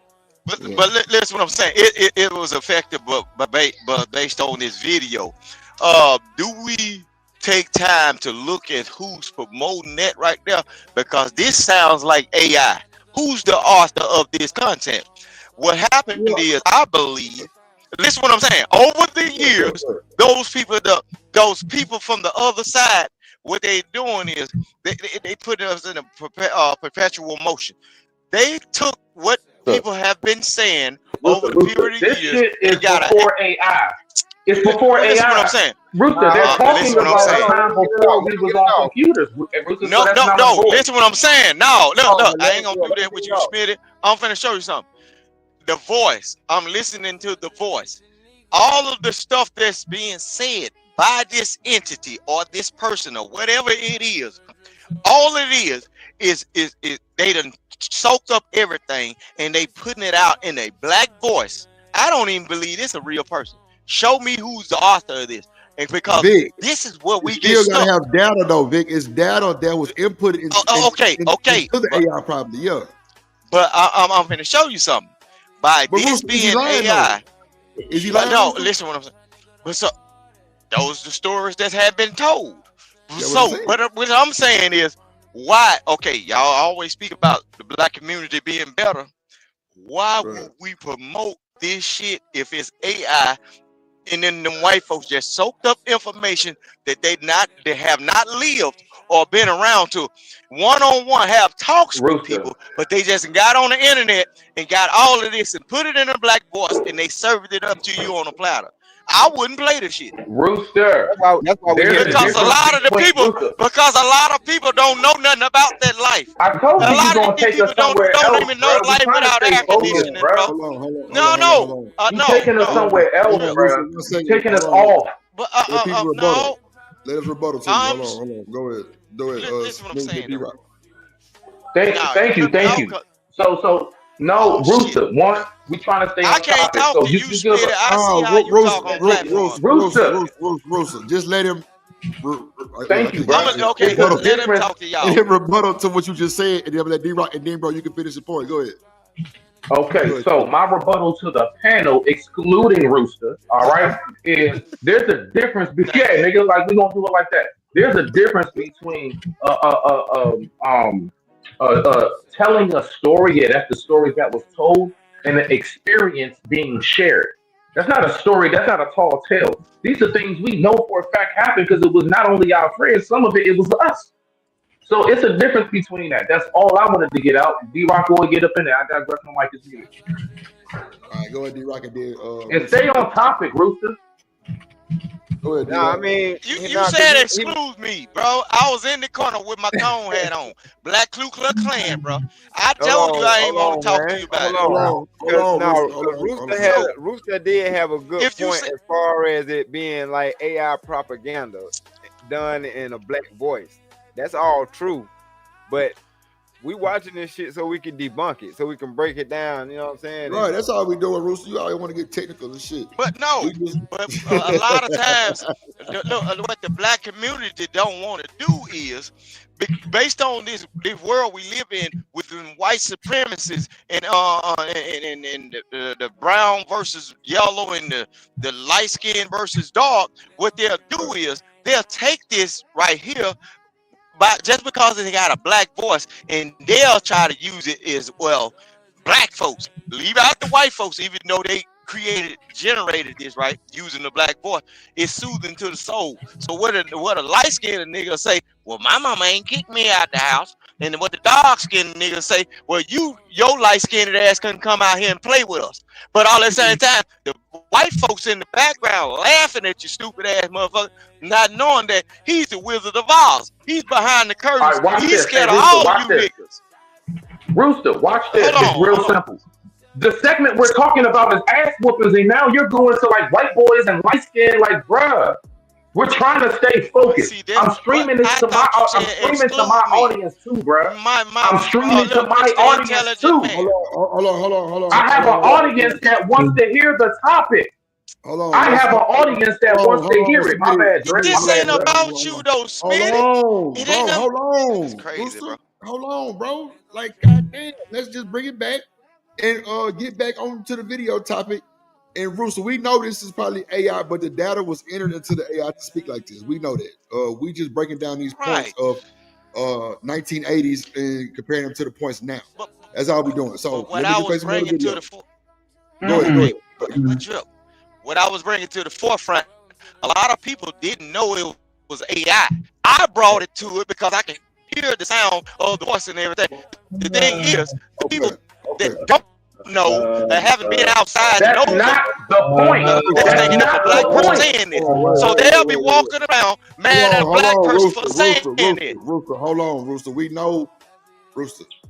Hey, Drip, how much to drop him? How much? Everybody How knows much? How much? How much to drop You him? ain't doing shit with spend your How money. much to Trick your drop money him? out, Big Daddy. Trick your money out, Cause Big this shit Daddy. ridiculous, You bro. stay in the Let's upstairs at least neighborhood, get a good 10 twisting minutes. on Let's your at least get a good 10, 15 minutes. trick your money. Hold on, Rooster. Hold on. Let's Now he want to interrupt the bread. Hold on. No, we don't do that. Hold on. Extended family members, especially grandmothers, also had permission to discipline children this way. For many black parents in the 1980s, corporal punishment was viewed as necessary training that taught respect and obedience. They believed it kept children from ending up in worse situations. The punishments happened at home, in church, and sometimes even in public. Mothers carried wooden spoons in their purses, and fathers kept belts ready. Today, these same discipline methods would be classified as physical abuse, resulting in arrests, loss of custody, and criminal charges for assault on a minor. Letting kids ride in the back of pickup truck beds on highways and city streets was a common practice that black families thought nothing of in the 1980s. Watch this. You see, Drip, let me point this out real quick. You notice how on the internet they say black fathers weren't around, but in this segment of the video, he said black fathers kept belts ready, also portraying the abuse. So basically, black parents are abusive. That's what they saying, bro. But every video y'all see or every live stream, they say fathers were in the house. The women kicked them out. So how a black father got a goddamn belt to beat any goddamn kids that they absent out of their kid's life? So that's what I'm saying. Perpetuating the bullshit that white folks create, that y'all can upload anything into an AI generated thing and blackwash it with a black voice, and now you got nigga in the street, you're gonna be mad at a black person that they didn't say the shit. They just heard stories and they just chopped it all up and put it in the AI. Right. You see what I'm saying? So that's what we're keeping the dark skinned against the light skinned, the young against the old, and all that. Go ahead. All right. I'm smarter than average. Yeah, Yogi. I got you. I got you. Shout out to okay, that's Andre. Okay, what Children would pile into truck beds for trips to the store, church, or family gatherings. They sat on wheel wells, stood holding the sides, or sprawled out on blankets. There were no seat belts or safety restraints, and nobody worried about accidents. For black families with large numbers of kids or limited vehicles, the truck bed was simply extra seating. Kids loved it because it felt like an adventure with wind rushing through their hair. Parents saw it as practical transportation that got everyone where they needed to be. Some families even let children ride in the back during long road trips. Nobody questioned the safety of this arrangement because it was so widespread. Today, This practice is illegal in most states, and parents would face charges of child endangerment, reckless driving, and violations of safety laws if caught transporting children this way. Leaving young children home alone for hours while parents worked was a necessity that black families managed without hesitation in the 1980s. Kids as Hey, young can I as say 7 something real or 8. quick? Yes, sir. Yo, my gosh, yes, bruh. That is so the story of my life. I was literally one of them. I had one babysitter. Her name was Erica. I'll never forget. She was abusive to me and my sister, just physically. I was never like touched on like that or nothing. Nah, just she used to like, smack me in the back of my head, pop my lip, lock me on the balcony when it's cold outside, not give me my jacket. She was real abusive. Long story short, after that, um, my parents ain't have no choice, bruh. So like now it's winter time, right? So we all know it get dark around 5. When you like 10 years old and right now it ain't late and you still waiting for your people to get home around 7:38, bruh, that felt like eternity. I used to be in that house with every single light and door open, every closet, every bathroom, everything was turned on, and I would always blast music. And I remember that. And my parents, they really didn't have a choice. The only other option was like how Shanika said, was like grandma and them, auntie and them, big sis or whoever. So I just wanted to throw that in. I definitely was one of those kids at like the age of, I mean, I'm talking about as early as like, man, 4th grade. I used to go home by myself, and my mom always would say, call me when you get home from school. That was, I don't know if anybody else had to do that. I had to call her at her job. To this very day, I still know her number, and she's been retired for over 10 years. I still know 202-879-3862. I dialed that all throughout my days and stuff. So I just wanted to throw that in there, bro. Go ahead, rock out. Anybody else? I don't know. Rock out. I digress. I was a latchkey kid too. Yeah, man. Yeah, I My was mom there used by to make me myself. she used to make me cook the rice and the vegetables, and then because she didn't trust me with frying the meat, so when she came home, she'll fry the chicken.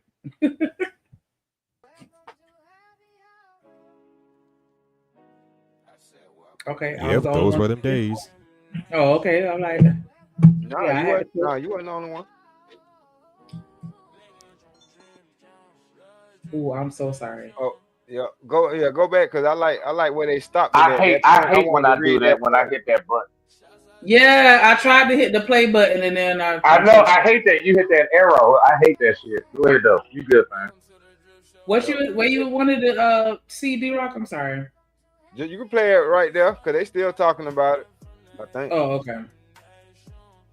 And potential child endangerment charges for driving with improperly restrained minors. Smoking cigarettes indoors around children was completely acceptable behavior that black parents engaged in throughout the 1980s without concern. Parents smoked at the kitchen table while kids ate breakfast, in the living room during television time, and in the car with windows rolled up. Cigarette smoke filled homes constantly, with ashtrays on every surface. Children were so accustomed to secondhand smoke, they barely noticed it anymore. Grandmothers smoked while holding babies, and parents lit up in restaurants and waiting rooms. For black families in the 1980s, smoking was a personal choice adults made without thinking about how it affected children. Kids grew up in houses where multiple adults smoked heavily, creating a constant haze. Nobody talked about secondhand smoke dangers or health risks.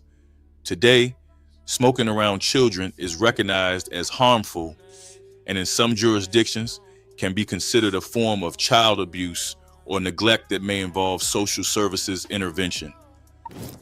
Letting kindergarten and first grade children walk to school alone or with slightly older siblings was standard practice for black families in the 1980s. That ain't nothing new. 5- and 6-year-old children would leave the house in the morning, Shit, that was walk for several all blocks. families. If y'all had lived in a certain part of the damn district, if you lived too close to the school for the bus to come and get your ass, you were walking. Hey, D-Rock, let's be Exactly. honest, I just want to see D-Rock. him break dance We one more had the time. community. All of us walked together. Yeah. Yeah, we don't have that as much unless you live in the suburbs or some shit. And by the way, as far as that secondhand smoke is concerned, I remember as a kid, there was a barbershop I used to go to. They used to smoke up and down that motherfucker. Had me coming outside smell like cigarette smoke. I'm like, oh, but they stopped that after a while. Just saying. This was the Go black ahead. community. Man, get out of here, man. Yeah, it wasn't just the black community. I mean, that's why I get what you were saying about this being propaganda, because everybody was doing that shit. The Marlboro Man, probably the oldest billboard in the damn country. Stop that shit.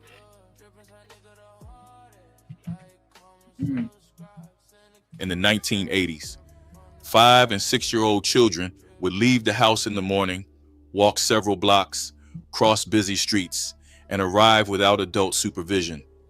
Parents trusted that their children knew the route and would make it on time. Older siblings who were only 7 or 8 were put in charge of walking younger kids. These children navigated neighborhoods and handled unexpected situations entirely on their own. For Black parents, managing work schedules and multiple children, walking to school taught independence. Kids learned to pay attention and look out for each other. Some walked over a mile each way regardless of weather. They knew which neighbors were safe to approach if needed. Today, children this young walking unsupervised would trigger concerned calls and potential investigations into whether parents provide adequate supervision.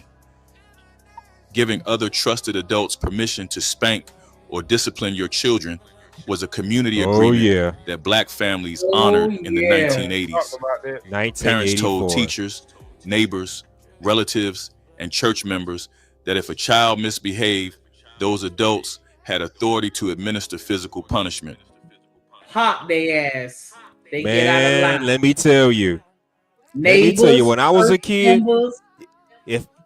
when I was a child, if I ever acted up in school, my mama going upside, left side, down my head, in every which direction. She didn't question teachers. She didn't question neighbors. She gave me the side out like, boy, why the fuck you do this shit? And yes, yes, they had the authority to punish my ass if I ever acted up. These days, man, you can't tell my child what to do. Get the fuck up out of here. Your child acting out of pocket, I'm gonna discipline him. Okay. And So keep in mind, I work for a school bus district, so I see this kind of shit happening, you know, where parents don't give a fuck what their kids do in school. We can't discipline them. So Hustler, let's unpack that briefly and then get back to the video. Hopefully, you know what I'm saying. All right. So look, right. So what do you think is the root cause of why that stopped? What do you think changed that dynamic? That's a The very good generation question. Unfortunately, I don't have an answer for you. I feel like it started with Gen X and millennials. We decided like we don't want to raise our children the way that our parents raised us, and it's a form of rebellion. Like, I'm not whooping my child because you whooped me and I ain't like it, so I'm gonna do the complete opposite to show you that it can still work without me having to whoop them, and it don't work.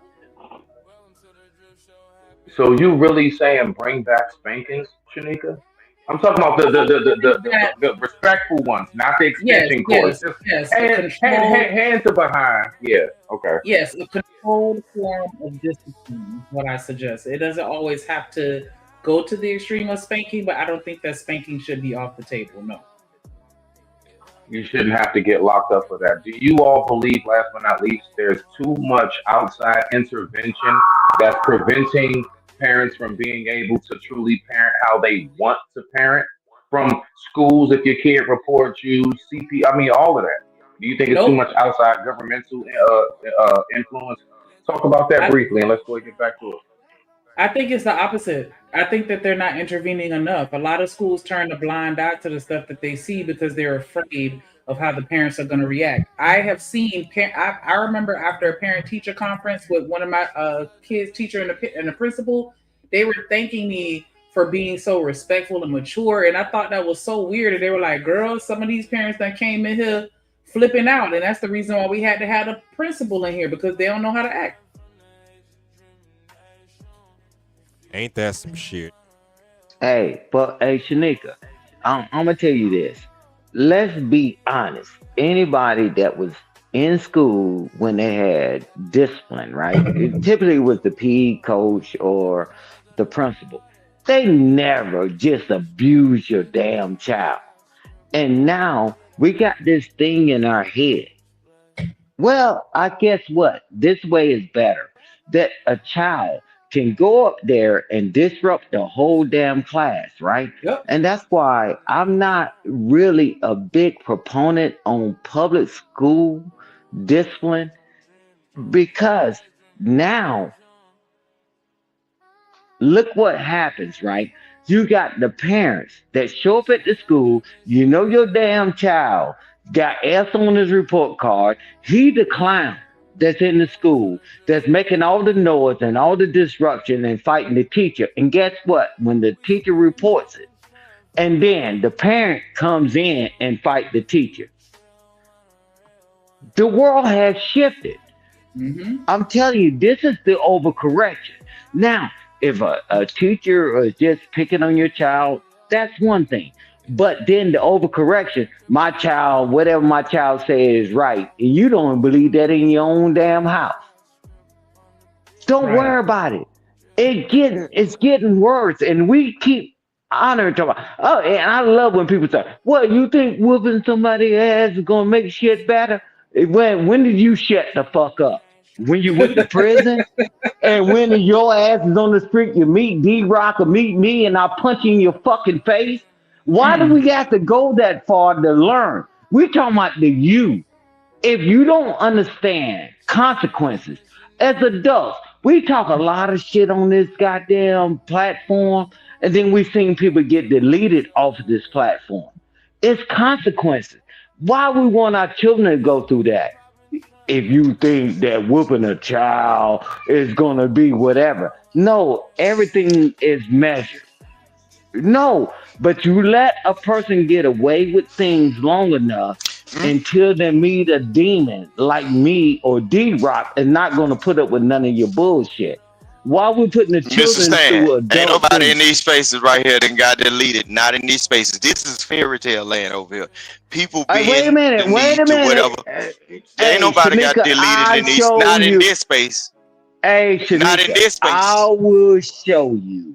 I'm talking about social Not media, man. in When I this say these space. space, I'm talking Okay, about yeah, social social media. media. Social That's why media. certain Man, people from see, these play areas don't watch go it. to the beef circuit Watch it. because they Watch actually it. got videos where they're straightening somebody. Not in Watch this it. space. In And this watch space, it. this space Watch is it. full of people who will conform to We just anything gonna pay that attention makes until them we Watch think that it. they graduate. can get God close to a damn. content creator, bro. Hey, Rooster. No, Rooster. no, All this not in this stuff space, man. bleeds out. This stuff all bleeds out. They started somewhere. I'm telling you.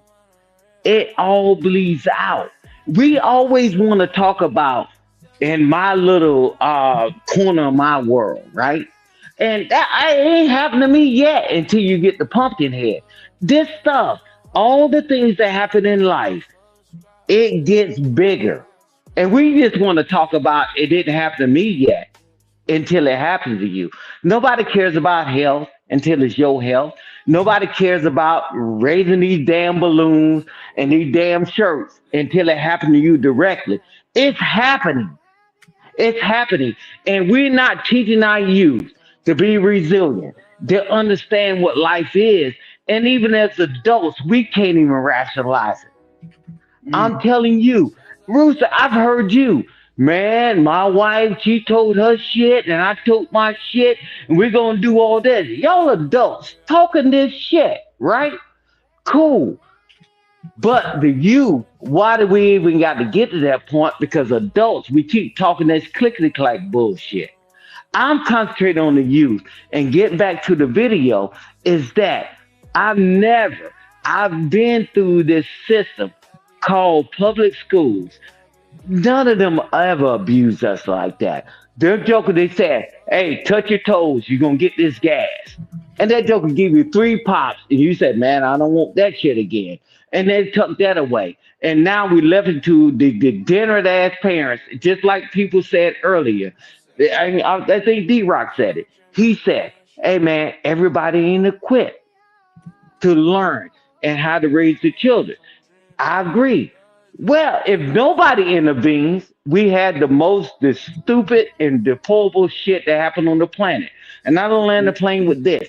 Thanksgiving weekend in California, These jokers shot up a kids' party because nobody gave discipline. You think for 1 second that you think that the world, and let's keep it to America, that we trust you, that you're going to do the right thing? Are you serious? That's why they got them stormtroopers on the damn ground. Because y'all think y'all got the answer and you just tell your children, hey, man, we're going to do this thing. Nah, the rest of the world is getting tired of this bullshit. Why should my children be offended because you decide to tell your children that it's okay to disrespect But anybody? Stan, real quick. All right. So You in a got nutshell, please. No. For you. In a go nutshell, ahead. so we stay fully focused. You know what I'm saying? I'm just driving the RV for a quick second so folks can chill. Stan. So what was the breaking point when, like, what you're talking about, this segment in particular that we're on, I don't know if this is what, 24, 25, 26. What exactly do you think was the disconnect? Like, how did we get to this point where it used to be parents respected parents, like, shit, your aunt can give you a spanking, so can grandma. Look, I remember the days of being in school. Yes, my teacher was allowed to pop my hand. I had to put my hand out. She'll pop my hand, and I go stand in the corner, bro.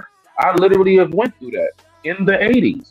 Okay, so what was the disconnect? Why are parents so disrespectful to other parents and other forms of authority now? because we Uh, felt like the old way didn't work, and that's why we're yeah, trying to change it drastically. But we've gone from one extreme to the other, and we that overcorrected. yeah, We, exactly. No, yeah, no, that ain't what happened either. Y'all don't understand. It's a thing it- called gentrification that happened, and no, it's let, also a thing. Hold on, bro. It's also a thing called the destruction of these neighborhoods. See, the reason why we had the communities that we had back then, because them folks didn't just know each other; they knew each other for a long time. hey, You D know what I'm Rock, saying? Like they knew each other for generations, and Yeah, D then but we Rock, came along. people won't D even let Rock, their own people touch their kids because you got people I that mean, that'll tell the D father of their Rock. children they can't beat them, the grandma can't beat them. They'll even look at family, not And even that was way before gentrification. That was way before that. I'm gonna tell you this. you know what I'm saying that It was it nails in the it coffin. was way before gentrification. I'm telling you this. When we switched over, that the community was supposed to govern the community, and it makes so bad. We can go even closer. That your own auntie or uncle could ever discipline your children. That was way before gentrification. And whatever you say, this is how it's going to be. I'm telling you, if we don't educate people that's not educated, and I'll land the plane with this one. How did the people that dropped out of high school and all these things and put our smart ass through college managed to leave things behind for us? And now we so smart, we done got shit. We don't have a family. We don't have communities. How did they do it? We thought we were bigger and better than them. We thought we were smarter than them. We yep. thought they would had it. We thought we thinking we got it right. How did they make all this shit? And now all you smart motherfuckers ain't got shit to leave. Y'all don't have You anything. know how they Rooster, did it? hold on 1 second. They, Go ahead, Rooster. Go. You got it. no, I'm saying you know how they did it because they had a fine-tuned sense of family, even though it wasn't blood relatives, friends was considered family. They had tribalism going on. A friend is my friend, and your cousins, like even like children that was born like with different parents, they called each other because everybody was like tight knit.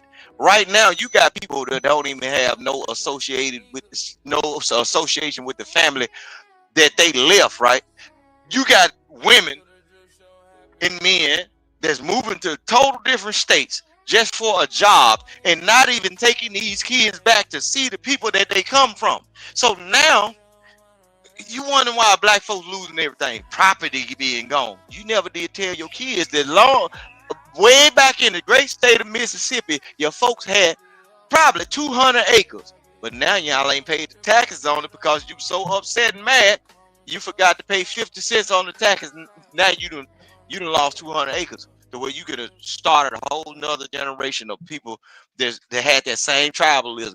Well, I don't want to stay in the big city. All y'all want to be country cousins, move out the city, move out here on this family compound, do this. Y'all got a lot of people that don't even know where they come from. They kids of the struggle of people running from the South, getting into these big cities, and they forming families with strangers. Bro, how they gonna tell you something? And how they gonna tell you something? How you gonna get a second generation of folks that come from a good nation of folks that didn't go back to see them folks, but they stand up there with some folks they don't know nothing about, but they form friends and family relationships with them strangers, but they on the internet telling y'all how to be a tribe or a group, how to get it together. Bro, y'all crazy as hell. Hey Rooster, let me tell you this. We grow, I guess what it was city, and guess what? Every summer we would go to the country. We worked in the fields. We went to the slaughterhouse, and we had to prime the pump. And Rooster, you know what that is? Prime the pump. That was my foundation Nick, you can because play the I video. always knew that no matter what happens, forget my money, forget the riches. I always had a home. Now nobody know where home is anymore. And that's what we screwing this shit up. And then guess Yeah, what? We they took don't them know where from they the roots at. country. We took the country. Man, the summer was long, right? So we brought them and we showed them the other side. So they learned how to be able to negotiate and do certain things. But we quit teaching each other. Man, well, I was chucking this shit. They say, whatever you pick, you got to do this and you can take this home with you. I'm telling you this, man. I used to go there every summer and they used to come to us every summer. I'm telling you, never forget where you came from because when all hell breaks loose, you self delete because you think that you don't have a family. And But now, Stan, where's the family? the thing is, a lot of times that's why I put it on the parents. A lot of times the parents know where they come from, but they want to be so uppity because they done found a new job in a new city, and guess what they'll do? They'll go gain all that information and knowledge and don't want to take none back. Oh, you ain't like them folk down there. Some of them wanted to stay. But guess what? The reason why we stayed is because we holding up the foundation. The only reason why you're up there or anywhere you're at, because we hold up the grounds that you able to walk on to get to where you're at. That's why we look at a lot of family members that ran off throughout the struggles and everything. They ran off and then they don't come back until they strung out on dope or whatever. Then that's when the table turned and we treat you Roscoe stupid Jenkins. ass. That's why we treat you stupid ass like we treat you. Cause you done went up there and thought you was bigger than the program. No, we the foundation, we the brick and mortar, we the concrete, we the shit that allowed you to lead. Hey, Rooster. Back to the video, y'all. We're going too far. Yeah, Let's no, we talk gotta about get the on the video. Discord and talk about some Let's black shit. You Yeah, know, but let's talk about the video. I ain't for TV. I ain't PG But the rated. This shit rated thing, R. but I the got thing they was talking about in the video that was so detrimental, and that's what produced the biggest people on the planet that got their own companies, and these jokers are CEOs and all this other stuff. Now, what are we producing now? Where did we miss it at? The people that came from the struggle, they the biggest people. And but we cloud them. We try to put a shade over their light. I'm telling you, man. And and hey, Ruth, we'll talk about it in Discord. But I'm telling you, it's like we lost the foundation. Now that how we was raised was bad. Look what you're seeing now, fentanyl and all these other things. I can't take anything, so I'm delete myself. We didn't have that growing up. I land the no, plane there. because a lot of the stuff. Look, Stan, a lot of the things that black people do, and I don't like using black Hey, because we got to get back to the video, y'all. We got to okay, get good, back. yeah. But yeah, go ahead. We had to do a Discord. Cause I ain't PG rated, bro. Come on, hold on. Come on, D-Rock, you press play. All right. Appreciate it. If a neighbor caught a kid doing something wrong, they could whip that child and then call the parents. Teachers use paddles in schools with parents' full support. Church mothers discipline children during services, and parents thank them afterward. For Black families, this collective discipline approach reinforced that children had to behave everywhere. Kids understood that any adult in their community could correct them physically if they stepped out of line. This created accountability where poor behavior had immediate consequences. Today, allowing others to physically discipline your child would result in assault charges against the adult and possible neglect charges against the parents. Making children answer the phone and take detailed messages for adults was a responsibility that Black kids handled regularly in the 1980s. When the phone rang, children as young as 5 or 6 were expected to answer politely, ask who was calling, and either take a message or find the adult.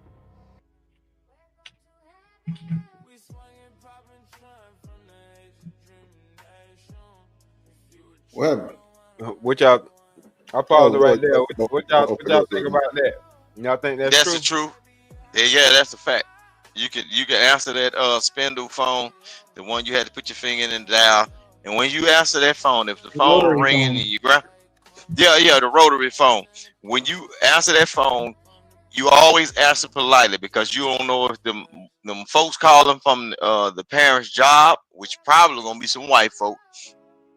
You answer and you know to relay the message good because you remember the telephone game, right? You got to relay that message because you don't want to go back to grandmama and some get misconstrued and you get your ass whooped because she done cuss somebody out and you ain't say what the message said. So that's what I'm saying. All that stuff, you know what I'm saying? They were just training children how to be precise. But right now, the children don't have to be precise. They can stay in the bed all day because we as people, we have been kind of trained that there's nobody's going to save you. So I'd rather do it on my own so I can do it right. I can't depend on the kids. I can't depend on my mate. Can't depend on nothing. We are being trained to not trust anybody to handle anything for us. And that's our detriment right there in the community. We can't depend on uncle or brother to do this. We can't give them $5 to go to the store. I don't think it's training though, Roos. I don't know about the training, bro. Because some people It's a just stuck up training. No, it's social training, bro.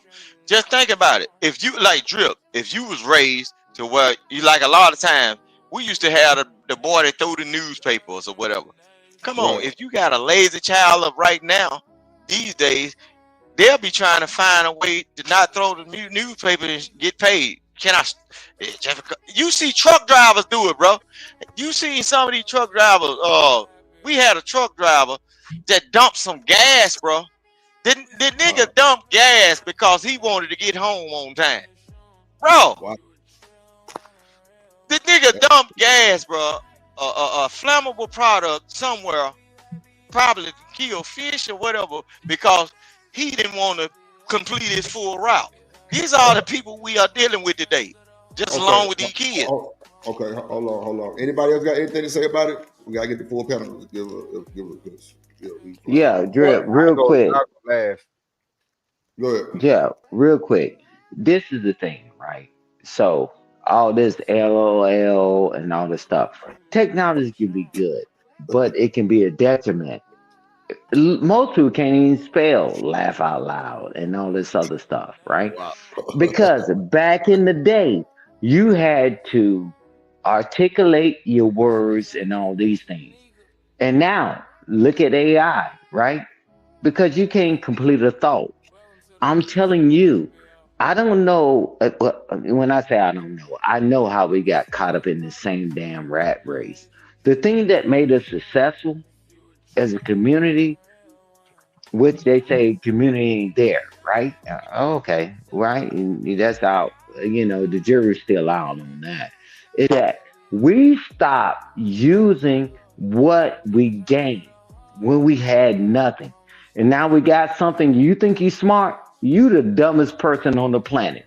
because they'll punch you in the fucking face because now you're alone.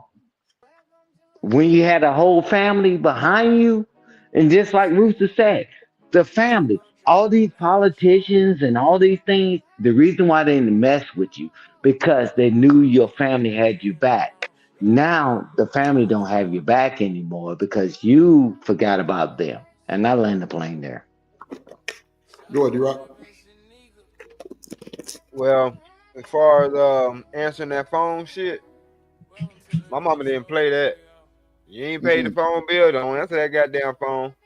The only time I could answer the phone was if she was home and she told me to answer the phone. But other than that, nah, we didn't play with the phones until we got to a certain age. It wasn't no just willy-nilly. Yeah, you know what I'm saying? I feel you. Go ahead, Shanika. I actually concur with D-Rock. I was never, now that I think about it, hindsight being 2020, I was never given no instructions to answer the phone. But actually, I didn't get to a certain age and they told me to. I just got to a certain age and they didn't say anything to me anymore. Like around 10. I say around 8, 9, 10, around that time. But anything before that, no. And to talk on the topic specifically briefly, everything we're seeing right now is about the lack of like chivalry, right? So when we say chivalry is dead, I don't know why we just try to attribute that only as men to women. No, chivalry goes for like the youth to the elders. It goes from the healthy to the weak, right? Chivalry is basically hospitality. That's all. Like in a nutshell, it's to be hospitable, as in what a hospital is supposed to be. That's the derivative of the word hospital, hospitality. Staying on topic, we have lost that. Like, yeah, talking about answering the phone. How we answered the phone was how we were supposed to conduct ourselves when we stepped outside the house. I'm supposed to answer the same way. Yes, ma'am. Yes, sir. How are you? 1 second, please. Please and thank you. Have a great day. Good morning. Good afternoon. Good evening. All of these things are lost. No, I'm not going to say it's lost because there's still some awesome parents out here, and I don't want to ever sound like one of the people that do that. But let's just say it's nowhere near as strong on the forefront as it used to be. And with that being said, I digress. My mic is muted. Go ahead, Drip. Rock out. You got it. Let me get you to the drip. I was always in my grandmama house and all the houses I was ever raised in. I was always allowed to answer the phone. They would probably be in the back, in the bed, or outside, or doing whatever they're doing. Run in the house and answer their phone. I would always answer the phone. I was able to do that. You know what I'm saying? And they'll say, and then even white people back in the days, I was born in 1985, right? Even when I was like able to talk, I could answer the phone. It was white people saying, "How you doing, little such and such, or whatever." Got respect from them. I answer the phone, and they say, "Couldn't you go get your grandmama, or could you go get such and such?" And I do that. And hey, here's the phone. Bam, job done. It wasn't damn time that I couldn't answer the phone. If they was outside in the garden Hey, doing Rooster, whatever. Rooster. Real quick, Rooster. I No, didn't and get this that. is respectfully. Now I don't know about Stan. The main reason why my parents, and I remember my mother telling me this when I was very young, one time, she used to talk a lot about basically what we call stranger danger. You don't never know who calling. You see what I'm saying? And them hearing you, are you at home alone? Oh no, my mom's not here. Oh really? That type of mode. This is back in the day when like all the shows would end off with some kind of safety tip. Remember, kids, don't do da da da. This is when we used to have that. You see what I'm saying? So Hold my on, mom Smith. was big on no, rock out, Stan. Go ahead. You know No, where I'm going, bro. You know where I'm going. I just want to add this on there. Back then, they had your damn number and your address in the phone book. Facts. You So see what I'm saying? So anybody could just call Yeah, the the real house. yellow pages. The real yellow pages. Yeah, man. Damn So right. that's the main reason why my people's particularly real quick, and I'll never forget it. Like, yeah, don't answer the phone. We'll deal with that. We not home because I always knew like I could call my mom at work, and my dad literally worked right across the street. I could literally leave the apartment anytime. I lived in Delphi. He was right across the street, and so that was a good convenience. Dad was close, but no, I just wanted to throw that in, Rooster, real quick. It was about stranger danger, not you Yeah, too but young to see, answer the phone. That's all. Right. Because my no, mama you was know how I'm too my young, man. mom. I'm 40 years old, man. I'm Yeah, what I'm 40 saying, years old, bro. but how my household was set up, being that my mom was a single mom, if she was at work and she called home, she'll leave it on the answer machine that, hey, this is me calling. Other than that, you don't answer that damn phone to let people know that you home by yourself. Hey, can we See, y'all understand that? speaking. Hold on, y'all Yes, speaking Stan. from privilege Exactly, too. Stan. Y'all Exactly. speaking. Y'all also speaking from privilege because a lot of houses did not have recordings, answer machines. The one you put the little tape in it and you can rewind Yeah, it back. that little piece of shit tape. Yeah. Bro, listen to what I'm saying. What up, Chocolate? The Hit the whole link. thing was in our life, in certain people's life. I'm saying in certain people's life, there was always at least one grown person because we had real elder people. There was always a room in the back where uncle was or auntie that came from somewhere. They chill and they be around the house. There was never, in my life, there was never a vacant house. No, people go out and do whatever they do. They chop Yeah, in well, cotton in the fields or whatever. salute to that. It was Salute to somebody that. around. Yeah, So salute I to had a that. real I'm just tight knit. saying. I Yeah, had a real, so that's why I say you can't lump me in the barrel. There was always hey, an older cousin, an I ain't older trying sibling, to. All I'm saying is my All right. upbringing wasn't quite like that. so that's what I'm saying. That's the runaway part of it. That's what I was talking about. People Yeah. put y'all in situations where y'all didn't have the major group economics of the family able to come over and stop by, check in, and say, hey, who asked, who called, or pick up the mail, take it in the house, or whatever. Every single day of my life, there was somebody over the age of 35 around me. That's the difference between me and y'all. And then when I was a little kid, my people that was called elders, some of them folks were 80 years old back then. That's the difference. Some of them folks were 70, 60, 50 years old right then. See, y'all talking about folks that's in their 40s. Hold on, Rooster. We That out y'all topic call again. granddad and shit. Hold Oh on, man, Rooster. hell We no. out topic again. We got to get back to the video. We got to finish the video. We got to finish the video because people betting on us that we ain't gonna finish the video. We got to finish it. So Kids answered calls from bill collectors, employers, family members, and strangers, providing information about whether parents were home. They wrote down phone numbers and names and were expected to relay information accurately. For Black parents, this taught telephone etiquette, responsibility, and communication skills. Kids learned to speak clearly and ask appropriate questions. They screened calls for parents who did not want to talk to certain people. Children also answered the door for visitors.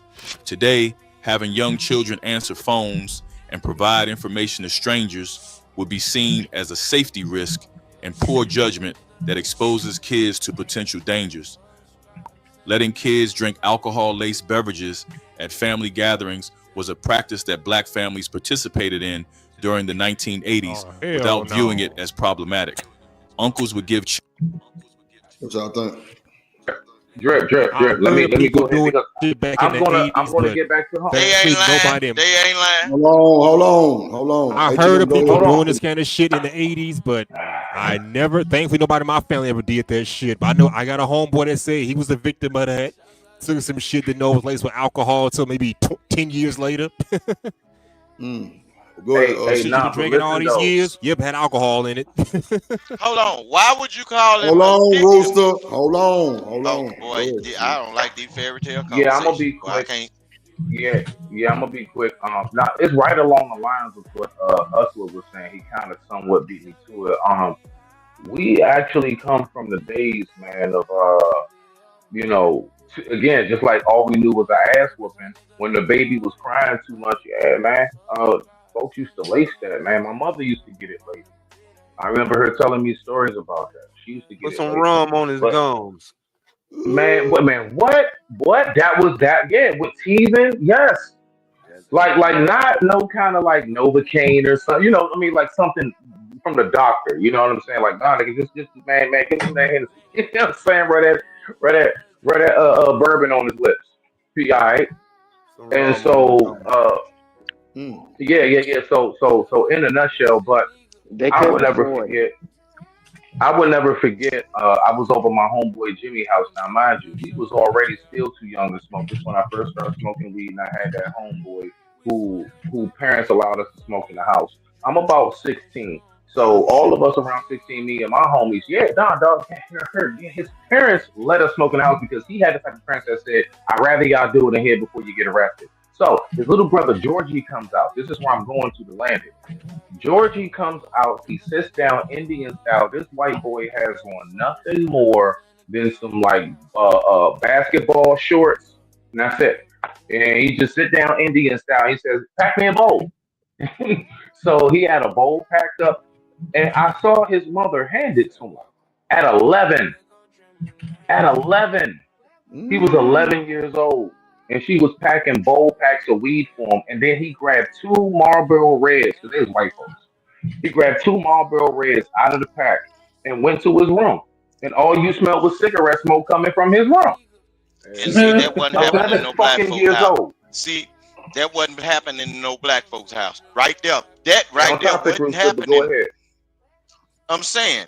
But But Rooster, that that's not wasn't true either, happening though. in no That's black not true. That's Y'all not were true, hanging out Rooster. the window with a new pope. That's not true, Rooster. I know a nigga that's blacker than black, nigga. Mom and daddy, bro. Daddy was a dope dealer back in the day. Mama was a entertainer allegedly. You know what I'm saying? And bro, yes, bro was Y'all real ain't good. talking about sane-minded people, bro.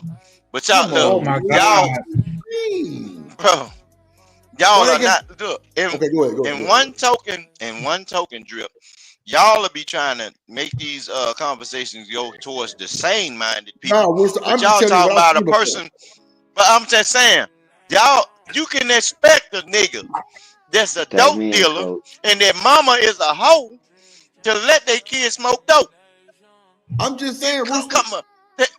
How you gonna say something about your kids smoking dope when your daddy sell all the shit and your mama sell pussy? You can't say nothing about that child smoking. Both of y'all hell, the pot can't call the kettle black. But I'm Look, talking about nigga. sane-minded I'm people talking with about. no. Hold on, Rooster. Hold on. I'm talking. Look, that's why I said allegedly entertainer. We used to just see her come home late. When my mama would see her come home late, so she'd tell my daddy, and I hear him talking. But nah, bro, his daddy was an ex-drug dealer. Bro was working at a plant, but clearly he got all the ways, everything. Because bro, I'm telling you, they was the ones that was like, I'd rather you do it here than bro. He was the nigga that we would try to go spend the night over his house because his parents let girls stay over there. Tap They me wouldn't in, mind. coach. They wouldn't mind. Go ahead, Sam. Hey, Drip, this is, and I'm gonna land the plane here, man, and everybody have a good evening. It's just like, we knowing all this shit. Why do we keep repeating the bad shit? Y'all just sit up here and articulating this happened and that happened. What's our excuse? Stan, we commenting on content. We reacting No, to no, no, no, no. Drip, these I'm not points. talking about the content. I'm telling you, the same people that's been on panel after panel, that's still talking all this clickety clack bullshit. Why are you putting your children through the same shit that you've seen? But who said that we When you gonna are? step up? Who you talking about? Right. Who you Wait a talking minute. about? Wait a It minute. ain't no- No, it's not who am I How we talking got about. there? You talking about we reacting to content. Cool. No problem. Now, why your child sitting there smoking dope and the joker still not going to school, stepfathers and all that bullshit? Hey, Drip, you'll understand it better when you have your children. That's for See, sure. because at the end of the day, what happens? All these jokers talking this clickety clack bullshit, they said that I went through all this shit. And then they have children, and their children go through worse. It is no excuse for that bullshit. All you smart people on the planet. And guess what their excuse is? Well, people gotta go through life. Well, that's what they said about you. But Stan, they do got to go through life because what you deployed for 17 times. So Wait a minute. No, Drip, listen what I'm saying. It's That not was about a voluntarily. solution. I'm telling you this. No, saying you being gone from your kids' life. Drip. I mean, you know what I'm saying? How Hey, you think Drip, the difference is, I didn't go smoke no drugs, and I didn't go out here and mistreat my wife and have a bunch of babies all over the goddamn place. Nobody is astonished from all this bullshit. Now y'all set on y'all fat ass, because I see y'all getting bigger and bigger, and y'all doing all the wrong shit on the goddamn planet. What's your fucking excuse? Why you don't have a family? And why don't you do right by your goddamn family? I'm telling you, fuck the bullshit. I'm tired of all these grown ass motherfuckers, and I'm leaving the women out of it. Why these grown ass men keep repeating the shit that they complain about every fucking day? Are y'all serious? Now you got a child, a newborn baby. I went through all this, and I don't want them to go through that. Do they say that? Figure it out your own way. Y'all need to fucking stop all this crying ass shit. If you say figure it out our own way, Stan, then you doing the same bullshit too. No, I'm saying telling the children to figure out their own goddamn way. Bruh, before I joined this shit, my children went through private school. And thank God for my late father, my hero, my late mother, the matriarch of the family. I said, if I make this choice, I got to make provision. I don't come up here crying about my goddamn children and what I fucking done. I don't give a fuck. I just like Rooster said very early on, and when they were playing the video, it was 7 years and all that. Man, I was in my children's life, and they would cut all y'all goddamn heads off y'all goddamn shoulder. I'm telling you, I don't give a shit about that. What is y'all excuse? Y'all keep complaining about shit, and then y'all repeat the same ass bullshit, bro. That's what I'm saying. We keep making all these goddamn excuses for adults, and then we create children, and then we wonder why our children turn out just as deplorable as we have been. Now, Stan, now you know what they're gonna tell me. With Drip, you different. Well, Stan, you different. You was able to maintain that bond. You was able to get great Hey, kids. Drip, we got to give the message out, Drip. We got to give the message out. Yeah, but Stan, I feel you. But my thing is this though, like just like how y'all be telling me, Drip, you goddamn, you different, you 101. That's all that old bullshit. Stan, you did an excellent job. You're a great parent. You and your wife did an excellent job. Drip, it's not just me, Drip. I gave it to other people. Stan, but I don't give a damn about this clickety ass bullshit. These guys that be on these panels, they don't give a shit about their goddamn children if they be honest. Oh, well, she didn't listen what I said. You take your little $150 that you give it to child support and complain about it, Drip. Like that's what it takes to raise a goddamn child.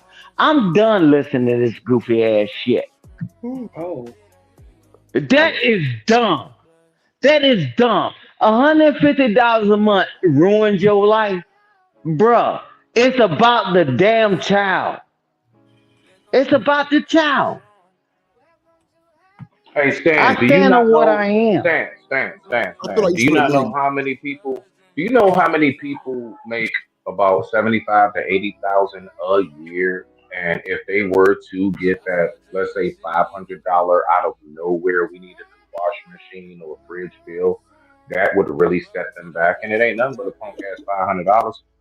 You know what I'm saying? So like I need you to really think about like it's not Don't have children. It's not about that. Listen, you don't have to have children to have something called debt. You know, like student loans and stuff. I know people with no kids and they can't spend a damn. Let's keep it on the children. Let's keep it on the I have children. a kid and I got way more money to spend than them because every time they get their income tax, that shit is all the way gone.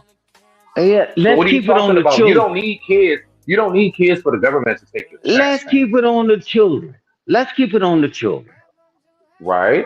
So I'm what are you listening to talking people about with the children crying that's so about child stupid? support, and they pay 150 or $500. You are. Right? Are we really having a real conversation? You know how much it costs Stan, do for you not know how daycare? many How we okay, went so from Stan. watching the video But to those are but hold on. Real quick, Rocky, and I'm gonna give it to you, Rocky, real quick. Stan, why do you think so many people? Why do you think it was a nationwide uproar about one damn month of food stamps not hitting? You think niggas really got it like that out here, bro? But I Nah, digress. I because might just you mute it. ain't Go ahead, got it. Rocky. But you Oh no, you oh don't no, oh have no, it oh no. because Smitty's you fine. didn't do the right things before you Smitty is had a set for life. child. AD No, Rock, you Smitty's got set it. for life. Because before you I'm not have a there. child, will you be prepared financially? At the least, I've been I forget was I was intelligence. I was I was prepared before she entered the world. She came home to her mother and father in our own apartment. She came home to her own Wait a crib, minute. which her father slept in. Right? Me and my daughter had the same crib. I passed it to her. Right? So my point is that yes, everything was set up. You know what else Stop was putting set it up? on Hold you. on, hold on, You hold went on, from hold on. general to you. I'm telling No, you you. asked me a question. You asked No, me a question. no, you You keep asked going me a from question. general to whatever. I'm telling you, the majority of these I'm guys is gonna paying do that if $50 you a shift damn it to month me. crying on this goddamn internet. Hey If man, you shift drop it your to nuts me, that's and what be I'm a gonna do. fucking man. You have a damn child, you see your children and see them better than you. Okay, Stop all right. So competing is with your that general, goddamn Stan? children. Stan, is that general? Just so I can. I mean, if it's general, then I ain't got shit to say. That's general, right? You Drip. said it was Yeah, just you general. damn right you ain't I got bet, shit to bet, bet, say. bet. Man, I come digress. on, My man. mic is muted. Give your You got children it. a You got it, better OG. opportunity than us. That's what I'm Slick, saying. what? I'm tired of every generation starting from zero. I Hold don't on, know Slick. how would I Hold say on, keep hold being missed all the on, way. Go ahead, Drip. Please, hold on, Children, Drip, wait, help sips wait, of out, bro. beer. Cause you wait, ain't work with pimples on a dog's ass. wait. What, Slick, what you said? No, I was just saying, can you pass me your blunt, please? Because I need to hit it. Yeah, you need to hit it. Because I'm tired of all this crying ass shit. Do all this Nobody before you crying, have man. We just children. having a conversation. I don't remember nobody Can you crying. just have We D just Rock? trying to have a Your ass been conversation, missing in bro. action, hiding in the chat. But now, Oh, now you here because Hell I no, needed we you didn't miss last that. night. But D Rock, listen to this. Can you agree to this? Can you agree to this? Before you do That all shit you these hold on things, now. Fuck all that. I felt offended by that. What you call missing in action, nigga, was me spending time with my goddamn family. I said, no, Yeah. bro, man, you know that crazy. was a joke, I'm bro, in the because you chat. was in the I chat. know. When you Yeah. can't be on the panel, you in the chat. Yeah, I'm in the But chat. I'm bro, showing love to the, you know what I'm saying? He was at work. but What you at listen what work? I'm saying. Yeah. Before you have children, why would you make your child suffer more than you have? That's my point. No, we get that. We get all that.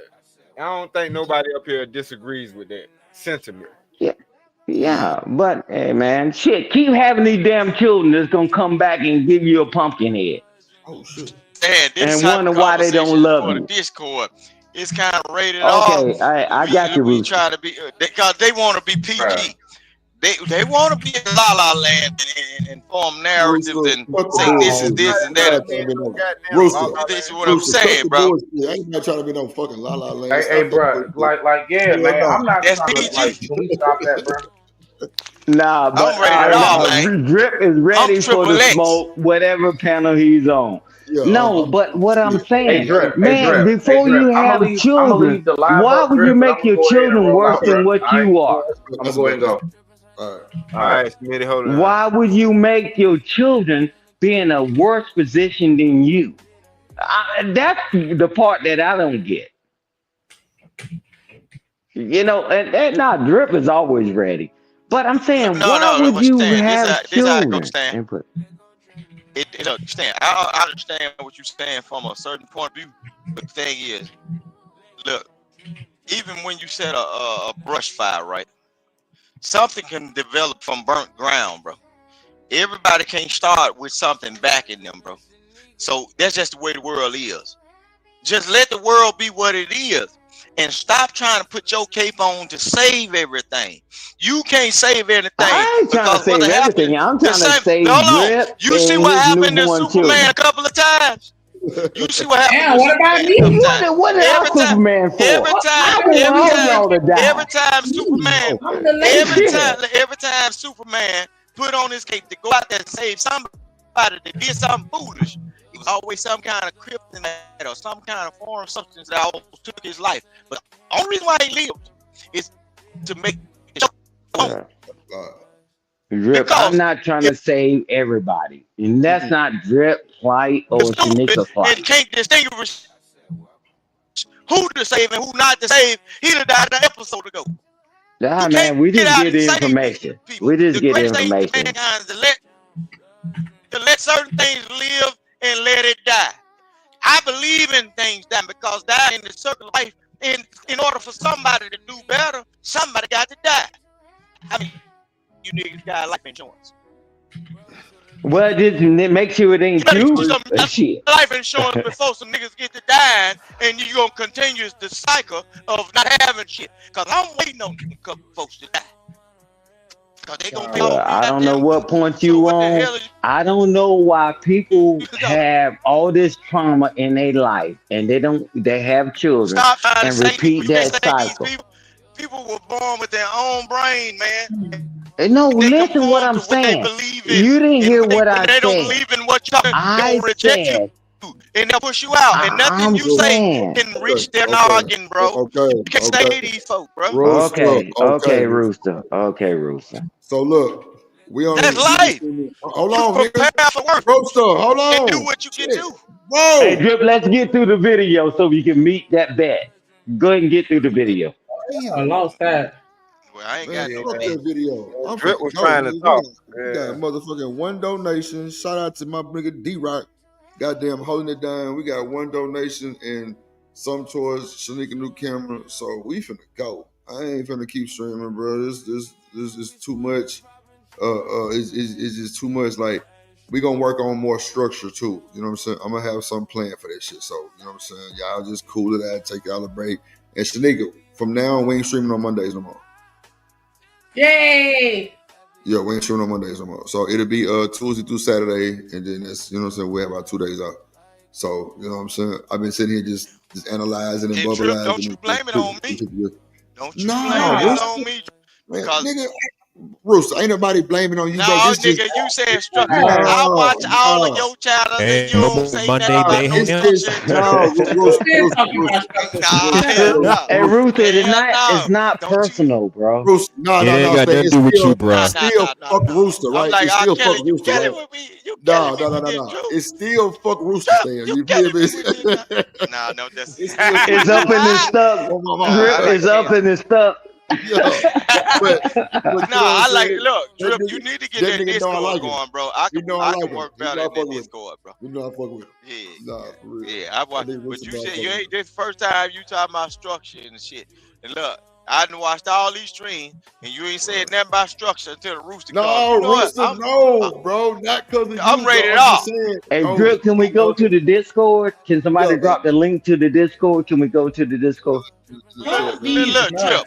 See, I ain't no regular VHS. I'm that one when you walked into the video store, you had to go to the back room. I'm back there. See, I'm on that type of shelf. You're the rated R. I'm rated R. I can't do PG because PG is la la land, and I ain't never lived like that. I lived in reality and truth.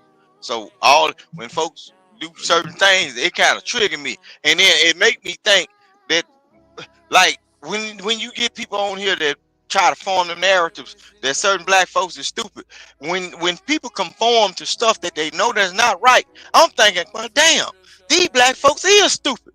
These folks ain't doing nothing but doing a social study to see what people will be into in a hard situation, like a conversation or a question. Rooster, stay away from John Galt channel. Hold on. Shout out to my nigga JD.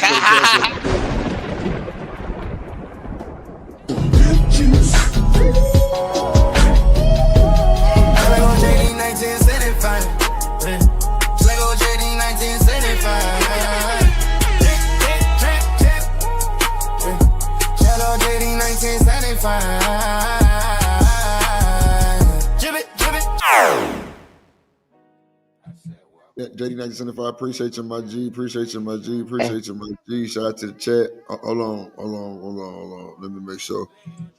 Shout out to everybody. Shout out to Smitty for the simulcast.